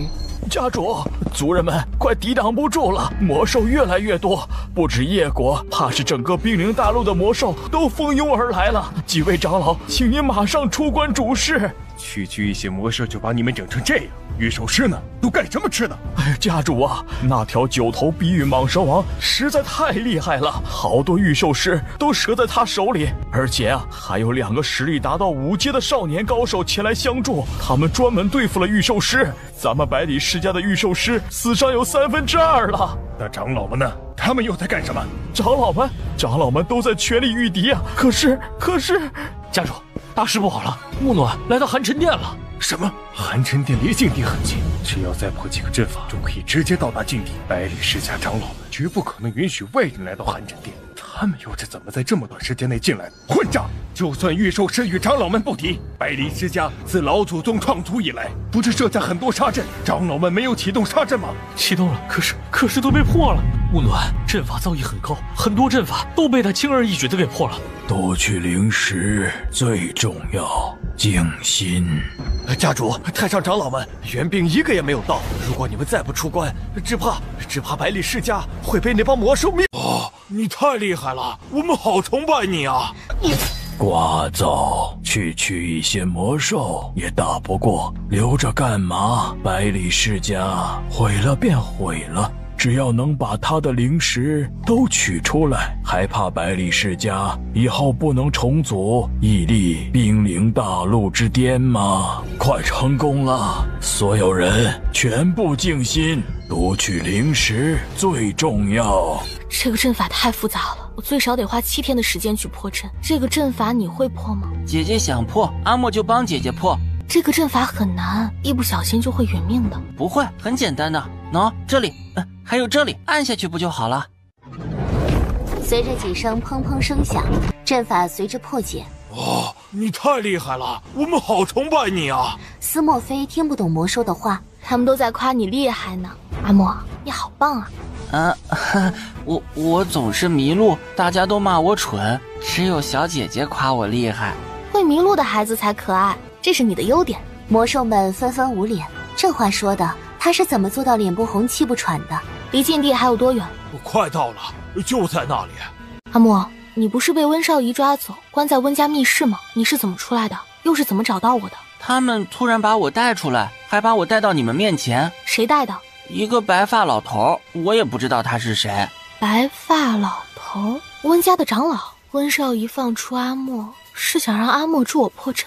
如果是这样，那温少仪肯定在暗处看着我们。当时说百里世家有一缕魂魄，完全就是在瞎掰。如果进入密室，发现那缕魂魄没在百里世家，只怕温少仪会直接炸毛将我打残。顾初暖扫了一眼他们，就将视线望在正中间的那缕透明的魂魄上。主人，那缕魂魄需要用神器来装，不然容易灰飞烟灭。我想我不需要用到神器。他究竟是什么人？为什么他一来，魂魄波动会那么大？他就是木暖，穆家唯一的幸存者。这个女人身上有秘密。顾初暖软剑一拔，催动全部功力，举剑狠狠一剑劈了下去，破了阵法。再看那缕魂魄化为一道光点，咻的一下附入顾初暖的额头之中。这缕魂魄居然能跟他心神合一，里应外合，破了我们的阵法。小丫头骗子，你好大的胆子，居然敢坏我们的好事儿！把魂魄交出来！一只通体碧玉的九头蟒蛇已然横扫而来，硬生生接下太上长老这招。想要魂魄可以啊，自己来取呗。贱丫头，我杀了你，难解我心头之恨。哼，杀了我，那缕魂魄也取不出来。天下秘法千千万，你怎知我们取不出来呀？就算你们能取出来，也破解不了魂魄中的秘密。除了他跟那两只上古神兽，其他人等一律杀。小老虎怒吼一声：“你虎爷来教教你怎么做人！”小丫头，我给你2个选择，投降或者死。抱歉啊，你的2个选择我都不会选。那就拿命来吧！一只通体碧玉的九头蟒蛇已然横扫而来，硬生生接下太上长老这招。太上长老将小九引出外面去打，他们一走，这里再一次清静下来。哼，这次看还有谁能救得了你！一个面色严肃、冷漠的不带一丝活人气息的黑衣少年，鬼魅般的杀了出来。又一个年纪轻轻的少年杀了出来。这名少年使剑，长得粉雕玉琢，俊朗非凡。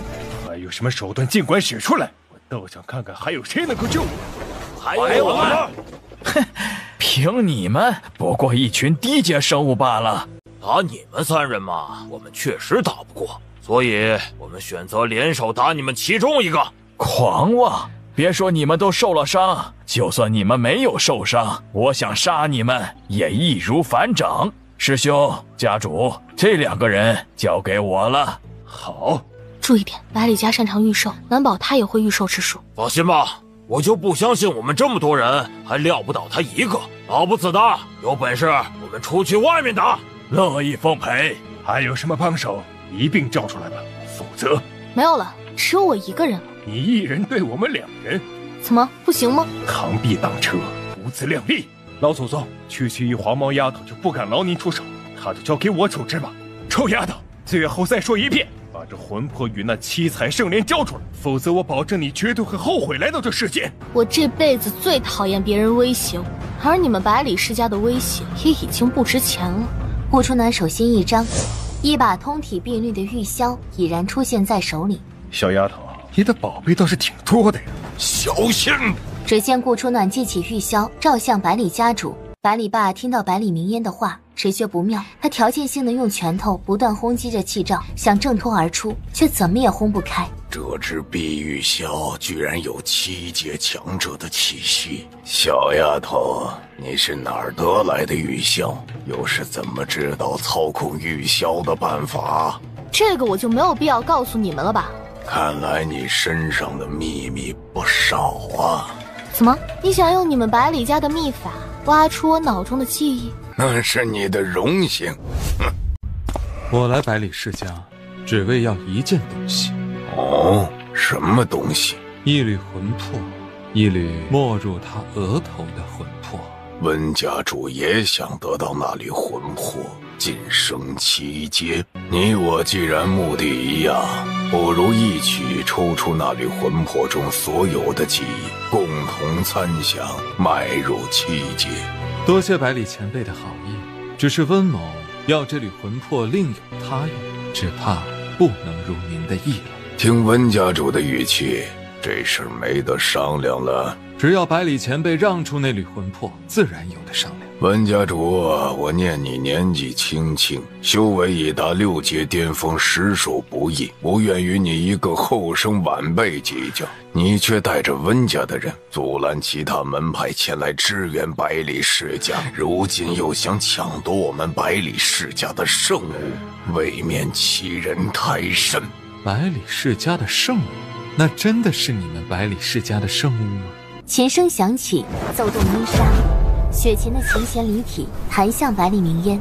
百里明烟的身体仿佛被千刀万剐，处处都是划伤。这是什么阴杀？没等到回答，他的身子直接炸开，炸成一块块的。重伤之余，他费尽全身最后一丝力量，雪琴一拔，一道恐怖的横流直接射向百里霸。你若速速离开，我不难为你；你若坚持留下，我便将你一并毁了。温少义受了重伤，那丫头也受了重伤，此时是除去他们最佳时机。可百里绵延太上长老堂堂6阶巅峰，都死在他们手上，我不过是刚入6阶而已。万一温家的人想必也快到了。百里家主是要和我一起到我温家去喝杯茶吗？温家主说笑了，今日纯属误会，我只想杀他，奈何不小心误伤了温家主。既然我百里家祖宗也死在你手上，那今日这件事便作罢了，您看如何？顾初暖却拦住了他的脚步。怎么，凭你还想留住我？你找他算账就不错，居然还想拦住我，也不看看我百里家被他弄成什么样子。无论我留与不留，咱们之间的梁子不是早就结下了吗？确实，无论留与不留，咱们之间的梁子已经是无法可解。温家主，这是我与他的私事，温家不会插手吧？温家当然会插手，他们要是不插手，便不会派人在半路拦截前来支援百里家的各大门派了。而且没有温家主相助，我们又怎么可能长驱直入，攻入百里世家深处，还杀了你们百里世家实力最强的太上长老？罢了，百里世家没了，我就算活着也没什么意思。何况温家如此，坚持站在他那边，未来肯定也不会放过。倒不如趁着温少义此时重伤再搏一搏。只要温少义死了，我还可以想想办法修复与温家的关系，甚至可以得到那缕魂魄与这7彩圣莲，迈入6阶巅峰。温家主，我百里世家无意与你们为敌。这个女人杀我族人，毁我家园，若不将她拿下，我枉为百里世家家主。温家家主若不插手，我百里家自然感激；若是温家家主执意帮他，那我即便拼了这条命，也要与你们死磕到底。温家主又不傻，他今日杀了你们百里世家的太上长老，如果你们百里世家今日不灭，往后还不得找他报仇啊？实话告诉你吧，我敢攻入百里世家，那就是因为我背后有温家主罩着。该说的不该说的都被他给说了，我就算开口解释也无济于事。何况我杀百里明烟也是真的，若非我重伤，百里霸我也不会放过的。温家主，这丫头说的可是真的？我只要那缕魂魄，你们之间的私怨与我无关，恐怕不能如你所愿了。温尚仪给顾初暖使了一个眼神，示意他自己惹的祸自己解决。6阶呢，我区一个4阶怎么打得过？况且我还伤得那么重。小蝴蝶啊，你是6阶巅峰，本事高强，对付一个区6阶初阶，自然不在话下。我就不跟你抢了，他交给你了。百里家主，你可想清楚，我就算再怎么蹦跶，也只是一个4阶中阶。可小蝴蝶就不一样了，他可是6阶巅峰，要是他的实力恢复过来，怎能放过你？我要是你呢，我会先杀了温少仪，再慢慢收拾我，省得一不小心丢了自己的性命。虽然你是在借刀杀人，但不可否认，你说的确实有道理。这个愚蠢的女人，给我一些时间让我恢复一些功力，或许还有一战的可能。可是她偏偏恨不得百里霸直接将我给杀了。我若死了，百里霸岂能放过他？温少仪别无选择，只能凝聚身上最后一丝功力，挡住那些火球。任凭他的那一点功力，温少仪自然落败。看来是我赌对了，温初，你的伤势比我想象的要严重许多呀。再看顾初暖，竟然趁着他们大战的时候拉上司墨菲溜之大吉。温少仪脸上冰冷的可怕，他默念什么，司墨菲忽然捂着胸膛，痛苦地蹲了下去。阿莫，你怎么样？疼，好疼！放心，只要我还活着，他就死不了。你在他身上动了手脚，卑鄙！那都是你传授的。温少仪撑起一个半圆形的气罩，气罩上的光芒越来越弱，一旦光芒破裂，他的性命也就到此为止了。我跟阿莫不过是萍水相逢，为了他丢掉我一条性命，那我也太愚蠢了。你们两人都不是什么好东西，最好两败俱伤，双双归天。我先撤了。哪里走？百里霸腾出一只手，很快地面形成一道阵法。靠，又是这个鬼阵法！交出东西，要不然今日必让你求生不得，求死不能。我先杀了你，再对付那个贱丫头。正当百里霸想将温少仪彻底击杀的时候，罩住顾初暖的阵法忽然反噬，蛛网密密麻麻铺天盖地地缠上他的身体。哼，不敢相信吧？只要是阵法，都会有破阵之法。何况阿莫还是一个破阵高手。今日如果你不使用天蛛毒网，或许我们都得惨死在你手里。可惜你对你的天蛛毒网太有自信了，而我上次惨败在你的天蛛毒网上，又怎么可能不好好研究研究你的天蛛毒网，给你致命一击呢？无耻！杀我穆家满门的真凶是不是你？你这辈子也别想知道真凶是谁。无妨，只要我知道你也是屠杀我穆家满门的凶手之一就够了。就凭你们三人也想杀我？阿莫除外，咱们三人都受了重伤，彼此半斤八两。我跟小蝴蝶两个人，难道还干不过你一个人吗？确定他还有再战的能力？海里霸，你是不是忘记了？你的毒株只要越动，毒气蔓延的便越快，穿透也越深。我要是你啊，我就乖乖的坐下，既不怨气，也不乱动，好好的配合，免得小命不保。无知小儿，毒株是我特制，就算你篡改了毒药配方，它依然是我特制的。凭这个也想拿下我，未免太天真了。刀光剑光一闪，两道人影如同鬼魅一般咻的出现，凌厉的刀气剑气便朝着百里霸杀去。刀快剑更快，最重要的是配合默契。好快的刀劲！屠我穆家满门的还有谁？你休想知道！顾初暖眸光一狠，掠影会意，刀光纵横间，百里霸左手的皮肉被一块块的削掉。穆暖，你这贱丫头，我杀了你！你好好说，或许我会让你死个痛快。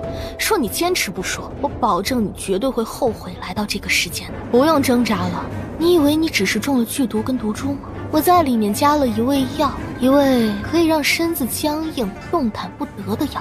这味药别说是6阶初阶了，哪怕是6阶巅峰也很难破解。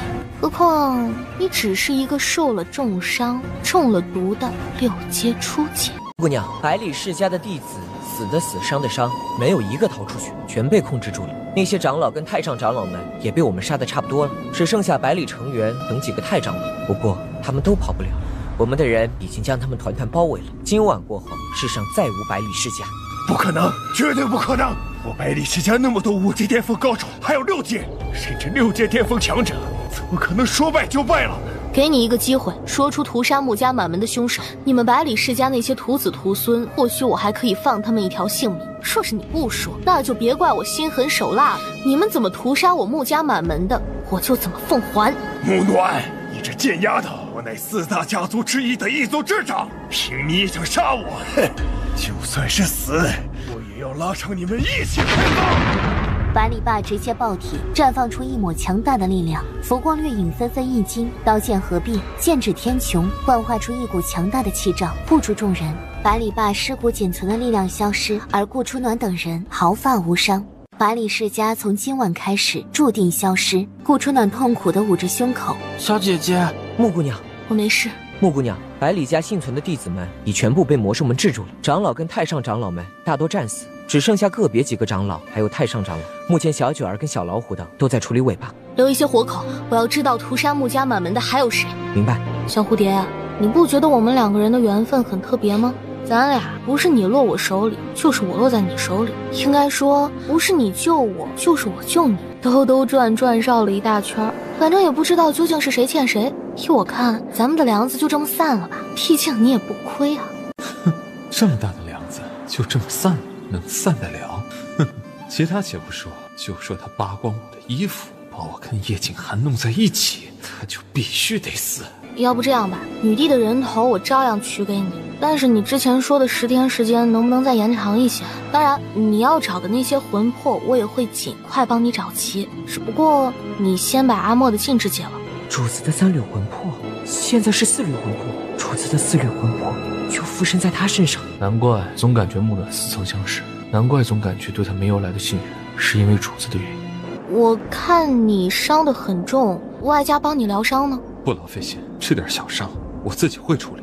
小伤？这叫小伤？没要了他的性命就不错了，还小伤？算了，你也是为了救我才受伤的，我姑且帮你看看能不能医治吧。我是为了魂魄啊，知道。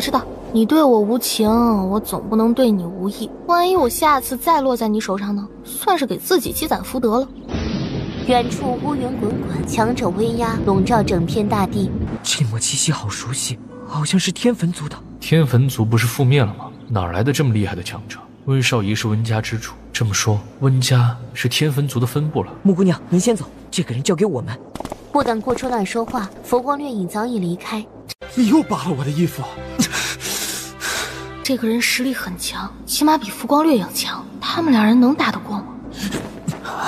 把魂魄交出来！魂魄自己附身在我的额头，我怎么给啊？而且我身上多1缕那个人的魂魄，我感应到剩下3缕魂魄的感觉变更强。你不是希望我尽快集齐7缕魂魄吗？你要想取，那便把我身上的4缕魂魄全都取走吧，反正我也不想去找那什么劳什子魂魄。温少仪若有所思地看向顾初暖，魂魄就暂存在你身上吧，2年也翻不出什么风浪。温少仪收回视线，步履蹒跚地离开禁地。小姐姐，他会不会把我炼化了，提升功力啊？不知道，就算他不会，温家那帮老家伙估计也会。那我们杀不了，一旦我们动手了，温家那些老家伙也都会出来。我们刚打完百里世家，再打温家，怕是心有余而力不足。他不是没带人出来吗？温家早晚会知道。不远处的温少仪走着走着，突然晕倒了下去。等到温少仪再次醒来的时候，是在一处狭窄的山洞里。他不知何时坐在药桶里，正泡着药浴。让他愤怒的是，他全身光溜溜的，一丝不挂。你醒了？你对我做了什么？还能做什么？好心帮你解毒喽。若不是这药浴，你早不知道投了多少次胎了。你又扒了我的衣服。以前扒了我的衣服我都忍了，这次居然又扒。重要的是他的身上还有顾初暖的魂魄，他看了岂不是等于顾初暖也看了？哎呦，这么大杀气啊！你知不知道你中的是什么毒啊？要不是我及时医治，你还能活到现在？为了药浴里的这些药，你知道我费了多大的劲儿吗？我没让你救我。行，算我多管闲事。我自己的一身伤都没治疗呢，偏偏跑去给你找药材，生生浪费了8天的时间。你说什么？8天？你身上的毒很特殊，而且伤得又重，8天能醒来已经不错。已经过了8天，那岂不是已经到了和女帝成亲的日子？温少仪右掌一吸，左掌激起水花，水花氤氲间，他已然穿戴整齐。小蝴蝶，你好狠的心啊！人家才刚救了你，你不说声谢谢也就算了，还想把我淋成落汤鸡。第一，我没让你救；第二，10天的时间已经过了，第5缕魂魄和女帝的人头都没有取到；第三，你坏了我的大事儿；第四，你千不该万不该，不该再扒了我的衣服。温少仪说着，一把掐住他的脖子。我刚刚才救了你，将仇报。这个女人该死，杀她易如反掌，可是杀了她之后，魂魄只怕很难再聚齐了。温少仪的手一松，小蝴蝶，我又一次差点死在你手里了。别叫我小蝴蝶。行，少爷。少爷这2个字，连父亲都没有这么叫过，他又算什么东西？肯这么喊我的名字？你再喊一句，我直接要了你的性命！我死了，你上哪儿去找剩余的魂魄？我自有办法，只不过需要花的时间更长一些罢了。温尚仪扫了扫山洞，发现这个山洞除了他，再无其他人。阿莫没在这里，你休想拿阿莫提升你的功力。我给你的10天时间已经全过了，你说吧，你打算怎么承受我的怒火？还能怎么承受？我自己没事找事儿，明知道你要我的性命，我却救了你呗。看在你救我的份上，此事扯平。我要你今晚取了女帝的人头，并找出第5缕魂魄。兄弟，你看我现在的样子，能做得到吗？那就让女帝取消成亲的念头。对了，女帝要娶的人是你哈，嫁给女帝，从此权倾天下，不正是你想要的吗？眼看温尚仪的杀气又浓了几分。不是我不帮你，离大婚的日子只有2天，我这一身的伤，2天能不能赶到皇宫都不知道。何况女帝大婚的消息已经公布全天下，此事只怕甚难。无妨，我与女帝成婚之时，便是司莫非为我炼化之刻。你找不到她的。我在她身上下了禁制，无论她跑到天涯海角，都逃不过我的掌心。6阶巅峰升7阶，7阶在兵临大陆，只怕是第一人吧。想让女帝取消大婚的圣旨，其实也不是完全没办法，只不过我这一身的伤。温尚仪听出来了，他是想让他帮他疗伤。盘腿坐下，气醒小周天，运用自己的内力帮顾初暖修复身上的伤势。2个时辰过去，温尚仪才缓缓收工。抬眼时，却看到顾初暖不仅伤势恢复许多，甚至功力直接暴涨到4阶巅峰。嘿，小蝴蝶，你的武功真不赖。瞧，我的伤好了。2天之后，女帝若不能取消大婚的圣旨，你就等着司莫非成为我晋升7阶的垫脚石吧。你的警告我记住了。温尚仪抬脚便想离开，大腿却被人抱住。我伤势刚刚好转，这里到皇宫太远了，要不然你再送我一程呗，我也好节省时间啊。我去皇宫不也是帮你办事吗？反正你轻功厉害，送我一程也耗费不了多少时间的。你不是可以预售吗？你不是有小九儿、小老虎吗？关键时候也不知道他们在哪儿啊。伤势也才刚刚好转，替他治伤已经花了很多的功力，再用轻功送他回皇宫，那我岂不是又得好几天没办法动武了？温尚仪沉默了一下，拎起顾初暖，直接往宾国皇宫飞奔而去。宾族皇宫里，金大夫，你胆子不小啊！朕要你挖出司莫非的眼睛交给朕，你没取回来，还敢回来？回陛下的话，司莫非不过是一个手无缚鸡之力的傻子罢了。草民知道，陛下想取他的眼睛比捏死一只蚂蚁还简单，但是眼睛取回来就没有灵气了，所以草民斗胆，想将司莫非整个人直接带回来。届时陛下想怎么取都可以，草民保证他的眼睛会更亮、更灵、更闪。哦，那其他人呢？在天坟族。你的意思是让朕去天凡族要？草民不敢。实不相瞒，草民失踪的这些日子是被天坟族所掳。草民本想拼死将司莫非带回皇宫，后来才听说陛下下旨册封天坟族族长温少仪为凤后。草民多方周旋打听之下得知，天坟族想将司莫非炼化，借着司莫非晋升7阶。因为司莫非曾经也是6阶巅峰高手，且还是纯阴之体，天坟族独门的秘术将他炼化后，天坟族长晋升7阶的几率还是非常大的。听到温少仪可能晋升7阶，女帝呼吸加重了些许。天坟族长是您未来的凤后。草民心想，一双眼睛跟未来的凤后相比，实在是没有相比性，故而才迟迟没有动手。给朕一个不杀你的理由。天坟族长既然是陛下未来的凤后，且3日后就是大婚之期，那么天坟族长带些嫁妆过来也无可厚非，只要陛下开口。比如什么嫁妆呢？比如司莫非，比如炼制司莫非提升功力的秘术，纯阴之体，曾经又是6阶巅峰，可遇不可求啊！有武功的人可以炼化提升功力，没有武功的人也可以强身健体，何乐而不为呢？罢了，天凡族高手众多，你能从天凡族安全离开，想必也吃了许多苦头。没能带回司莫非的眼睛，你有罪，但念在你全心全意为朕着想的份上，这次就饶了你吧。谢陛下。去看看叶景寒吧，马上就是大婚的日子了，朕要他的伤势在大婚前彻底痊愈。是。剑阁里，哼，还没死呢。你都还没死，我怎么会死呢？离我远点。这屋子就这么点大，能离多远？顾初暖故意往前蹭了蹭，离他更近，甚至掀开他的衣裳，查看他的伤势。你做什么？放开我！你全身上下我哪儿没看过？叶景寒怒气上涌，纸老虎。哼，纸老虎？他居然叫我纸老虎，我真的是纸老虎吗？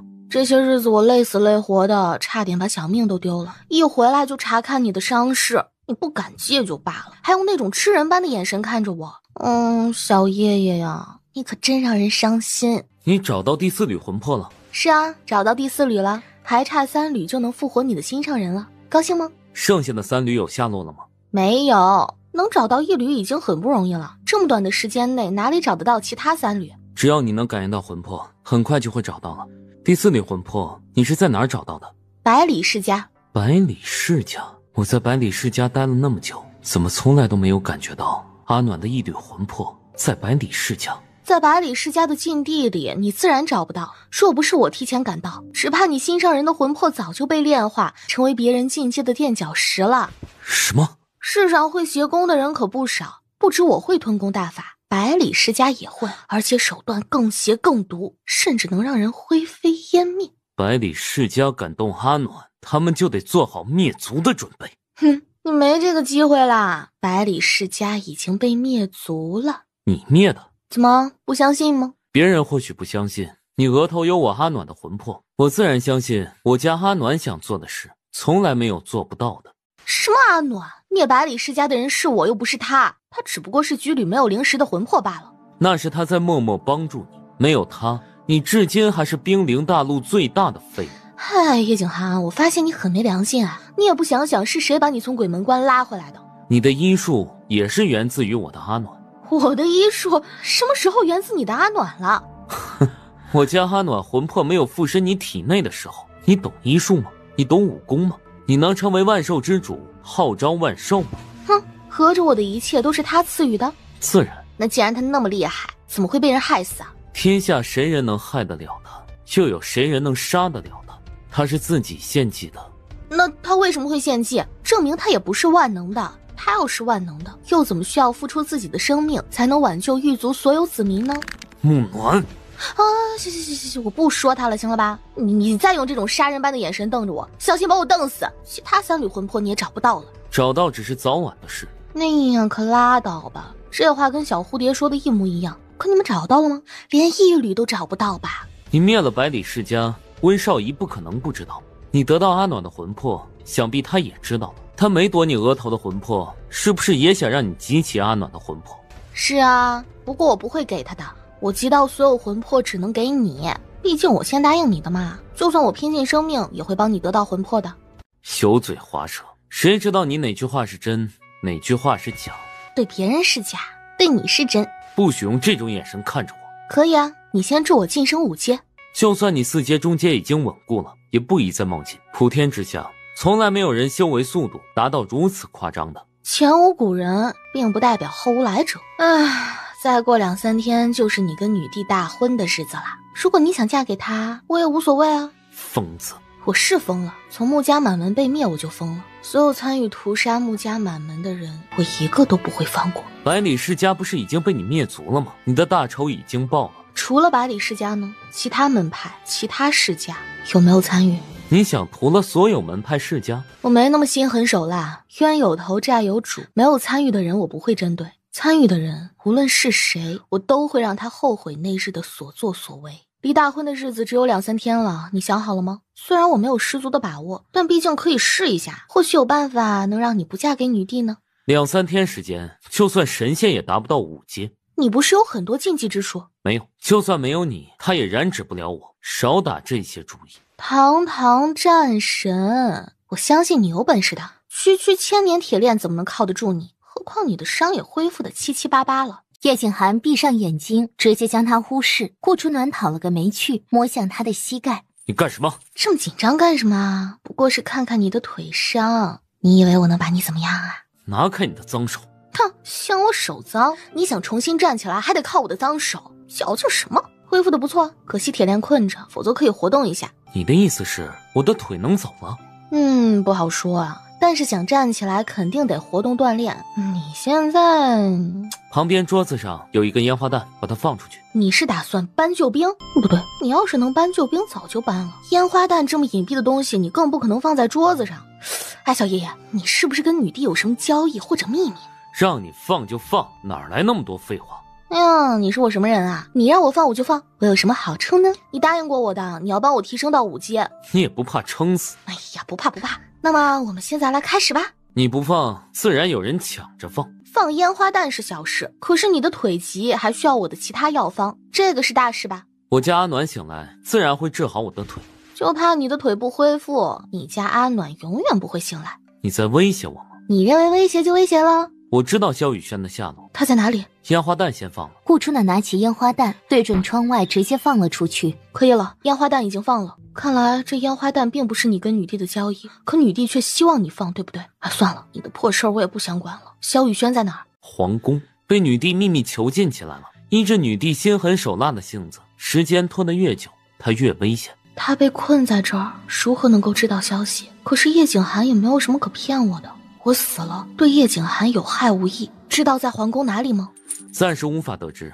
你说这个女帝有没有可能是假的？假冒一国之主可不是一件容易的事。如果对方是个易容高手，又或者武学高手呢？想让女帝取消婚事，只怕很难。我看不如这样，你索性嫁给他，将计就计，查清楚他的庐山真面目。无论她是不是真女帝，与我何干？当然有关。他不是想娶温少仪吗？你不是想灭了温少仪吗？这是个好时机。温少仪在兵临大陆，势力大得很，你或许可以借助女帝铲除温少仪的翅膀，然后再将她拿下。叶景寒不为所动。实话告诉你吧，你媳妇儿其中一缕魂魄可能在温少仪手里。你说什么？温少仪曾经将我掳走过，我隐隐约约感觉到其中一缕魂魄在附近，可是那缕魂魄的气息太弱了，我不确定是不是你家阿暖的。气息很微弱。是啊。我如何信你？你爱信就信，不信拉倒。反正我本来也不确定那缕气息是不是你家阿暖的，毕竟真的是特别虚弱呀。不是我说呀，你如果不赶紧将那缕魂魄找回来，只怕那缕魂魄会直接灰飞烟灭啊。温少仪不会让他灰飞烟灭的。那当我没说得了，反正是你家阿暖，又不是我家的。叶景寒是不想相信他的，毕竟这个女人满嘴谎话，然而关系到阿暖，他又不得不慎重以待。你不是一直想找盘古斧吗？那把盘古斧落在温少仪手里了。你说什么？我听小蝴蝶说，他要用盘古斧劈开什么空间，现在已经找到撕裂空间回到夜雨大陆的办法了，只不过因为还没有集齐你家阿暖的魂魄，所以他才迟迟没有回去。如果空间真能撕裂得开，温少仪早回去报仇了。这就是你肤浅了。你知道温少仪为什么要跟女帝联姻吗？因为撕裂空间回夜雨大陆必须要女帝手里的一件东西，所以要不然以温少仪的身份地位，他不想成亲谁逼得了他呀？哦，要女帝手里的什么东西？这我哪知道？我要是什么都知道，我成江湖百晓生了。江湖百晓生是谁？哎呀，反正就是随你啦。你将计就计，揭穿女帝的真面目，或者制住你，或许你能找到你家阿暖的其中一缕魂魄，你也能找到撕裂空间缝隙的办法。我姑且信你一回。这就对了嘛，我害谁也不会害你的。我的腿究竟还要多久才能走路？你一直躺在床上又不起来活动，哪有那么快好？马上会有人进来解开铁链的。叶景寒的话才落，立即有太监进来，恭恭敬敬地将他身上的千年铁链解开。看来你留的退路还不少嘛。同一个姿势太久了，叶景寒四肢都麻了。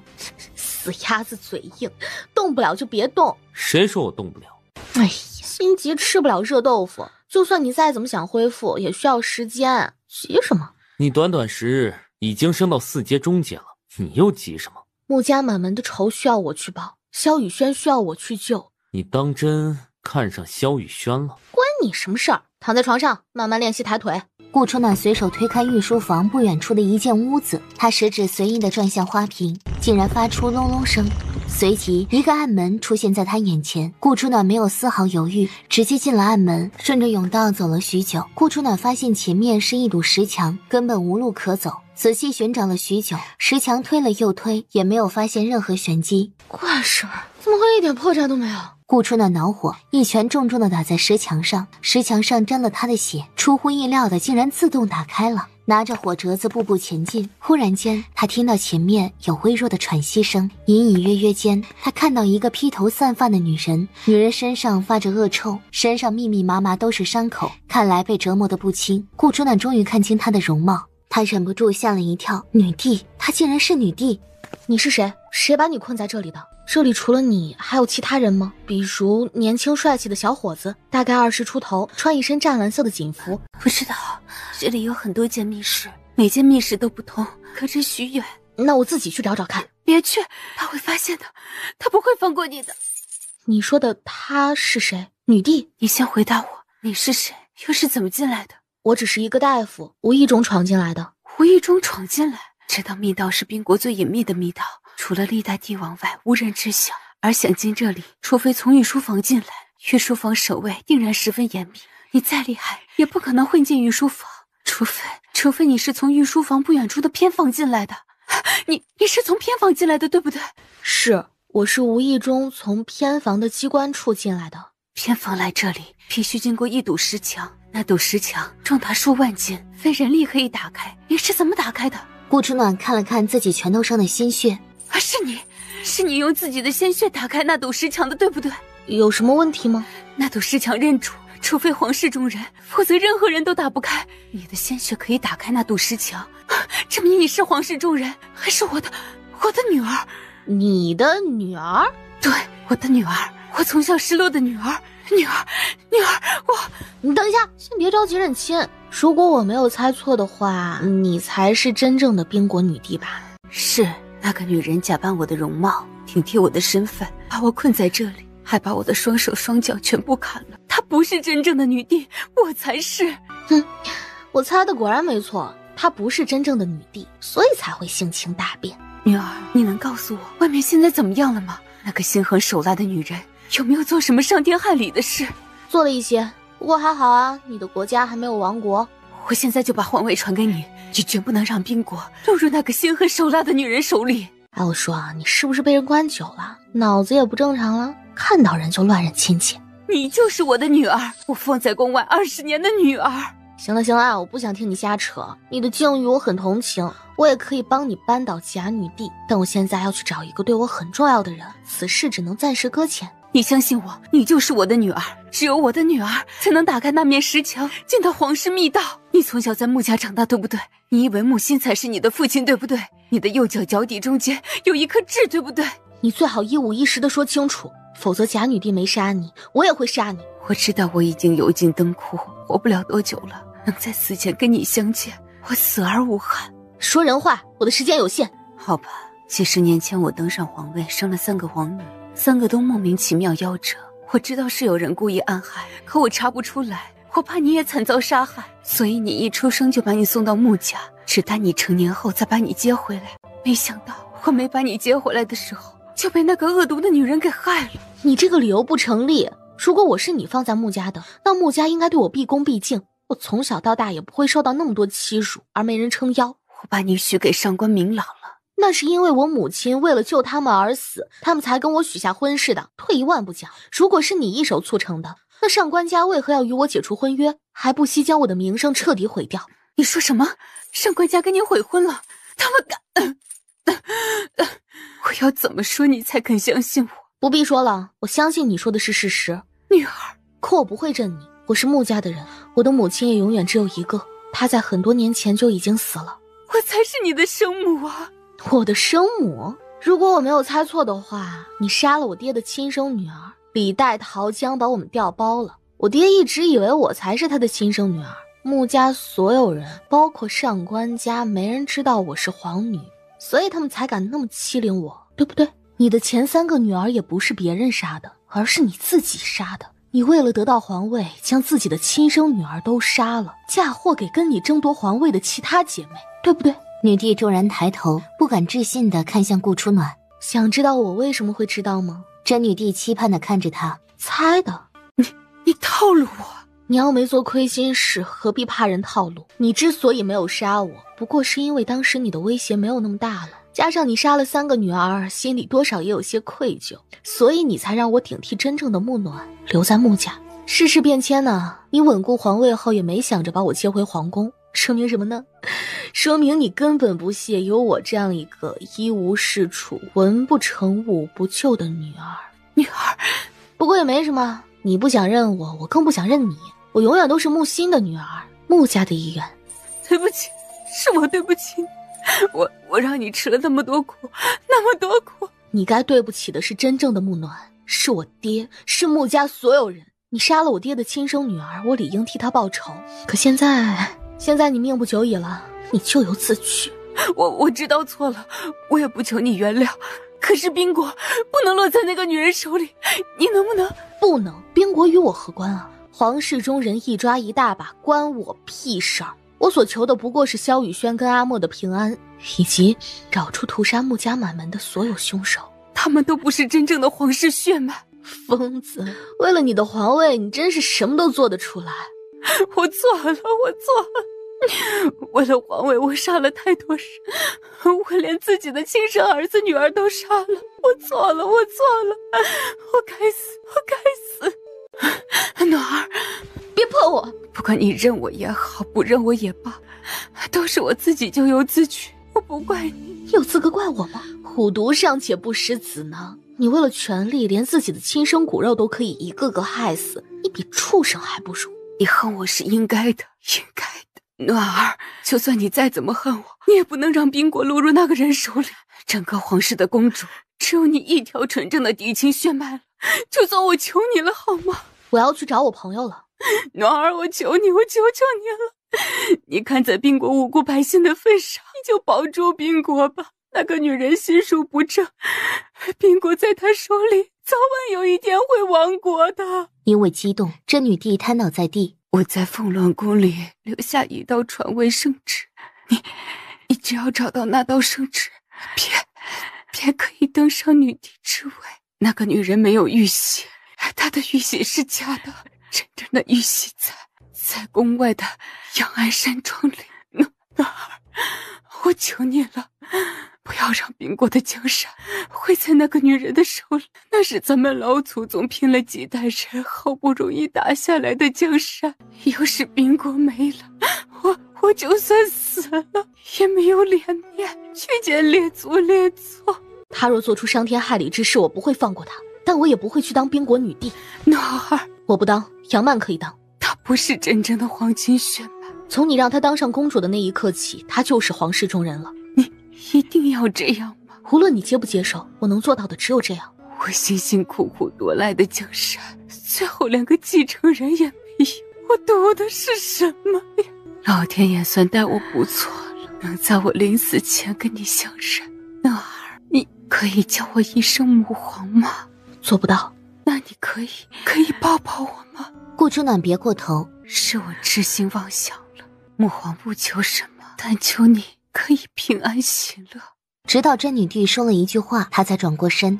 你说什么？那个冒牌货在皇家密室里囚禁了好几个少年？是，我不知道是不是你要找的人。那天也是他来折磨我的时候，无意中收漏的。他好像要吸走他们的功力。现在吸了吗？不知道，这里岔路太多了。你知道在哪间密室吗？真女帝摇了摇头。你先躺下休息一会儿，我去找小轩轩。暖儿，母皇对不起。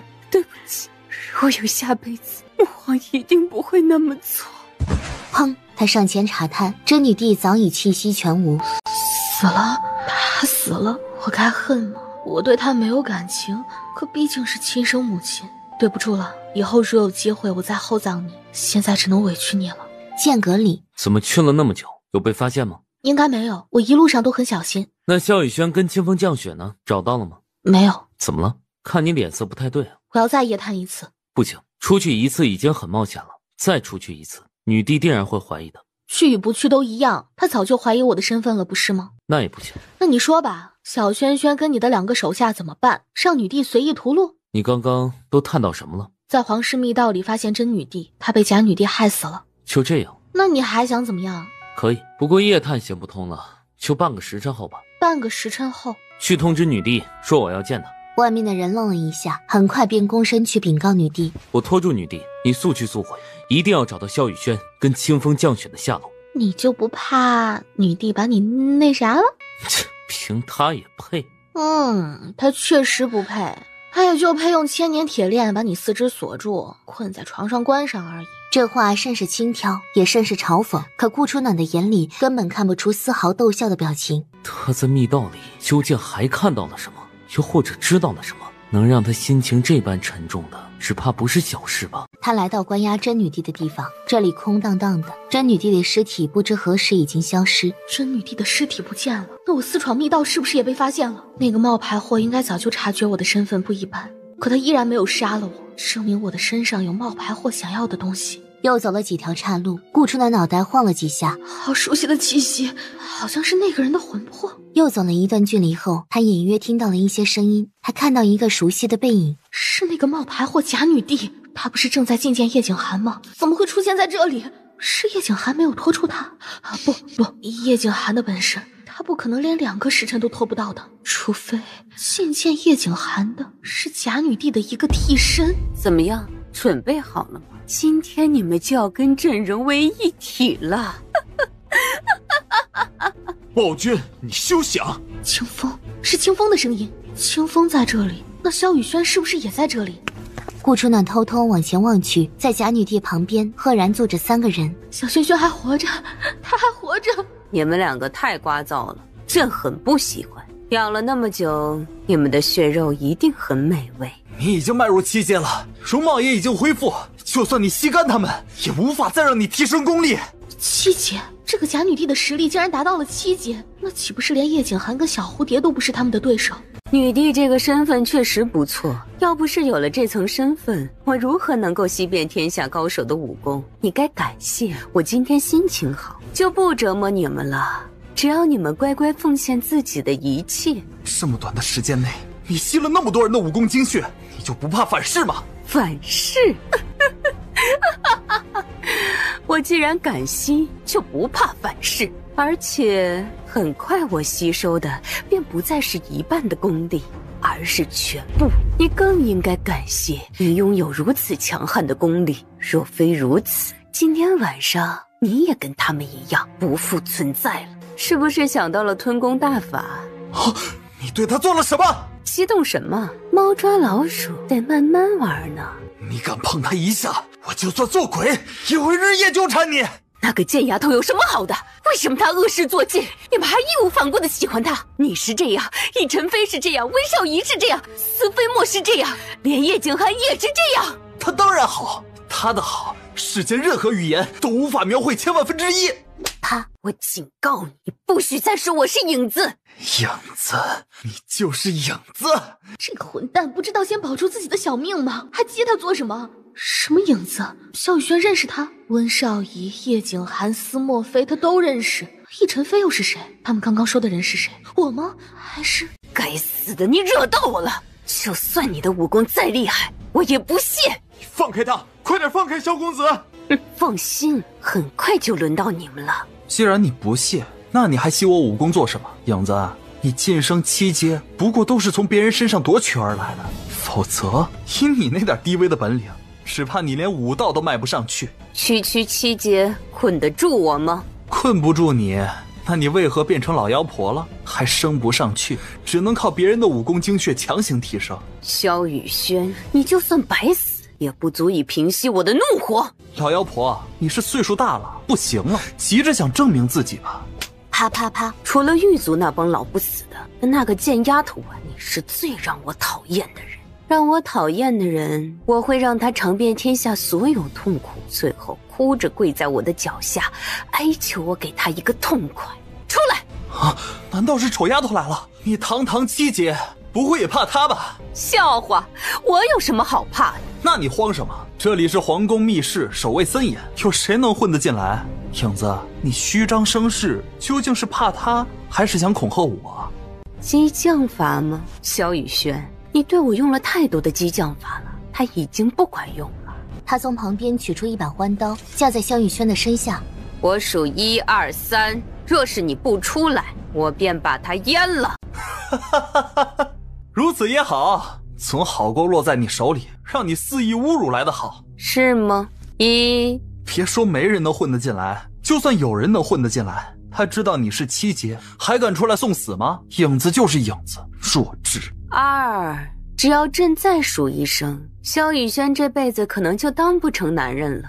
你若真在乎他，或许该明白，让他当不成男人，总比让他死来的痛苦吧。别管我，这里地形复杂，就算是他的地盘，他也不熟悉密道。你快走！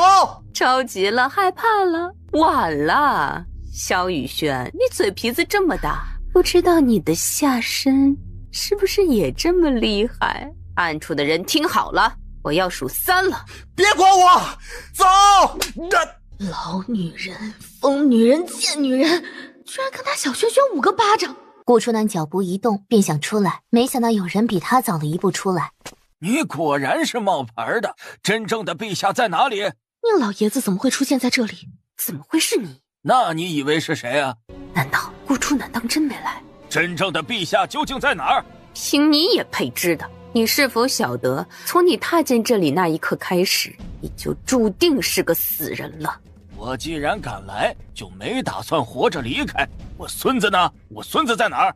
自身难保，还想着那个小杂种。放心吧，等你成为了我的盘中餐，他很快就可以跟你团聚了。兵临大陆的武学高手，尤其是年轻一辈的，全是被你所害。老头，你觉悟还不算太低。你残害忠良，乱杀无辜，无恶不作，整个兵国被你弄得国不成国，家不成家，多少百姓流离失所，饿殍遍野。今日就算你不杀我，我也要替天下百姓除了你这个女魔头。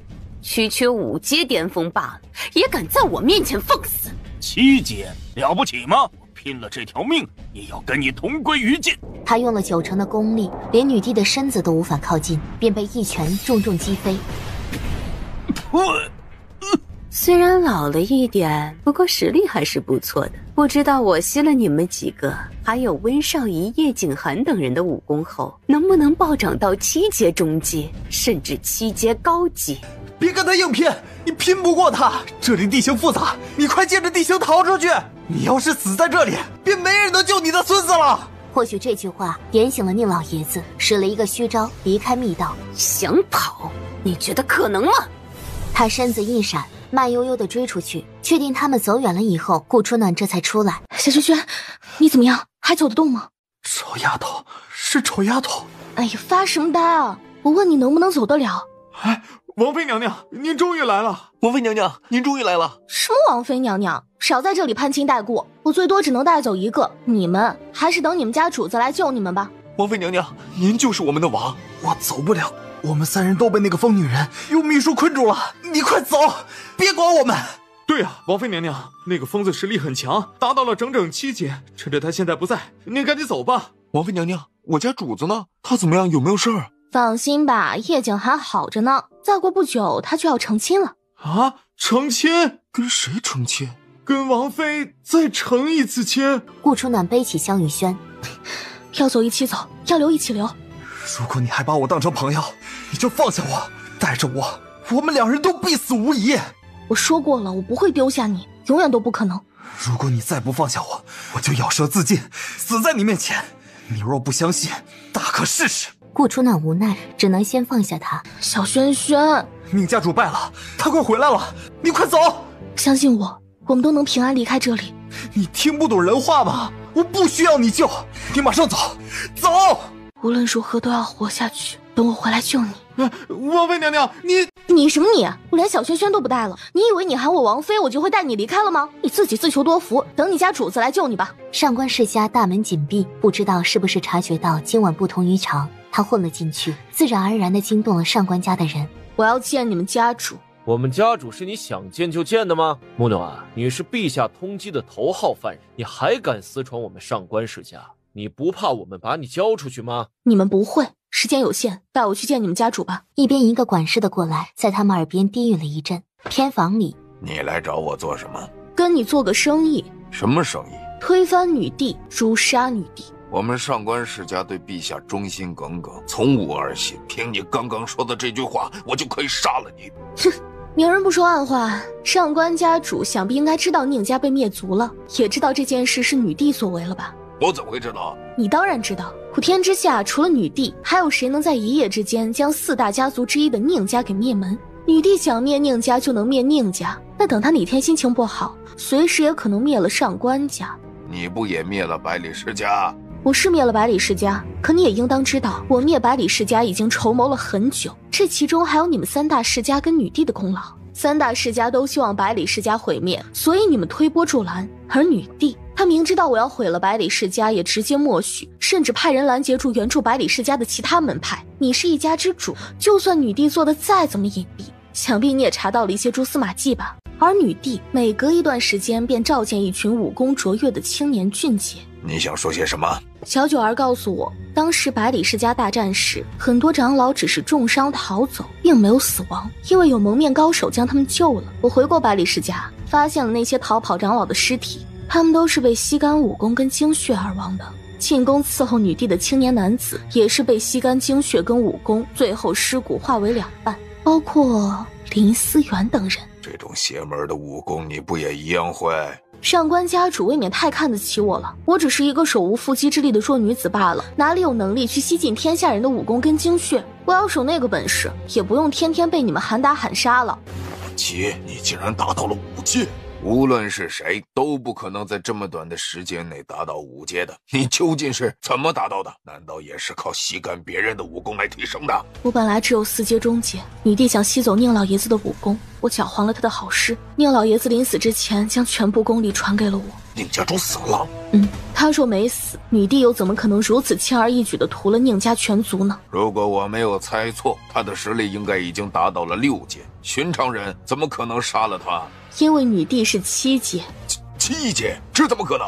兵临大陆1000年来都没人能达到7阶，7阶只是一个传说。他是一国之主，日理万机，怎么可能达到7阶？百里世家是被我灭的没错，可女帝螳螂捕蝉，黄雀在后，她吸走百里世家无数高手的武功跟精血，受益最大的人是她。她能任由百里世家被屠，她能诛杀宁家全族，吸干宁家人的武功，不留一个活口，连牲畜都不留。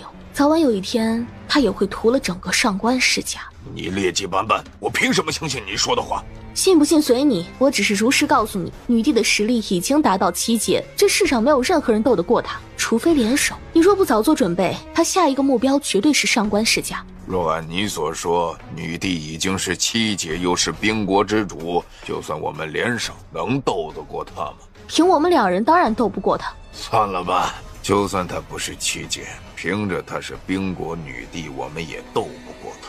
堂堂4大家族之一的家主，就这点胆量吗？我们上官家素来为陛下的旨意马首是瞻，陛下不会动我们上官家的。是吗？那上官明朗呢？女帝不是也把他召到皇宫了吗？你膝下只有上官明朗一个嫡子，你当真不管上官明朗的死活了？如果我告诉你现在的女帝是假冒的，你相信吗？你说什么？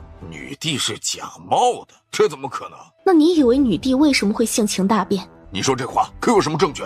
皇宫里有一个地宫，我误入地宫，在地宫里碰到了真正的女帝，是她告诉我的。你的意思是真正的女帝还活着，被假女帝困在地宫里？没有，真女帝死了，尸体应该也已经被毁了。那陛下可留下什么旨意或者什么线索？顾初暖沉吟了一下，摇了摇头。今天晚上我不为难你，你走吧。温家主根本不想跟女帝联姻，甚至欲除之而后快。女帝迎娶温少仪，也不过是为了吸取她6阶巅峰的功力罢了。温家未必不会跟我们联手，温家的实力远远超乎你想象。只要他们肯诛杀女帝，我们便多了许多把握。叶景寒跟女帝有过节，我手上又有叶景寒想要的东西，只要跟他交换，他断然不会不帮。而我还可以号令万寿。据我所知，温家主跟叶公子有着深仇大恨，他们怎么可能联手？而且温家跟女帝关系甚密，不止以前，即便现在他们之间的关系依然非常亲密。想要温家反了女帝，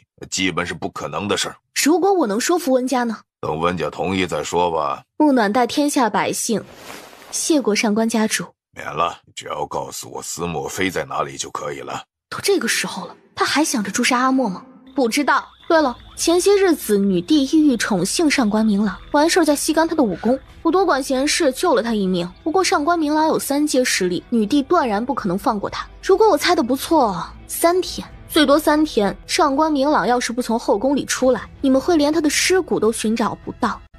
冷风吹过，一道白色的人影宛如谪仙凝视。我来介绍一下，这位是上官家主，这位是天坟族的族长，也是温家目前的家主温少仪。温少仪身上的气息骤然一冷，别用这种眼神瞪我，我也是为你好。女帝屠了宁家，吸干了宁家跟百里家所有高手的武功，我怕她下一步要对付的是你们上官家跟温家，这不才好心的重新介绍你们认识一下，共同抵御女帝的魔爪侵入。我是天坟族的族长，此事鲜少有人知道，他却故意在上官家主面前抖出我的身份，这是逼我跟上官家主合作，又或者逼我杀了上官家主。而我们天坟族不屑跟人合作，他究竟想干什么？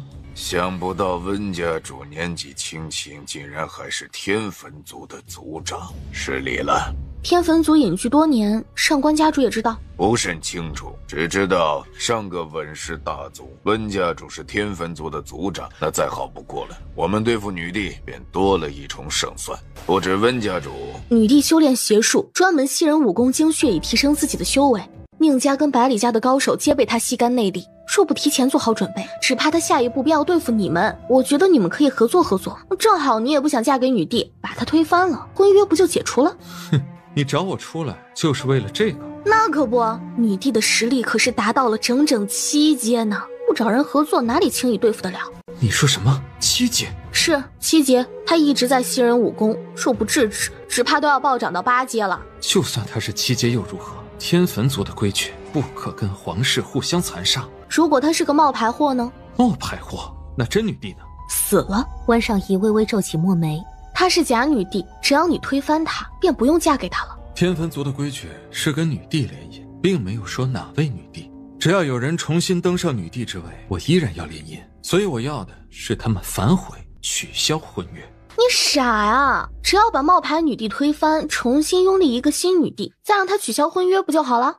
哼，你打算用这个办法让女帝取消婚约？你跟叶景寒一样，有6阶巅峰的实力，叶景寒已经落在他手里了。他吸完了叶景寒的功力，又怎么可能舍得放下你这块香饽饽呢？而且，你不是让我寻找魂魄吗？我在皇宫的地下密室里感应到了你要的那缕魂魄。地下密室？对啊，其中一缕魂魄在冒牌货手里。温少仪眯眼，仔细打量着顾初暖，似乎想看出顾初暖是否在说谎。苍天为证，我要是说谎，就让我的前未婚夫死无葬身之地。上官家主脸色瞬间一黑，当着他的面用他儿子的生死来发誓，这个女人未免太不将他放在眼里了吧？我说的都是真话，你儿子死不了的。小蝴蝶，怎么样？能合作吗？不能。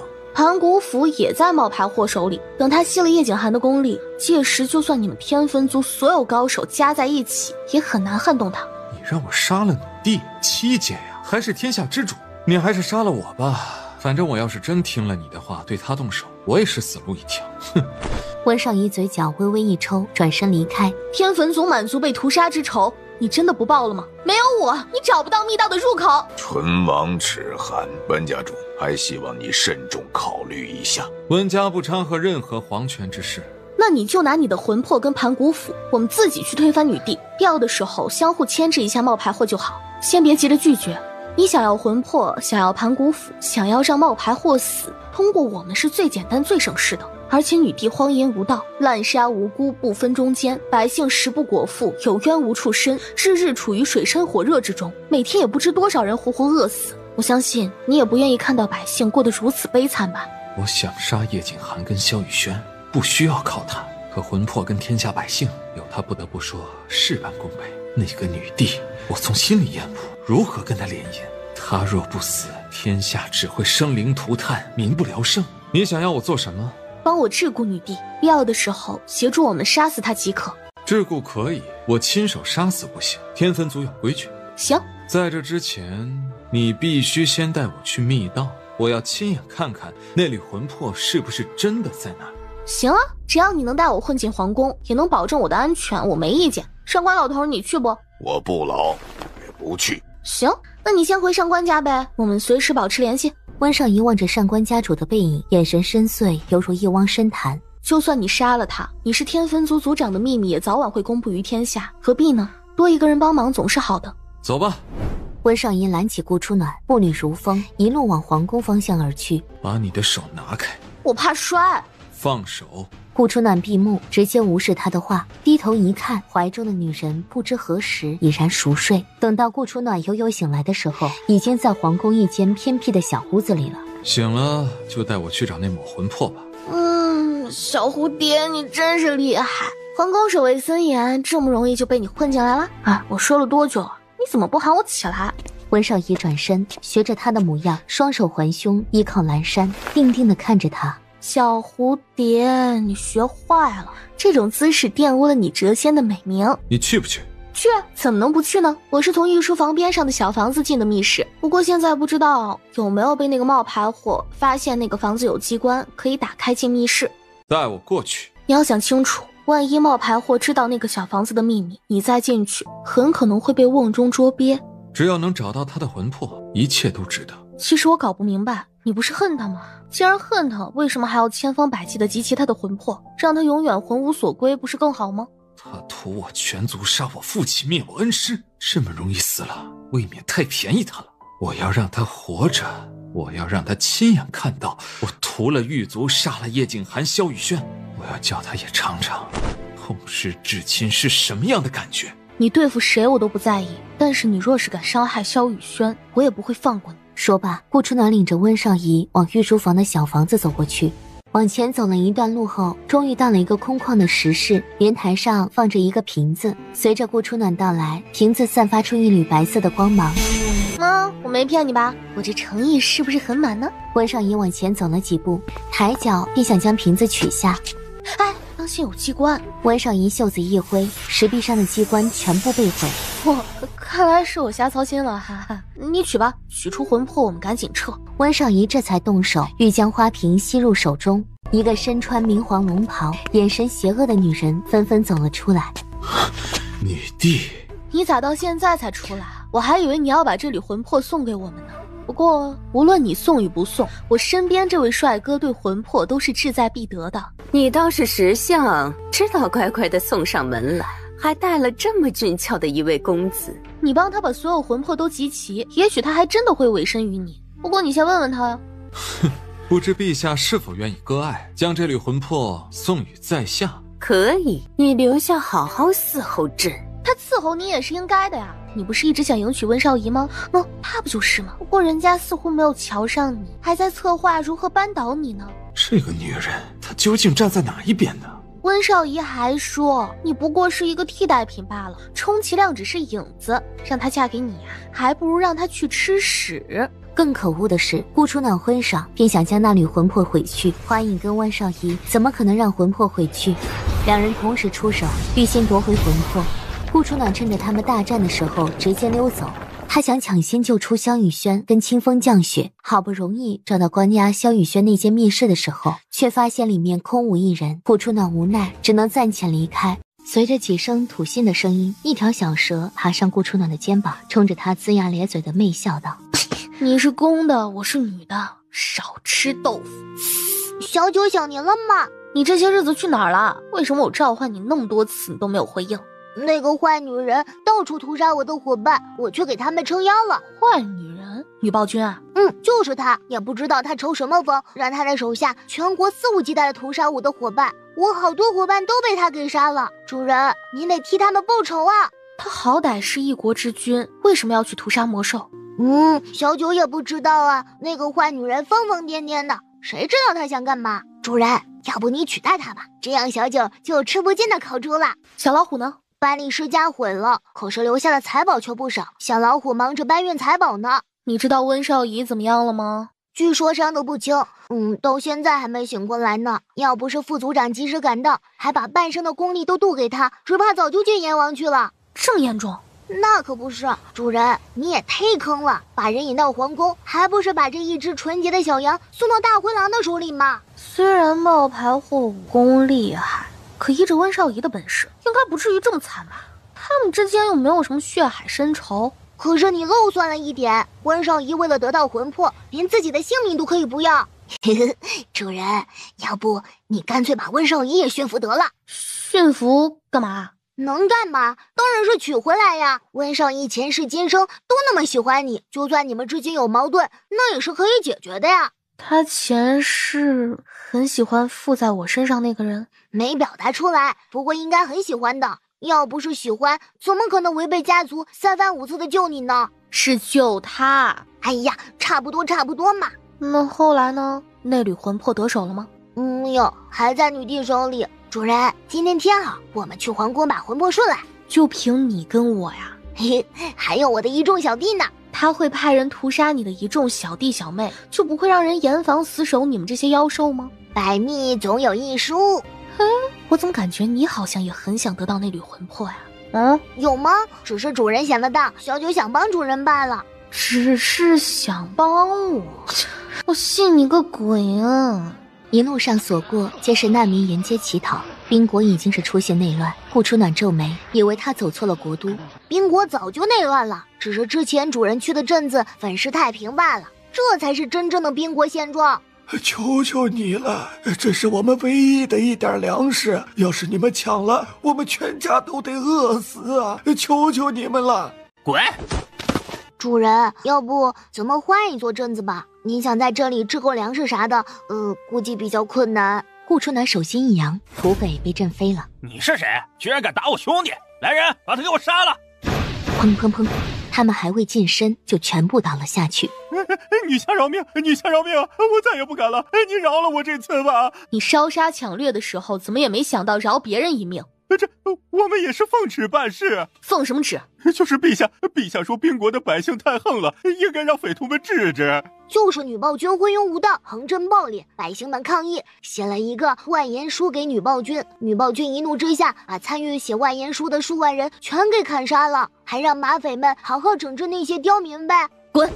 小九儿，想办法给他们弄些吃的。你都办不到的事，我怎么能做到？你是我的受宠，我要是事事都能办到，我要你干嘛？主人，就算我日夜抓野猪，也不够他们分口肉啊！主人，我的手友们能力有限，他们也没有办法搞到那么多食物。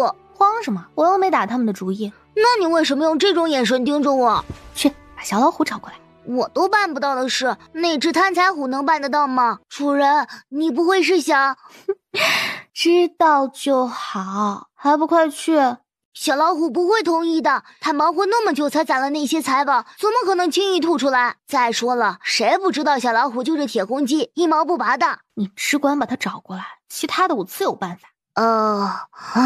小九虽不情愿，还是摇头晃脑的去办。好不容易连哄带骗，小九才把小老虎带到顾春暖面前。没想到他们仅仅只是聊了一小会儿，小老虎便兴高采烈地将全部财宝交给顾初暖，转身又去百里世家淘宝去了。主人，您是怎么办到的？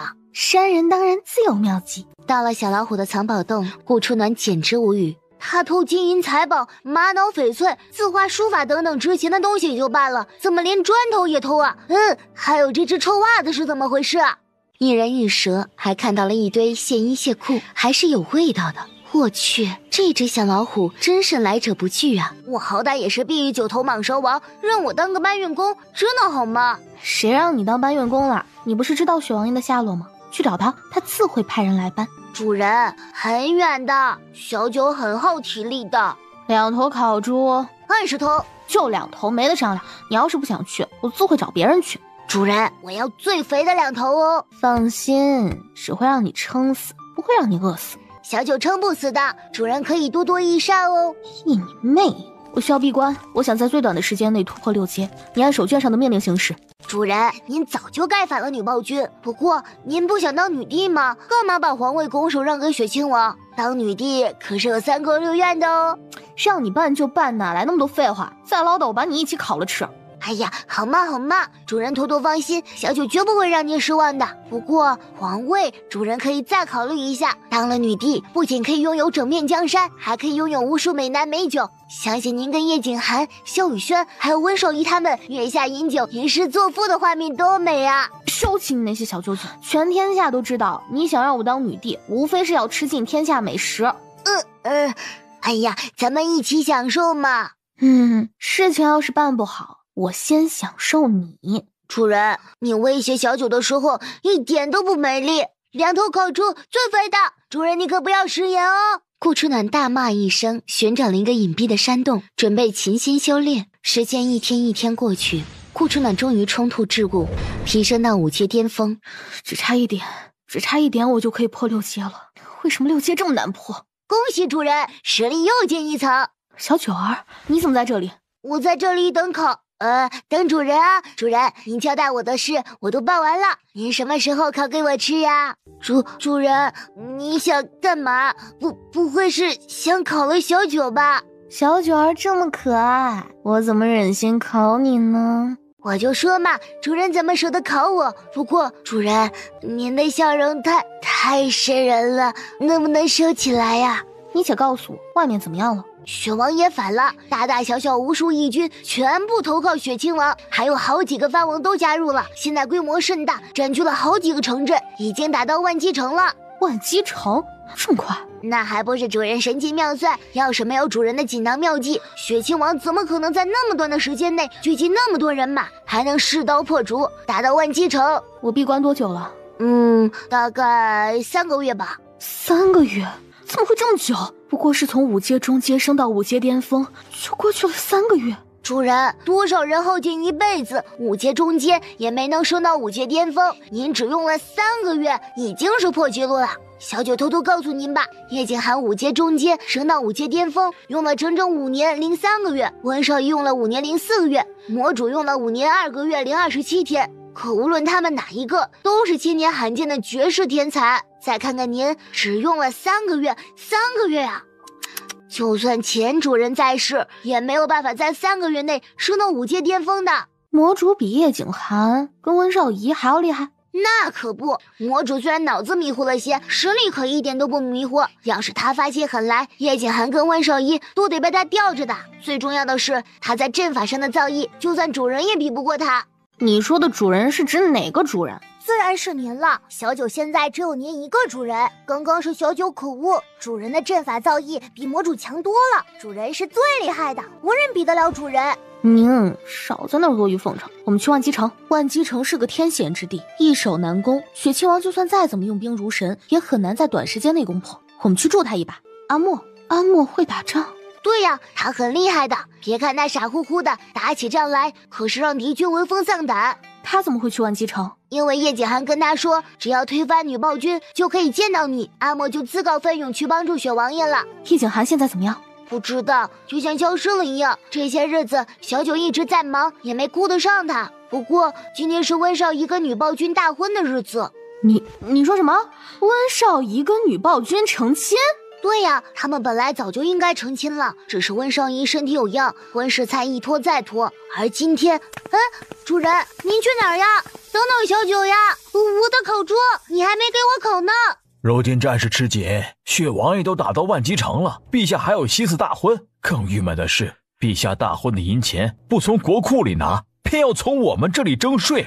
我1年赚的钱都不够交税的，全家老小吃什么呀？可不就是，你瞧瞧这牌面，光是聘礼都扛了10几条街，咱们宾国历任皇帝都没有那么大的排场吧？主人，万机城破了，雪王爷跟阿莫都在往帝都方向赶。万机城是土捏的吗？那么快就破了？我莫不是耳朵出问题了吧？沈老将军不是在万机城吗？怎么那么容易就破了？不容易，他们在万机城已经对峙1个多月了。主人，您知道谁去万机城了吗？谁？难不成萧雨轩自己逃出来了？您的心上人。你又知道我的心上人是谁了？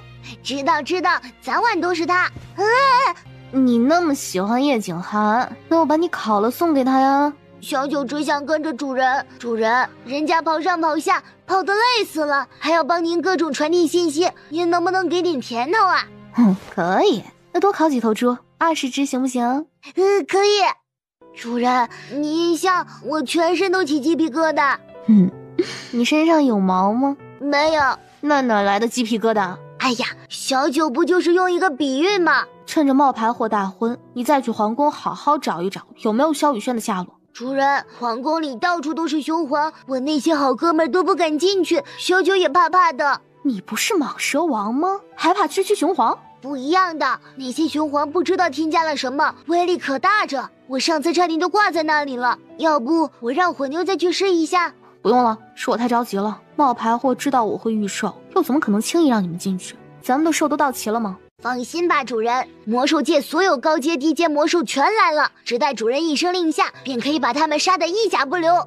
一甲不留？我进宫一趟，你留下主持大局。主人，你一个人去吗？不然呢？女暴君实力太强，皇宫又都是她的人马，万一……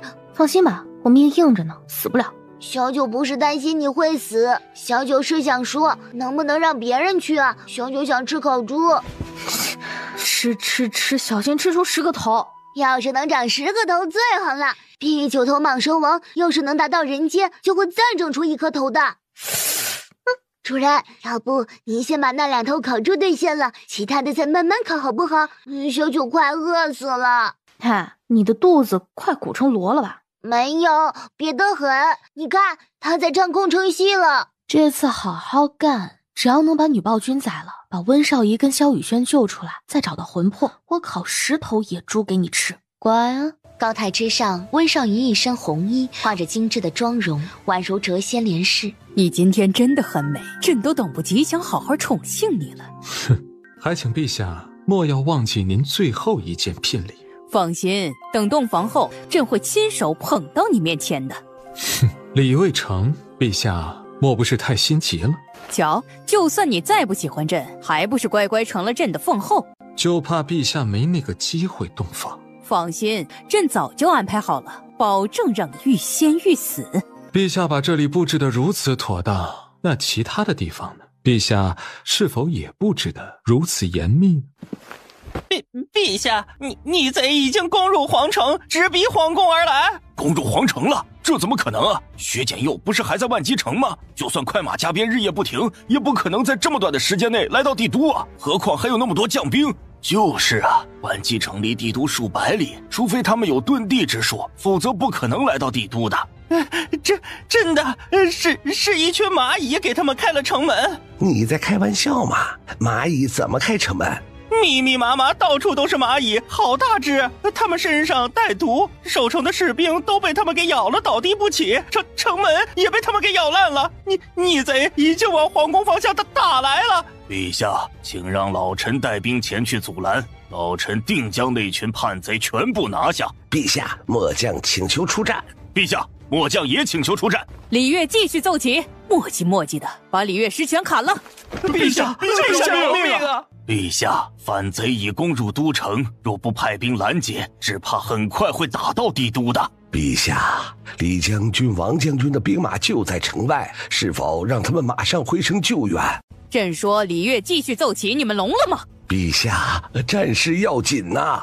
求陛下允许老臣出战。来人，把这几个老不死的拖下去，乱刀砍死！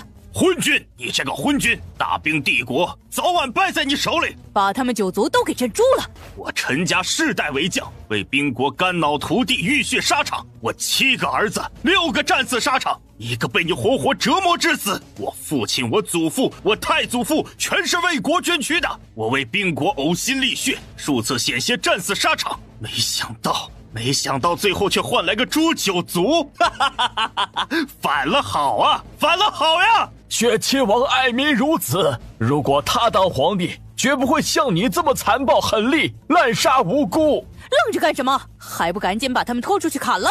你们还要效忠他吗？他把良臣忠将全杀光了，下一步就是你们，我们的下场很有可能就是你们的下场。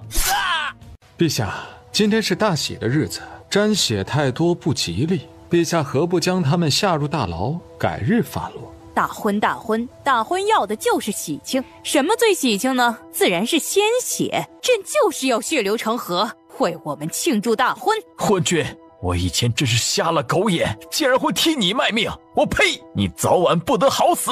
骂吧，尽情的骂吧，骂得越狠，朕越高兴。还有人反对吗？既然没人反对，那就给朕好好奏响礼乐。要是朕不满意，连你们一起杀。祭天大典正式开始，一拜天。朕就是天，谁敢让朕拜天？你过去主持。陛下，奴才不会呀。这都不会，要你何用？拉出去砍了！陛下喜欢鲜血庆祝，很抱歉，少仪不喜。陛下若是再杀人为乐，那么这场婚事少仪不结也罢。听说登上天坟族族长之位，其中一个条件便是与朕联姻，你舍得族长之位吗？权势名利不过过眼云烟，少仪有何不舍？你舍得族长之位，那你舍得顾初暖的魂魄吗？你怎么知道那缕魂魄是他的？你想知道吗？除了我们几个以外，兵临大陆怎么会有人知道他的存在？难不成他是夜雨大陆的人？不应该啊！你想知道，朕偏偏不告诉你。自古以来，皆是聘礼在前，大婚在后。迎亲聘礼上明确写着赠送魂魄一缕，而今马上要行成亲大礼了，陛下却迟迟没有拿出聘礼。少仪虽不及陛下尊贵，倒也知道礼不可废。若是陛下今日不拿出剩余聘礼，原谅少仪无法与您行婚拜之礼。朕若不拿呢？陛下乃是一国之主，区一点聘礼，想必陛下是不会放在眼里的。而且陛下更不会让此事成为天下人的谈资。亦或者陛下真是不想给，少仪也没有办法。只不过少仪素来守旧，聘礼不全，少仪便无法全心全意与陛下成婚。你在威胁朕？哼，少仪区一介布衣，怎敢威胁陛下？不敢，朕看你敢着呢。除非你乖乖伺候好朕，否则你这辈子都别想得到那缕魂魄。陛下若是交不出聘礼，少仪纵然身死，不会如你所愿。大仇未报，你敢死吗？陛下且看我敢不敢。那你就去死吧。我要是死了，你就得不到我身上的功力了。你知道的还挺多。承蒙陛下夸奖。你恐吓不了我。你登上天坟族族长之位，绞尽脑汁齐聚7缕魂魄，寻找打开空间裂缝的法器，为的不就是亲手灭了狱族，替你老头子，替天坟族千万惨死之人报仇吗？你若死了，筹谋的一切岂不是成了镜花水月？这女帝怎么知道这么许多？她究竟是谁？陛下既然知道，也该知道少仪对那缕魂魄志在必得。咱们成婚不过是场交易，你给我魂魄，我完成大婚仪式。你若不给，纵然你是女帝，纵然你有7阶修为，我们天坟族又有何惧？跟朕成婚是你的使命，也是天坟族分部的使命。你且问问我的族人，使命重要还是我的性命重要？为族长是从。看来天坟族分部不过如此，总部的正气守诺全被你们遗忘了。今日是陛下违背诺言，并不是少仪不肯与他完婚。少仪是守礼之人，陛下却并不是。请原谅这场婚事，少仪不能结。一群魔兽撞破宫门，浩浩荡荡地横扫而来。愚蠢的女人，全部杀光！谁来替你卖命？是你。他果然没死，我就知道他不可能那么轻易地死在地宫里。说你蠢都是轻的，把自己人都杀光，这是等着我们杀进来吗？你应该是想欢迎我，又不好意思开口，所以才把自己人都杀光吧？朕等你很久了，木暖。萧雨轩在哪里？死了。朕品尝了无数男人，可是都没有品尝过像他那么可口的佳人，包括掠影。萧雨轩呢？你把他怎么样了？还能怎么样？自然是像宠掠影一样宠幸的，只不过他的嘴太毒了，朕不喜欢，所以朕就吸干他的武功，抽干他的血，还把他的脸皮给扒了下来。朕本来不想扒的，奈何他长得太俊了，很难让人舍弃啊。心里很痛吧？哈哈哈！你越痛，朕越开心。萧雨轩只是第一个，接下去你所在乎的人或者兽，朕一个都不会放过。姑奶奶，这个疯女人杀了萧兄弟，咱们替萧兄弟报仇，撕了这个疯女人吧。就算死了，你还是像以前一样讨厌。姑奶奶，让我用火烧死她！你不是她的对手，你这女帝当的也不过尔尔。堂堂祭天大典，守卫森严，机关重重，我们却想进就能进。宾国帝都雪亲王更是想进便能带领大军随意践踏。我在跟你说萧雨轩的事，不就是一张人皮吗？用点药水我也能制作，而且制作的比这更逼真。哈哈哈！狱卒那些狗东西把你夸得天花乱坠，你也不过如此。这世上还有你认不出来的东西。喂，我说你叽叽喳喳那么多废话，是不是想拖延时间再当几天女帝啊？我告诉你，今天你的帝路算是到头了。愚蠢，愚蠢，他们不会背叛朕。那你说他们干嘛不出现啊？你把朕当傻子吗？你才发现你是傻子呢。你部署在帝都的兵力都被我们拔了，你的驯兽师军团也全被我们拿下了。想不明白我怎么有那么大本事做到的，是吧？你想不明白的事还多着呢。暴君，你肆意屠杀百姓，残害忠良，荒淫无道，今日我誓要诛杀于你。诛杀我？你想谋反？谋反又如何？你还以为你手里有兵可用吗？你驻扎在城外的秦王兵以及各路藩王已全部起义，你还有什么底牌？你们以为你们制住了所有人吗？那暗卫呢？龙飞军呢？啊，王爷，帝都莫名出现一股军队。飞龙军首领林飞拜见陛下，陛下万岁万岁万万岁！战况怎么样了？各路秦王军已经叛敌，但城门被我们所占，他们进不了都城，无法援助逆贼。目前我们的将士正与他们激战，最多3天便可将他们全部拿下。3天？太久了，无论付出什么代价，最多半天，必须将他们全部拿下。慢，都是宾国的军队，如此是自相残杀。谁若毛逆，飞龙军便斩谁。飞龙军只听陛下命令。他让你们半天之内解决战情，那无疑是逼着你们同归于尽啊！就算同归于尽，飞龙军也要铲除你们这些叛臣贼子。你说飞龙军只听陛下的命令，那假如他不是真正的陛下呢？雪亲王莫不是为了胜利烧糊涂了吧？难道雪亲王知道我的身份？真正的女帝不是到死都没跟任何人说起这个秘密吗？雪亲王又是如何知道的？他是冒牌的，真正的陛下已经被他害死了。你说害死就害死吗？先拿出证据。对，先拿出证据。大家仔细想想，陛下的性子跟以前是不是变化很大？尤其是3年后，陛下不喜生事，他来者不拒，连生血都饮。陛下不好男色，可他掳尽天下美男供他所乐，最后还将人全部活活折磨致死。陛下不懂武功，他武功盖世。陛下生平最大的愿望是攻下齐国，而他任由齐国霸占凌虐宾国边境，残杀百姓。试问这样的人怎么可能是真正的陛下？人的喜好性格都会改变，这些也证明不了什么。那武功呢？武功难道是一夜之间就拥有的吗？他是7阶，偌大兵临大陆也找不到一个7阶了吧？陛下不可能有这么高的武功。你们知道他抓那么多年天才做什么吗？他在练功，用妖魂大法吸干他们的精血跟武功，化为己用，所以他的实力才能达到7阶。如果不将他杀了，整个兵临大陆所有有武功的人都会被他吸干而亡。雪亲王，你所言未免太过危言耸听了。这世上还有能将人鲜血跟武功吸干的人，我们怎么没听过？你们没听过，不代表没有。陛下，不知雪亲王说的是真是假，还望陛下能够解释一。蠢货，他说什么你便信什么。除非你拿出实质的证据，否则……叶景涵已经去找证据了，证据马上就到。但是你们把城门封了，叶景涵纵然找到证据，也要耽搁一些时间才能赶来。没有证据，是我不能从命。雪亲王跺了跺脚，来到顾初暖面前，直接跪了下去。微臣叩见陛下，陛下万岁万岁万万岁！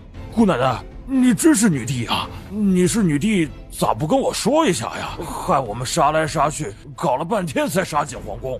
老大，你是女帝，你早说吧，咱们直接把皇位夺回来不就可以了？老大，你是女帝的话，那以后是不是可以下令不再捕杀魔兽，还我们安生的日子啦？这都什么事儿啊！我不想当女帝，我只想找到萧雨轩，找到杀害穆家满门的仇人，找到剩下的那几缕魂魄而已。陛下有一个遗世人间的女儿，早在5年前，他就偷偷告诉我跟几个顾命大臣，一旦他出事，便寻找他失落的女儿，将皇位传给他。只是当时我们并不知道，穆暖就是陛下唯一的女儿。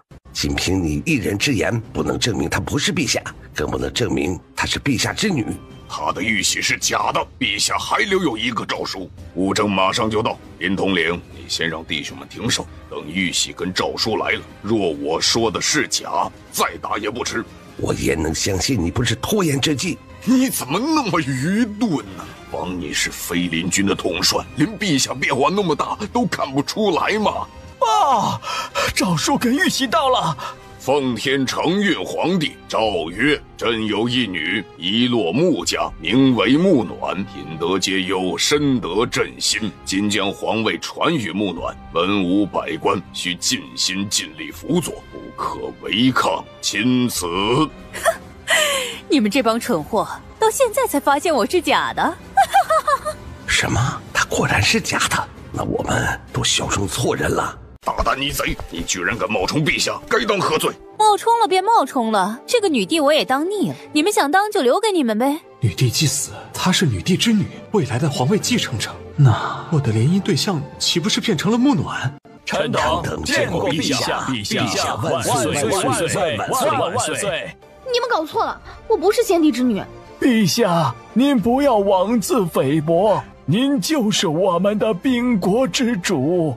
萧雨轩在哪儿？萧雨轩，我不是告诉你了吗？他早死了，被我活活折磨而死了。不可能，萧雨轩不会死的。你们3人联手尚且不是我的对手，萧雨轩一人又怎么可能是我的对手？把萧雨轩交出来！行啊，你下地狱去陪他吧。阿暖的魂魄呢？你把它藏在哪儿了？你想知道？告诉你也罢，我讨厌那个女人，非常非常讨厌。所以我把那缕魂魄毁了。你以为我会信你吗？你可以不信啊，我又没强迫你信。叶景寒，我告诉你，你这辈子最大的错误就是娶她。我娶她关你什么事？你是我什么人？我是你什么人？我是你什么人？我自然不是你什么人啊！呸！神经病！小心！花影内力一震，顾初南一口血吐了出来，身子也直直的倒落下去。七阶巅峰，他是七阶巅峰。木暖，你不能死，我不让你死，你就不能死，知不知道？醒醒，快醒醒！你不是还要报穆家满门的仇吗？你不是要找萧雨轩吗？要是你死了，谁来帮你报仇？谁来帮你寻找萧雨轩？他的心很慌，很怕顾初暖死在这里。为什么他的心那么痛？为什么？顾奶奶，你不能死啊！你要是死了，以后谁罩着我们呀？醒醒吧，我们所有魔兽都需要您。疼，好痛，身体也好痛，像被马车不断碾压一样的痛。谁在我耳边吵吵闹闹？叶景寒长啸一揽，身子凌空而起，稳稳地坐在他的轮椅之上，箫声悠悠，化为2条金色火龙。又是本源之血凝聚而成的，你就那么想杀了我吗？不杀你，留着烫火锅吗？混账东西，你也不怕天打雷劈？你为一己私欲乱杀无辜，你都不怕天打雷劈，我怕什么？萧雨轩在哪里？他死了，永远都不可能出现在你面前了。他若死了，我便要你给他陪葬。不可能，这不可能！你只是一缕魂魄，为什么会记得那些招式？你伤小九儿，伤叶景寒，伤温少仪，伤萧雨轩，你该庆幸你只有一条性命。纵然你再厉害，也不过是7阶巅峰罢了，离人阶还差一大截呢。你吞功大法，你居然能熟练运用吞功大法？就让我试试，是你的妖魂大法厉害，还是我的吞功大法厉害？随着一声巨响，祭天场的打斗静止。发生了什么？祭天场呢？哪儿去了？木暖呢？木暖哪儿去了？为什么没有看到木暖？陛下，快找陛下，快啊！等到顾初暖悠悠醒来的时候，已然过去了整整2个月。陛下，您终于醒了，谢天谢地，还好您没事。来人，快去通知雪亲王。你刚刚叫我什么？陛下，您是我们的陛下。等等，什么陛下？陛下，您忘记了，您是我们宾国女皇。2个月前，您手刃冒牌逆贼，拯救了我们宾国。陛下，您好厉害！那个逆贼的实力整整达到了人阶，居然被您给杀了。他死了。是啊，雪亲王派人整整学了2个月，将整个祭天场都挖了个底朝天，也没有挖到他的尸体，想来已经死无全尸了。小九儿跟叶景寒他们呢？陛下，风后跟叶贵人还在昏迷中。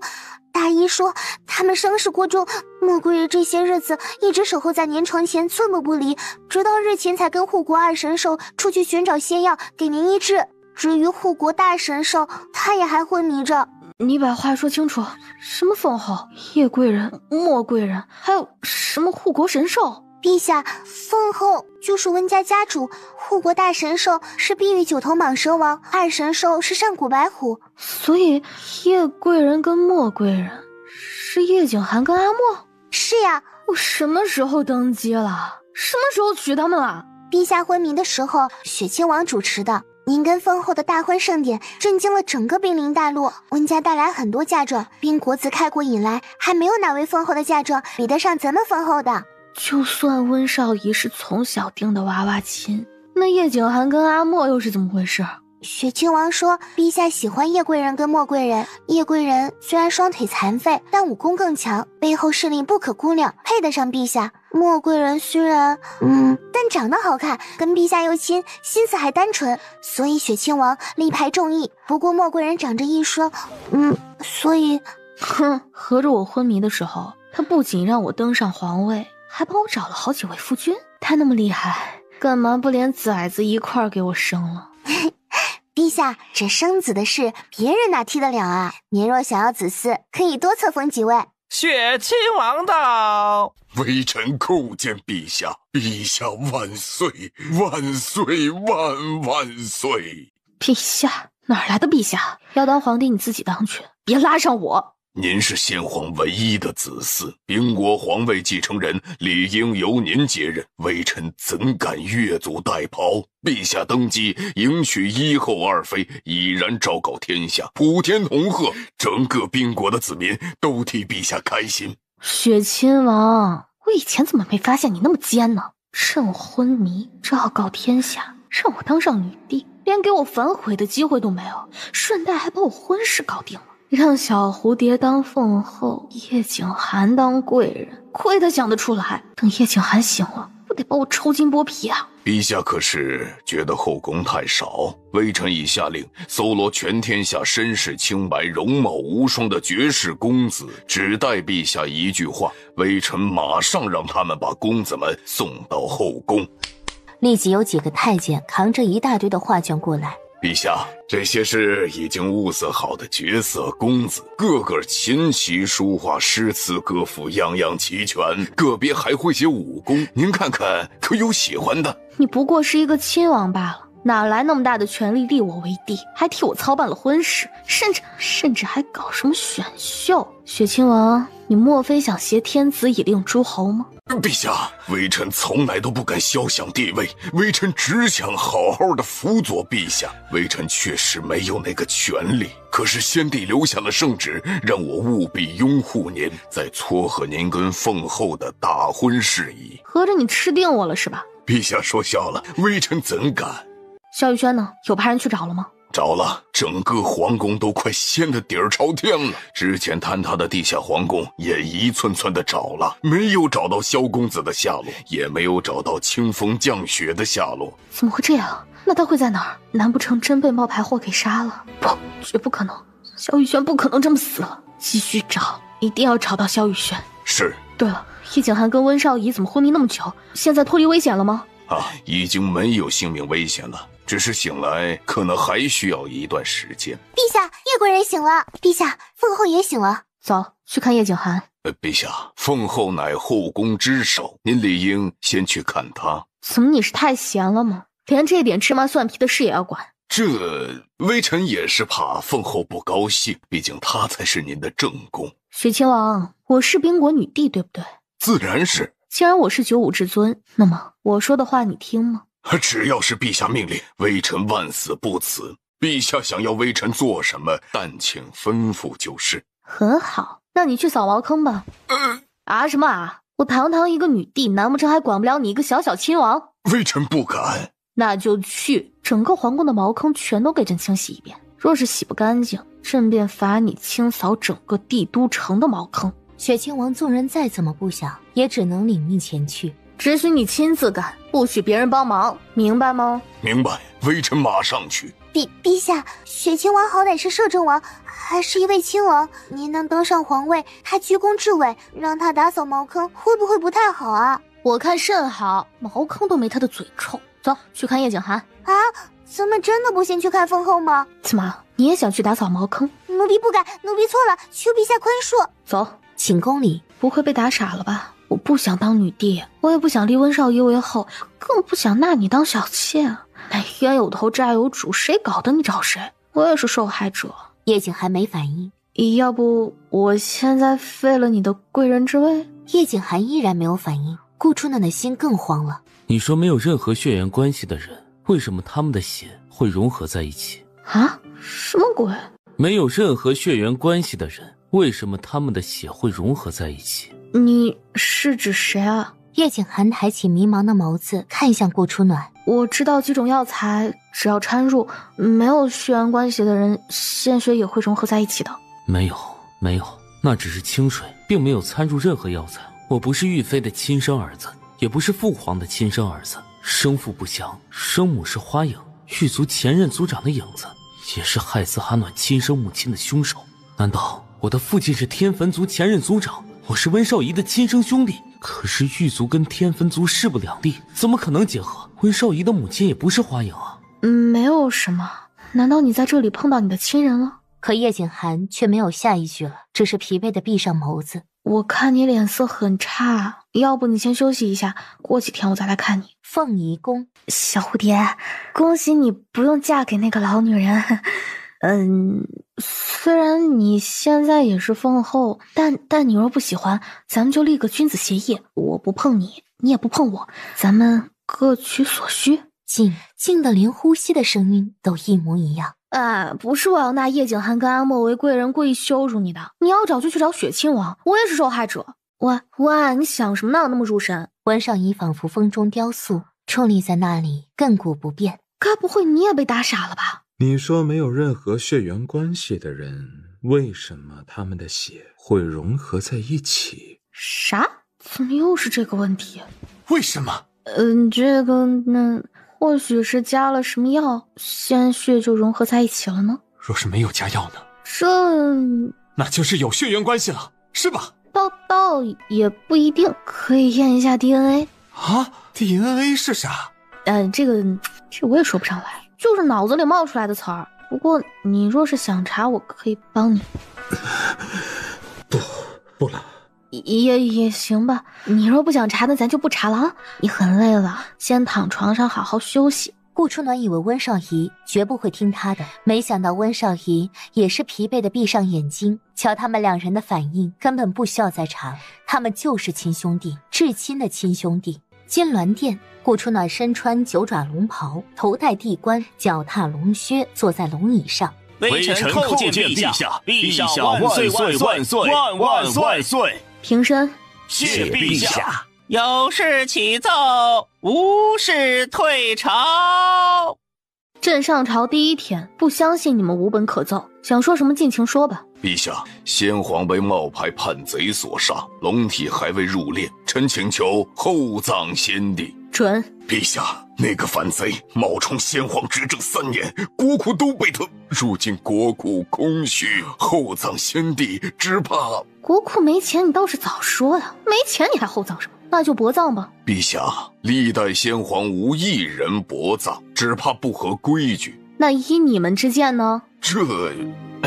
陛下可增加赋税，从百姓手里征税。万万不可！宾国北部连续3年旱灾，南部连续3年洪灾、蝗灾，百姓颗粒无收，不少地方早已饿殍遍野。再征税，只怕百姓就暴乱了。陛下，臣有本启奏：北部12郡旱灾，百姓连口水都没得喝，不少村子百姓全村渴死，请陛下下旨调水。你们说这么多，国库还有多少银两？回陛下，还有10万两。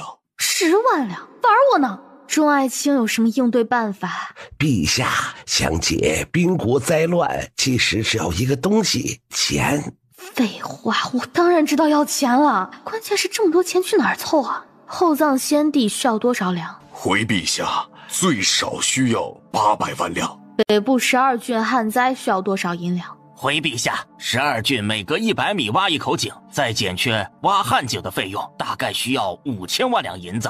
南部洪灾蝗灾呢？回陛下，南部灾情太厉害了，最少需要9000万两银子。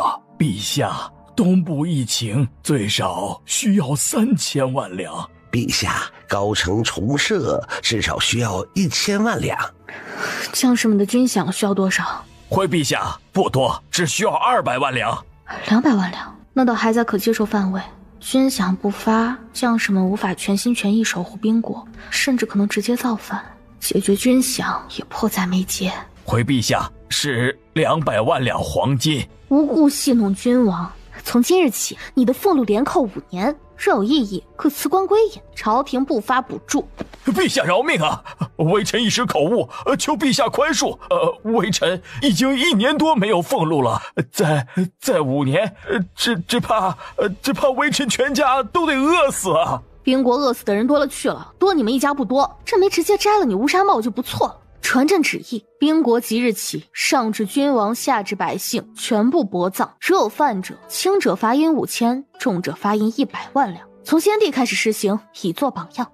陛下，薄葬不合体制啊！活人都要饿死了，还顾死人？此事就这么决定了，谁有异议者，罚银5万两。北部旱灾也有1000年历史，盲目从南北调水，治标不治本。至于隔100米挖一口井，你们当朝廷钱不是钱是吗？南部陈郡一带常年洪水泛滥，百姓淹死不计其数。传朕命令，从陈郡一带修一条水渠，将水引到北部。陛下，陈郡离北部极远，以前也想过要修，可是距离太远了，而且不仅修渠费用高，工程也长。等修好渠，只怕北部人都旱死了呀！朕不仅要修渠，还要修一条大渠，让北部人人都可以喝上水，让后人再也不用因为缺水而渴死。陛下，那银子从何而来呀？北部的人修渠期间得怎么生存呢？1. 派人沿干枯的古河道看看有没有地下暗河。2. 请专业人员勘探底下是否有水，有水再挖井。3. 但凡参与修筑水渠的百姓，一律包吃包住，男女不限。陛下，前2条还可以试一试，可是第3条，女人体力差，干不了多少活，咱们朝廷也没米可以下拨了呀。体力差，那就煮饭打杂，至于没米，搞个募捐活动。何为募捐活动？那个冒牌货不是杀了很多官员，尤其是帝都官员吗？只要是宾国人，人人都可以捐款。捐款除了钱，各种物资，比如米面油布药等等皆可。谁捐的多，谁就可以参与竞选某个官位，官位大小皆可，最高可至丞相。陛下，万不可呀！这等于是卖官鬻爵，长此下去对朝廷大不利呀！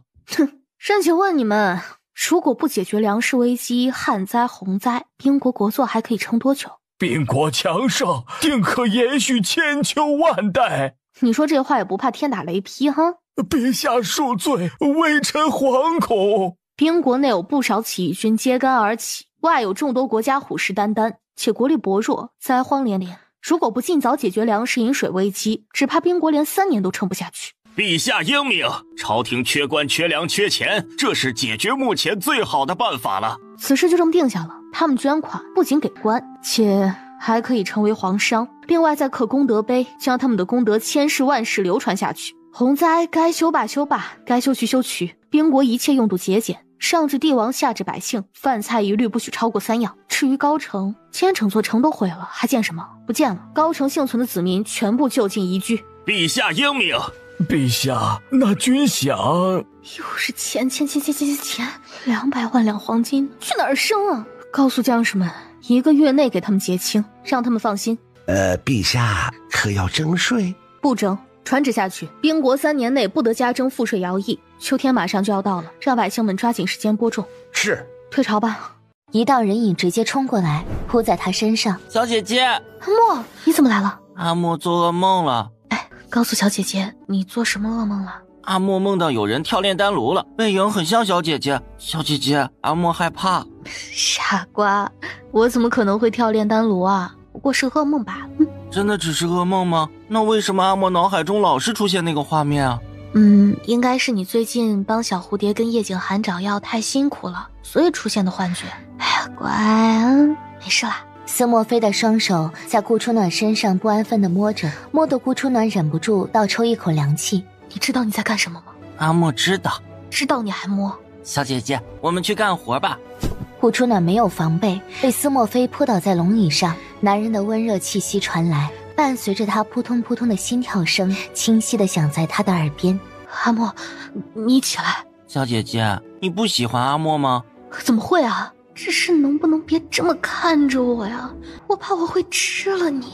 腰上传来异样的酥麻感，顾初暖想沉沦下去，他反手将司莫非压在下面。小姐姐，咱们下一步该怎么做呢？顾初暖脑子瞬间清醒过来，我在干什么呀？我居然对阿莫有那种非分之想。咦，小姐姐，你脸怎么那么红啊？告诉我，是谁让你这么做的？雪亲王，他说只要阿莫跟小姐姐睡在一起，小姐姐就永远不会离开阿莫了。靠，又是雪亲王，他有病是不是？来人，让雪亲王掏出1万两白银，明日送过来，就说这是给朕的精神损失费。是。等等，5万两，让他拿出5万两，若是没有的话，就把他王府卖了。司莫非委屈巴巴地看着他，那清澈的眸子里眼泪悬然欲泣。哎呦，呀，怎么哭了啊？来，我给你擦擦啊，哭了就不好看了。小姐姐，你是不是讨厌阿莫？瞎说，阿莫那么可爱，我喜欢都来不及，怎么会讨厌呢？那你为什么不喜欢跟阿莫睡啊？我还有很多奏折要批，乖，你先睡觉好不好？那我陪你。也行，要是困了，你就去贵妃榻上躺一会儿。小姐姐，我困了，你陪我睡，睡醒我再陪你。不等顾初暖说话，司莫非已经抱着他一起睡在贵妃榻上了。朦胧中，他感觉有人在奋力地解着他的衣裳，时不时发出粗喘。靠，小小年纪不学好，你学什么偷扒衣服啊？本事见长啊你！要不阿莫让你扒回去？他是怎么做到明明在欺负人，还能表现出一副委屈巴巴、懵懂无知的样子的？你站好了你，别跟有软骨病似的。雪亲王说咱们现在是夫妻了，夫妻就应该亲近点，恩爱点，最好还能再有个孩子。来人，再罚雪亲王10万两银子，3天之内准时送到朕面前。陛下，雪亲王府已经被抵押整整5次，抵押不了了。雪亲王没钱。他若没钱，你替他发也可以。奴才知罪，奴才马上通知雪亲王，3天之内再凑10万两。姐姐，你是不是不高兴了？我的阿莫是全天下独一无二的，你不需要刻意讨好谁，在我心里，你永远都是最好的。小姐姐真好。对了，姐姐，你是不是在找小老虎？你知道他在哪里？知道啊，就在那里。他眼疾手快，一把抓住小老虎的尾巴。疼！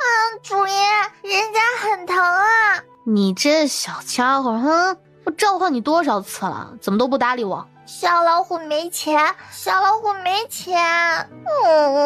我说要跟你拿钱了吗？主人哪次不是这么说的？可最后还是想尽办法从我这里把白花花的银子坑走了，积攒了那么多，总共也就这么一点，全都被主人给敲走了。想起上次主人骗走我的小金库，还说以后打胜仗了，国库的东西随便我拿。结果呢，国库根本没有金银财宝，穷的叮当响。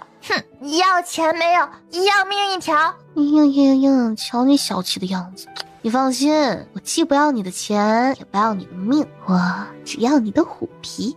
虎皮？要虎皮做什么？主人这是敲诈不到银子，准备把我虎皮了吗？你是上古玄虎，虎皮应该很值钱，拿去拍卖呢，应该可以换不少银子。就这么愉快的决定吧，你这身虎皮啊，送我了。你放心，过段时间皮就慢慢的长出来咯，到时候你依然是那只可爱膨胀的小老虎。我要出去！皮扒了就可以出去。主人，你欺负我。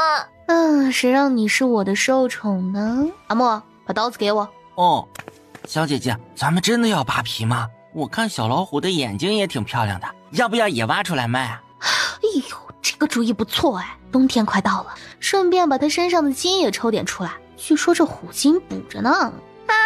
我不要，主人，人家不要。不要也可以啊，你替那些买家把钱付了。什么钱？养虎皮、虎眼、虎筋的钱呢？主人，你内涵我。你也可以这么认为。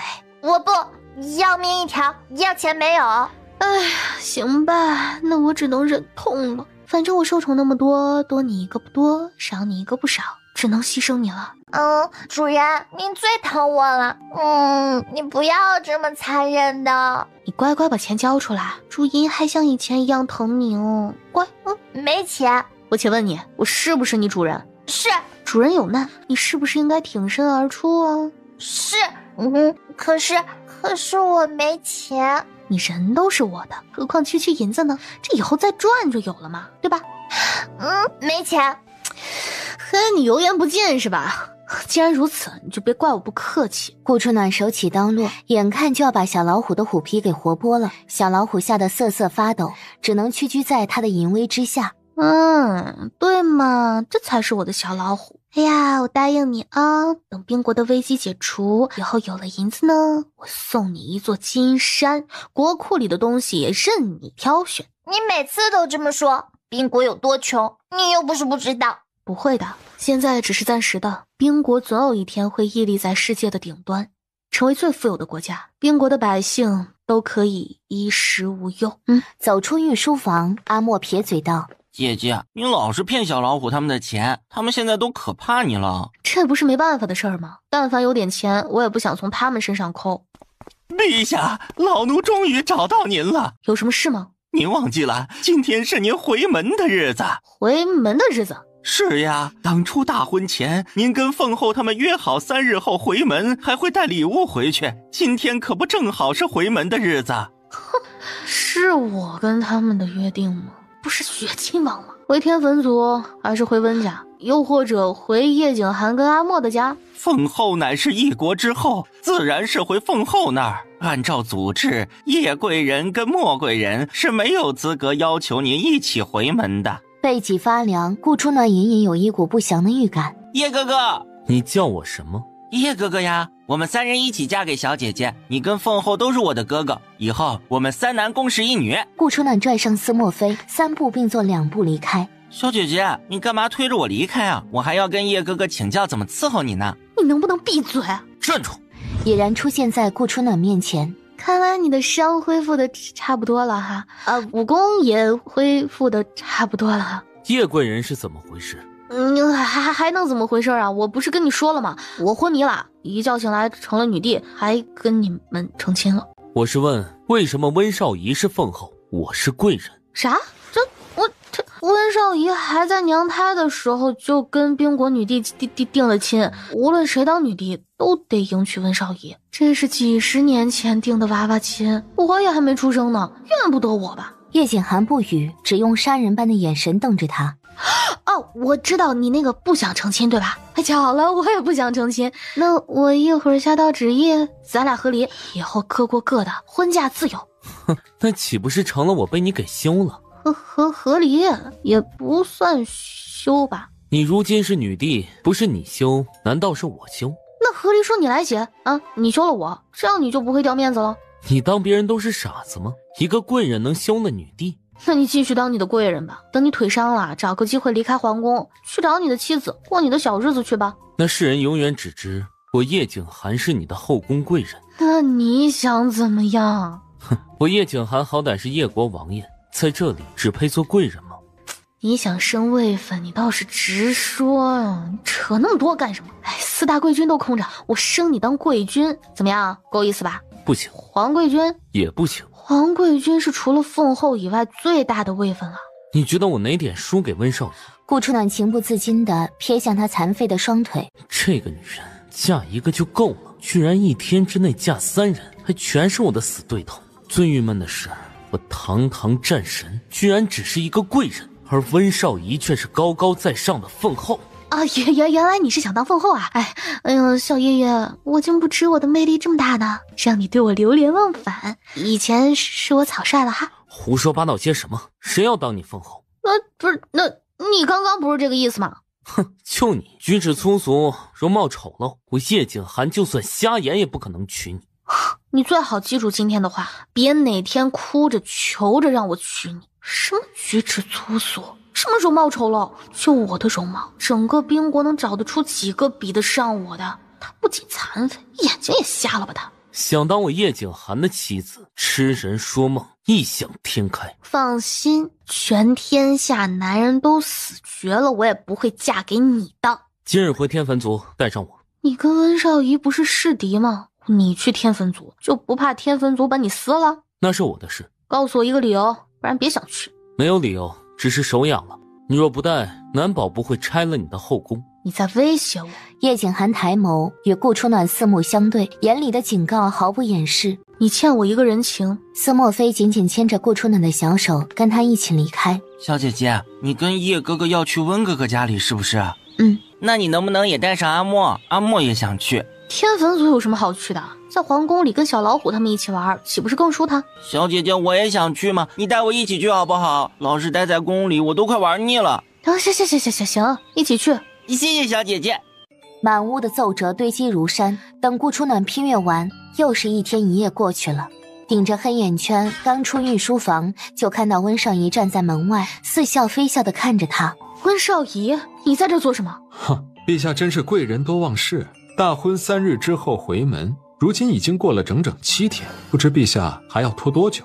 是了，还没回门哈，那就今天回吧。叶景寒不是天坟族的人，他不可以去，但他是朕的人，他就能去。这么说的话，陛下是执意要带叶景寒去了？不远处，叶景寒一身紫衣华服，坐在轮椅上，由着一个小太监推着过来。君无戏言，陛下答应了，自然不可能反悔。天坟族不欢迎你，你只是小小凤后，嫁鸡随鸡，你无权干涉他的决定。你只是区区贵人，见了我还不行礼？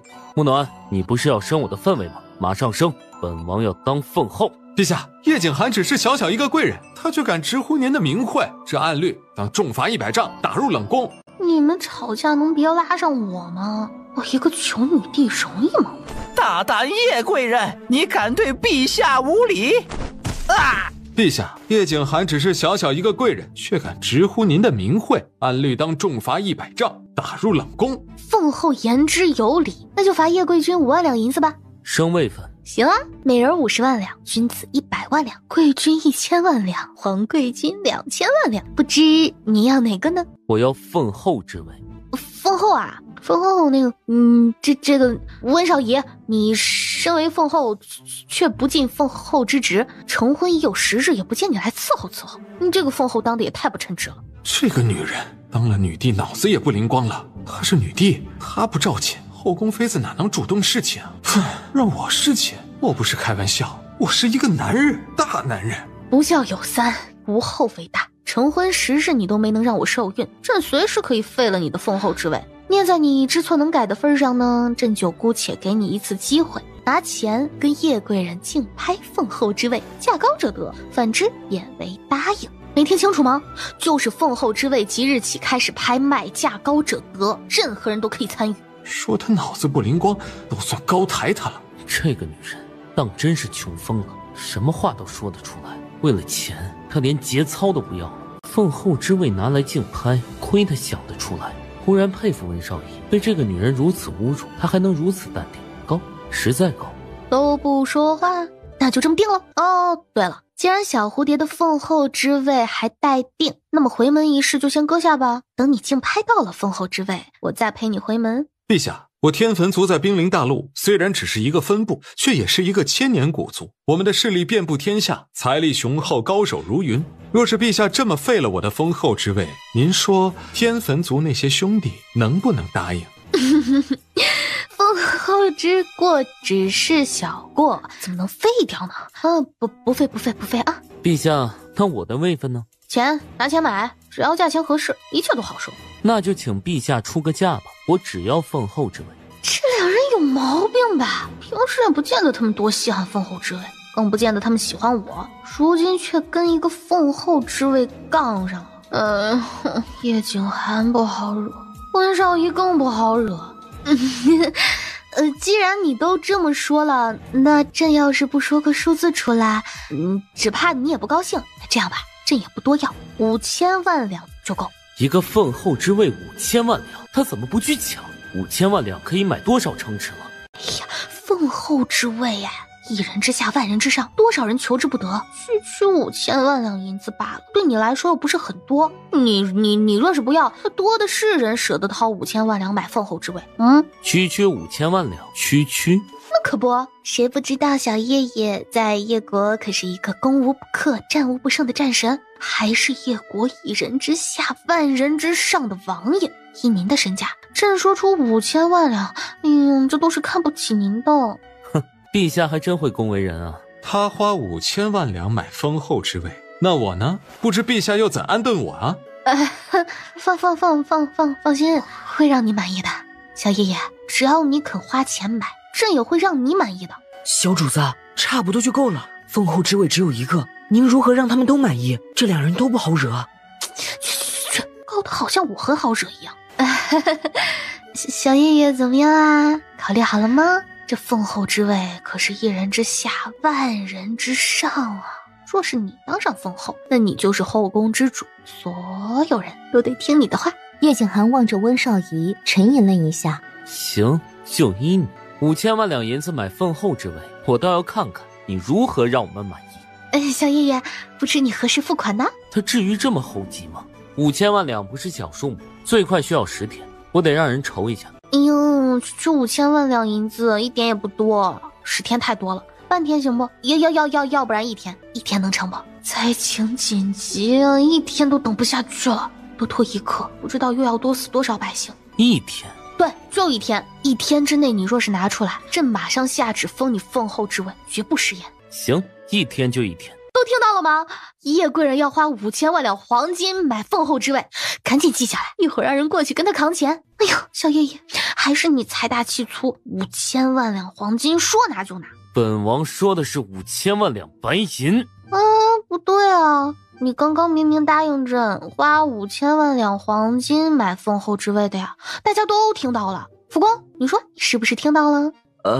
对，听到了。月影，你说你是不是也听到了？泪影将头扭向一边，这种话他说不出来。看吧，这么弱智的问题，月影都不好意思回答了。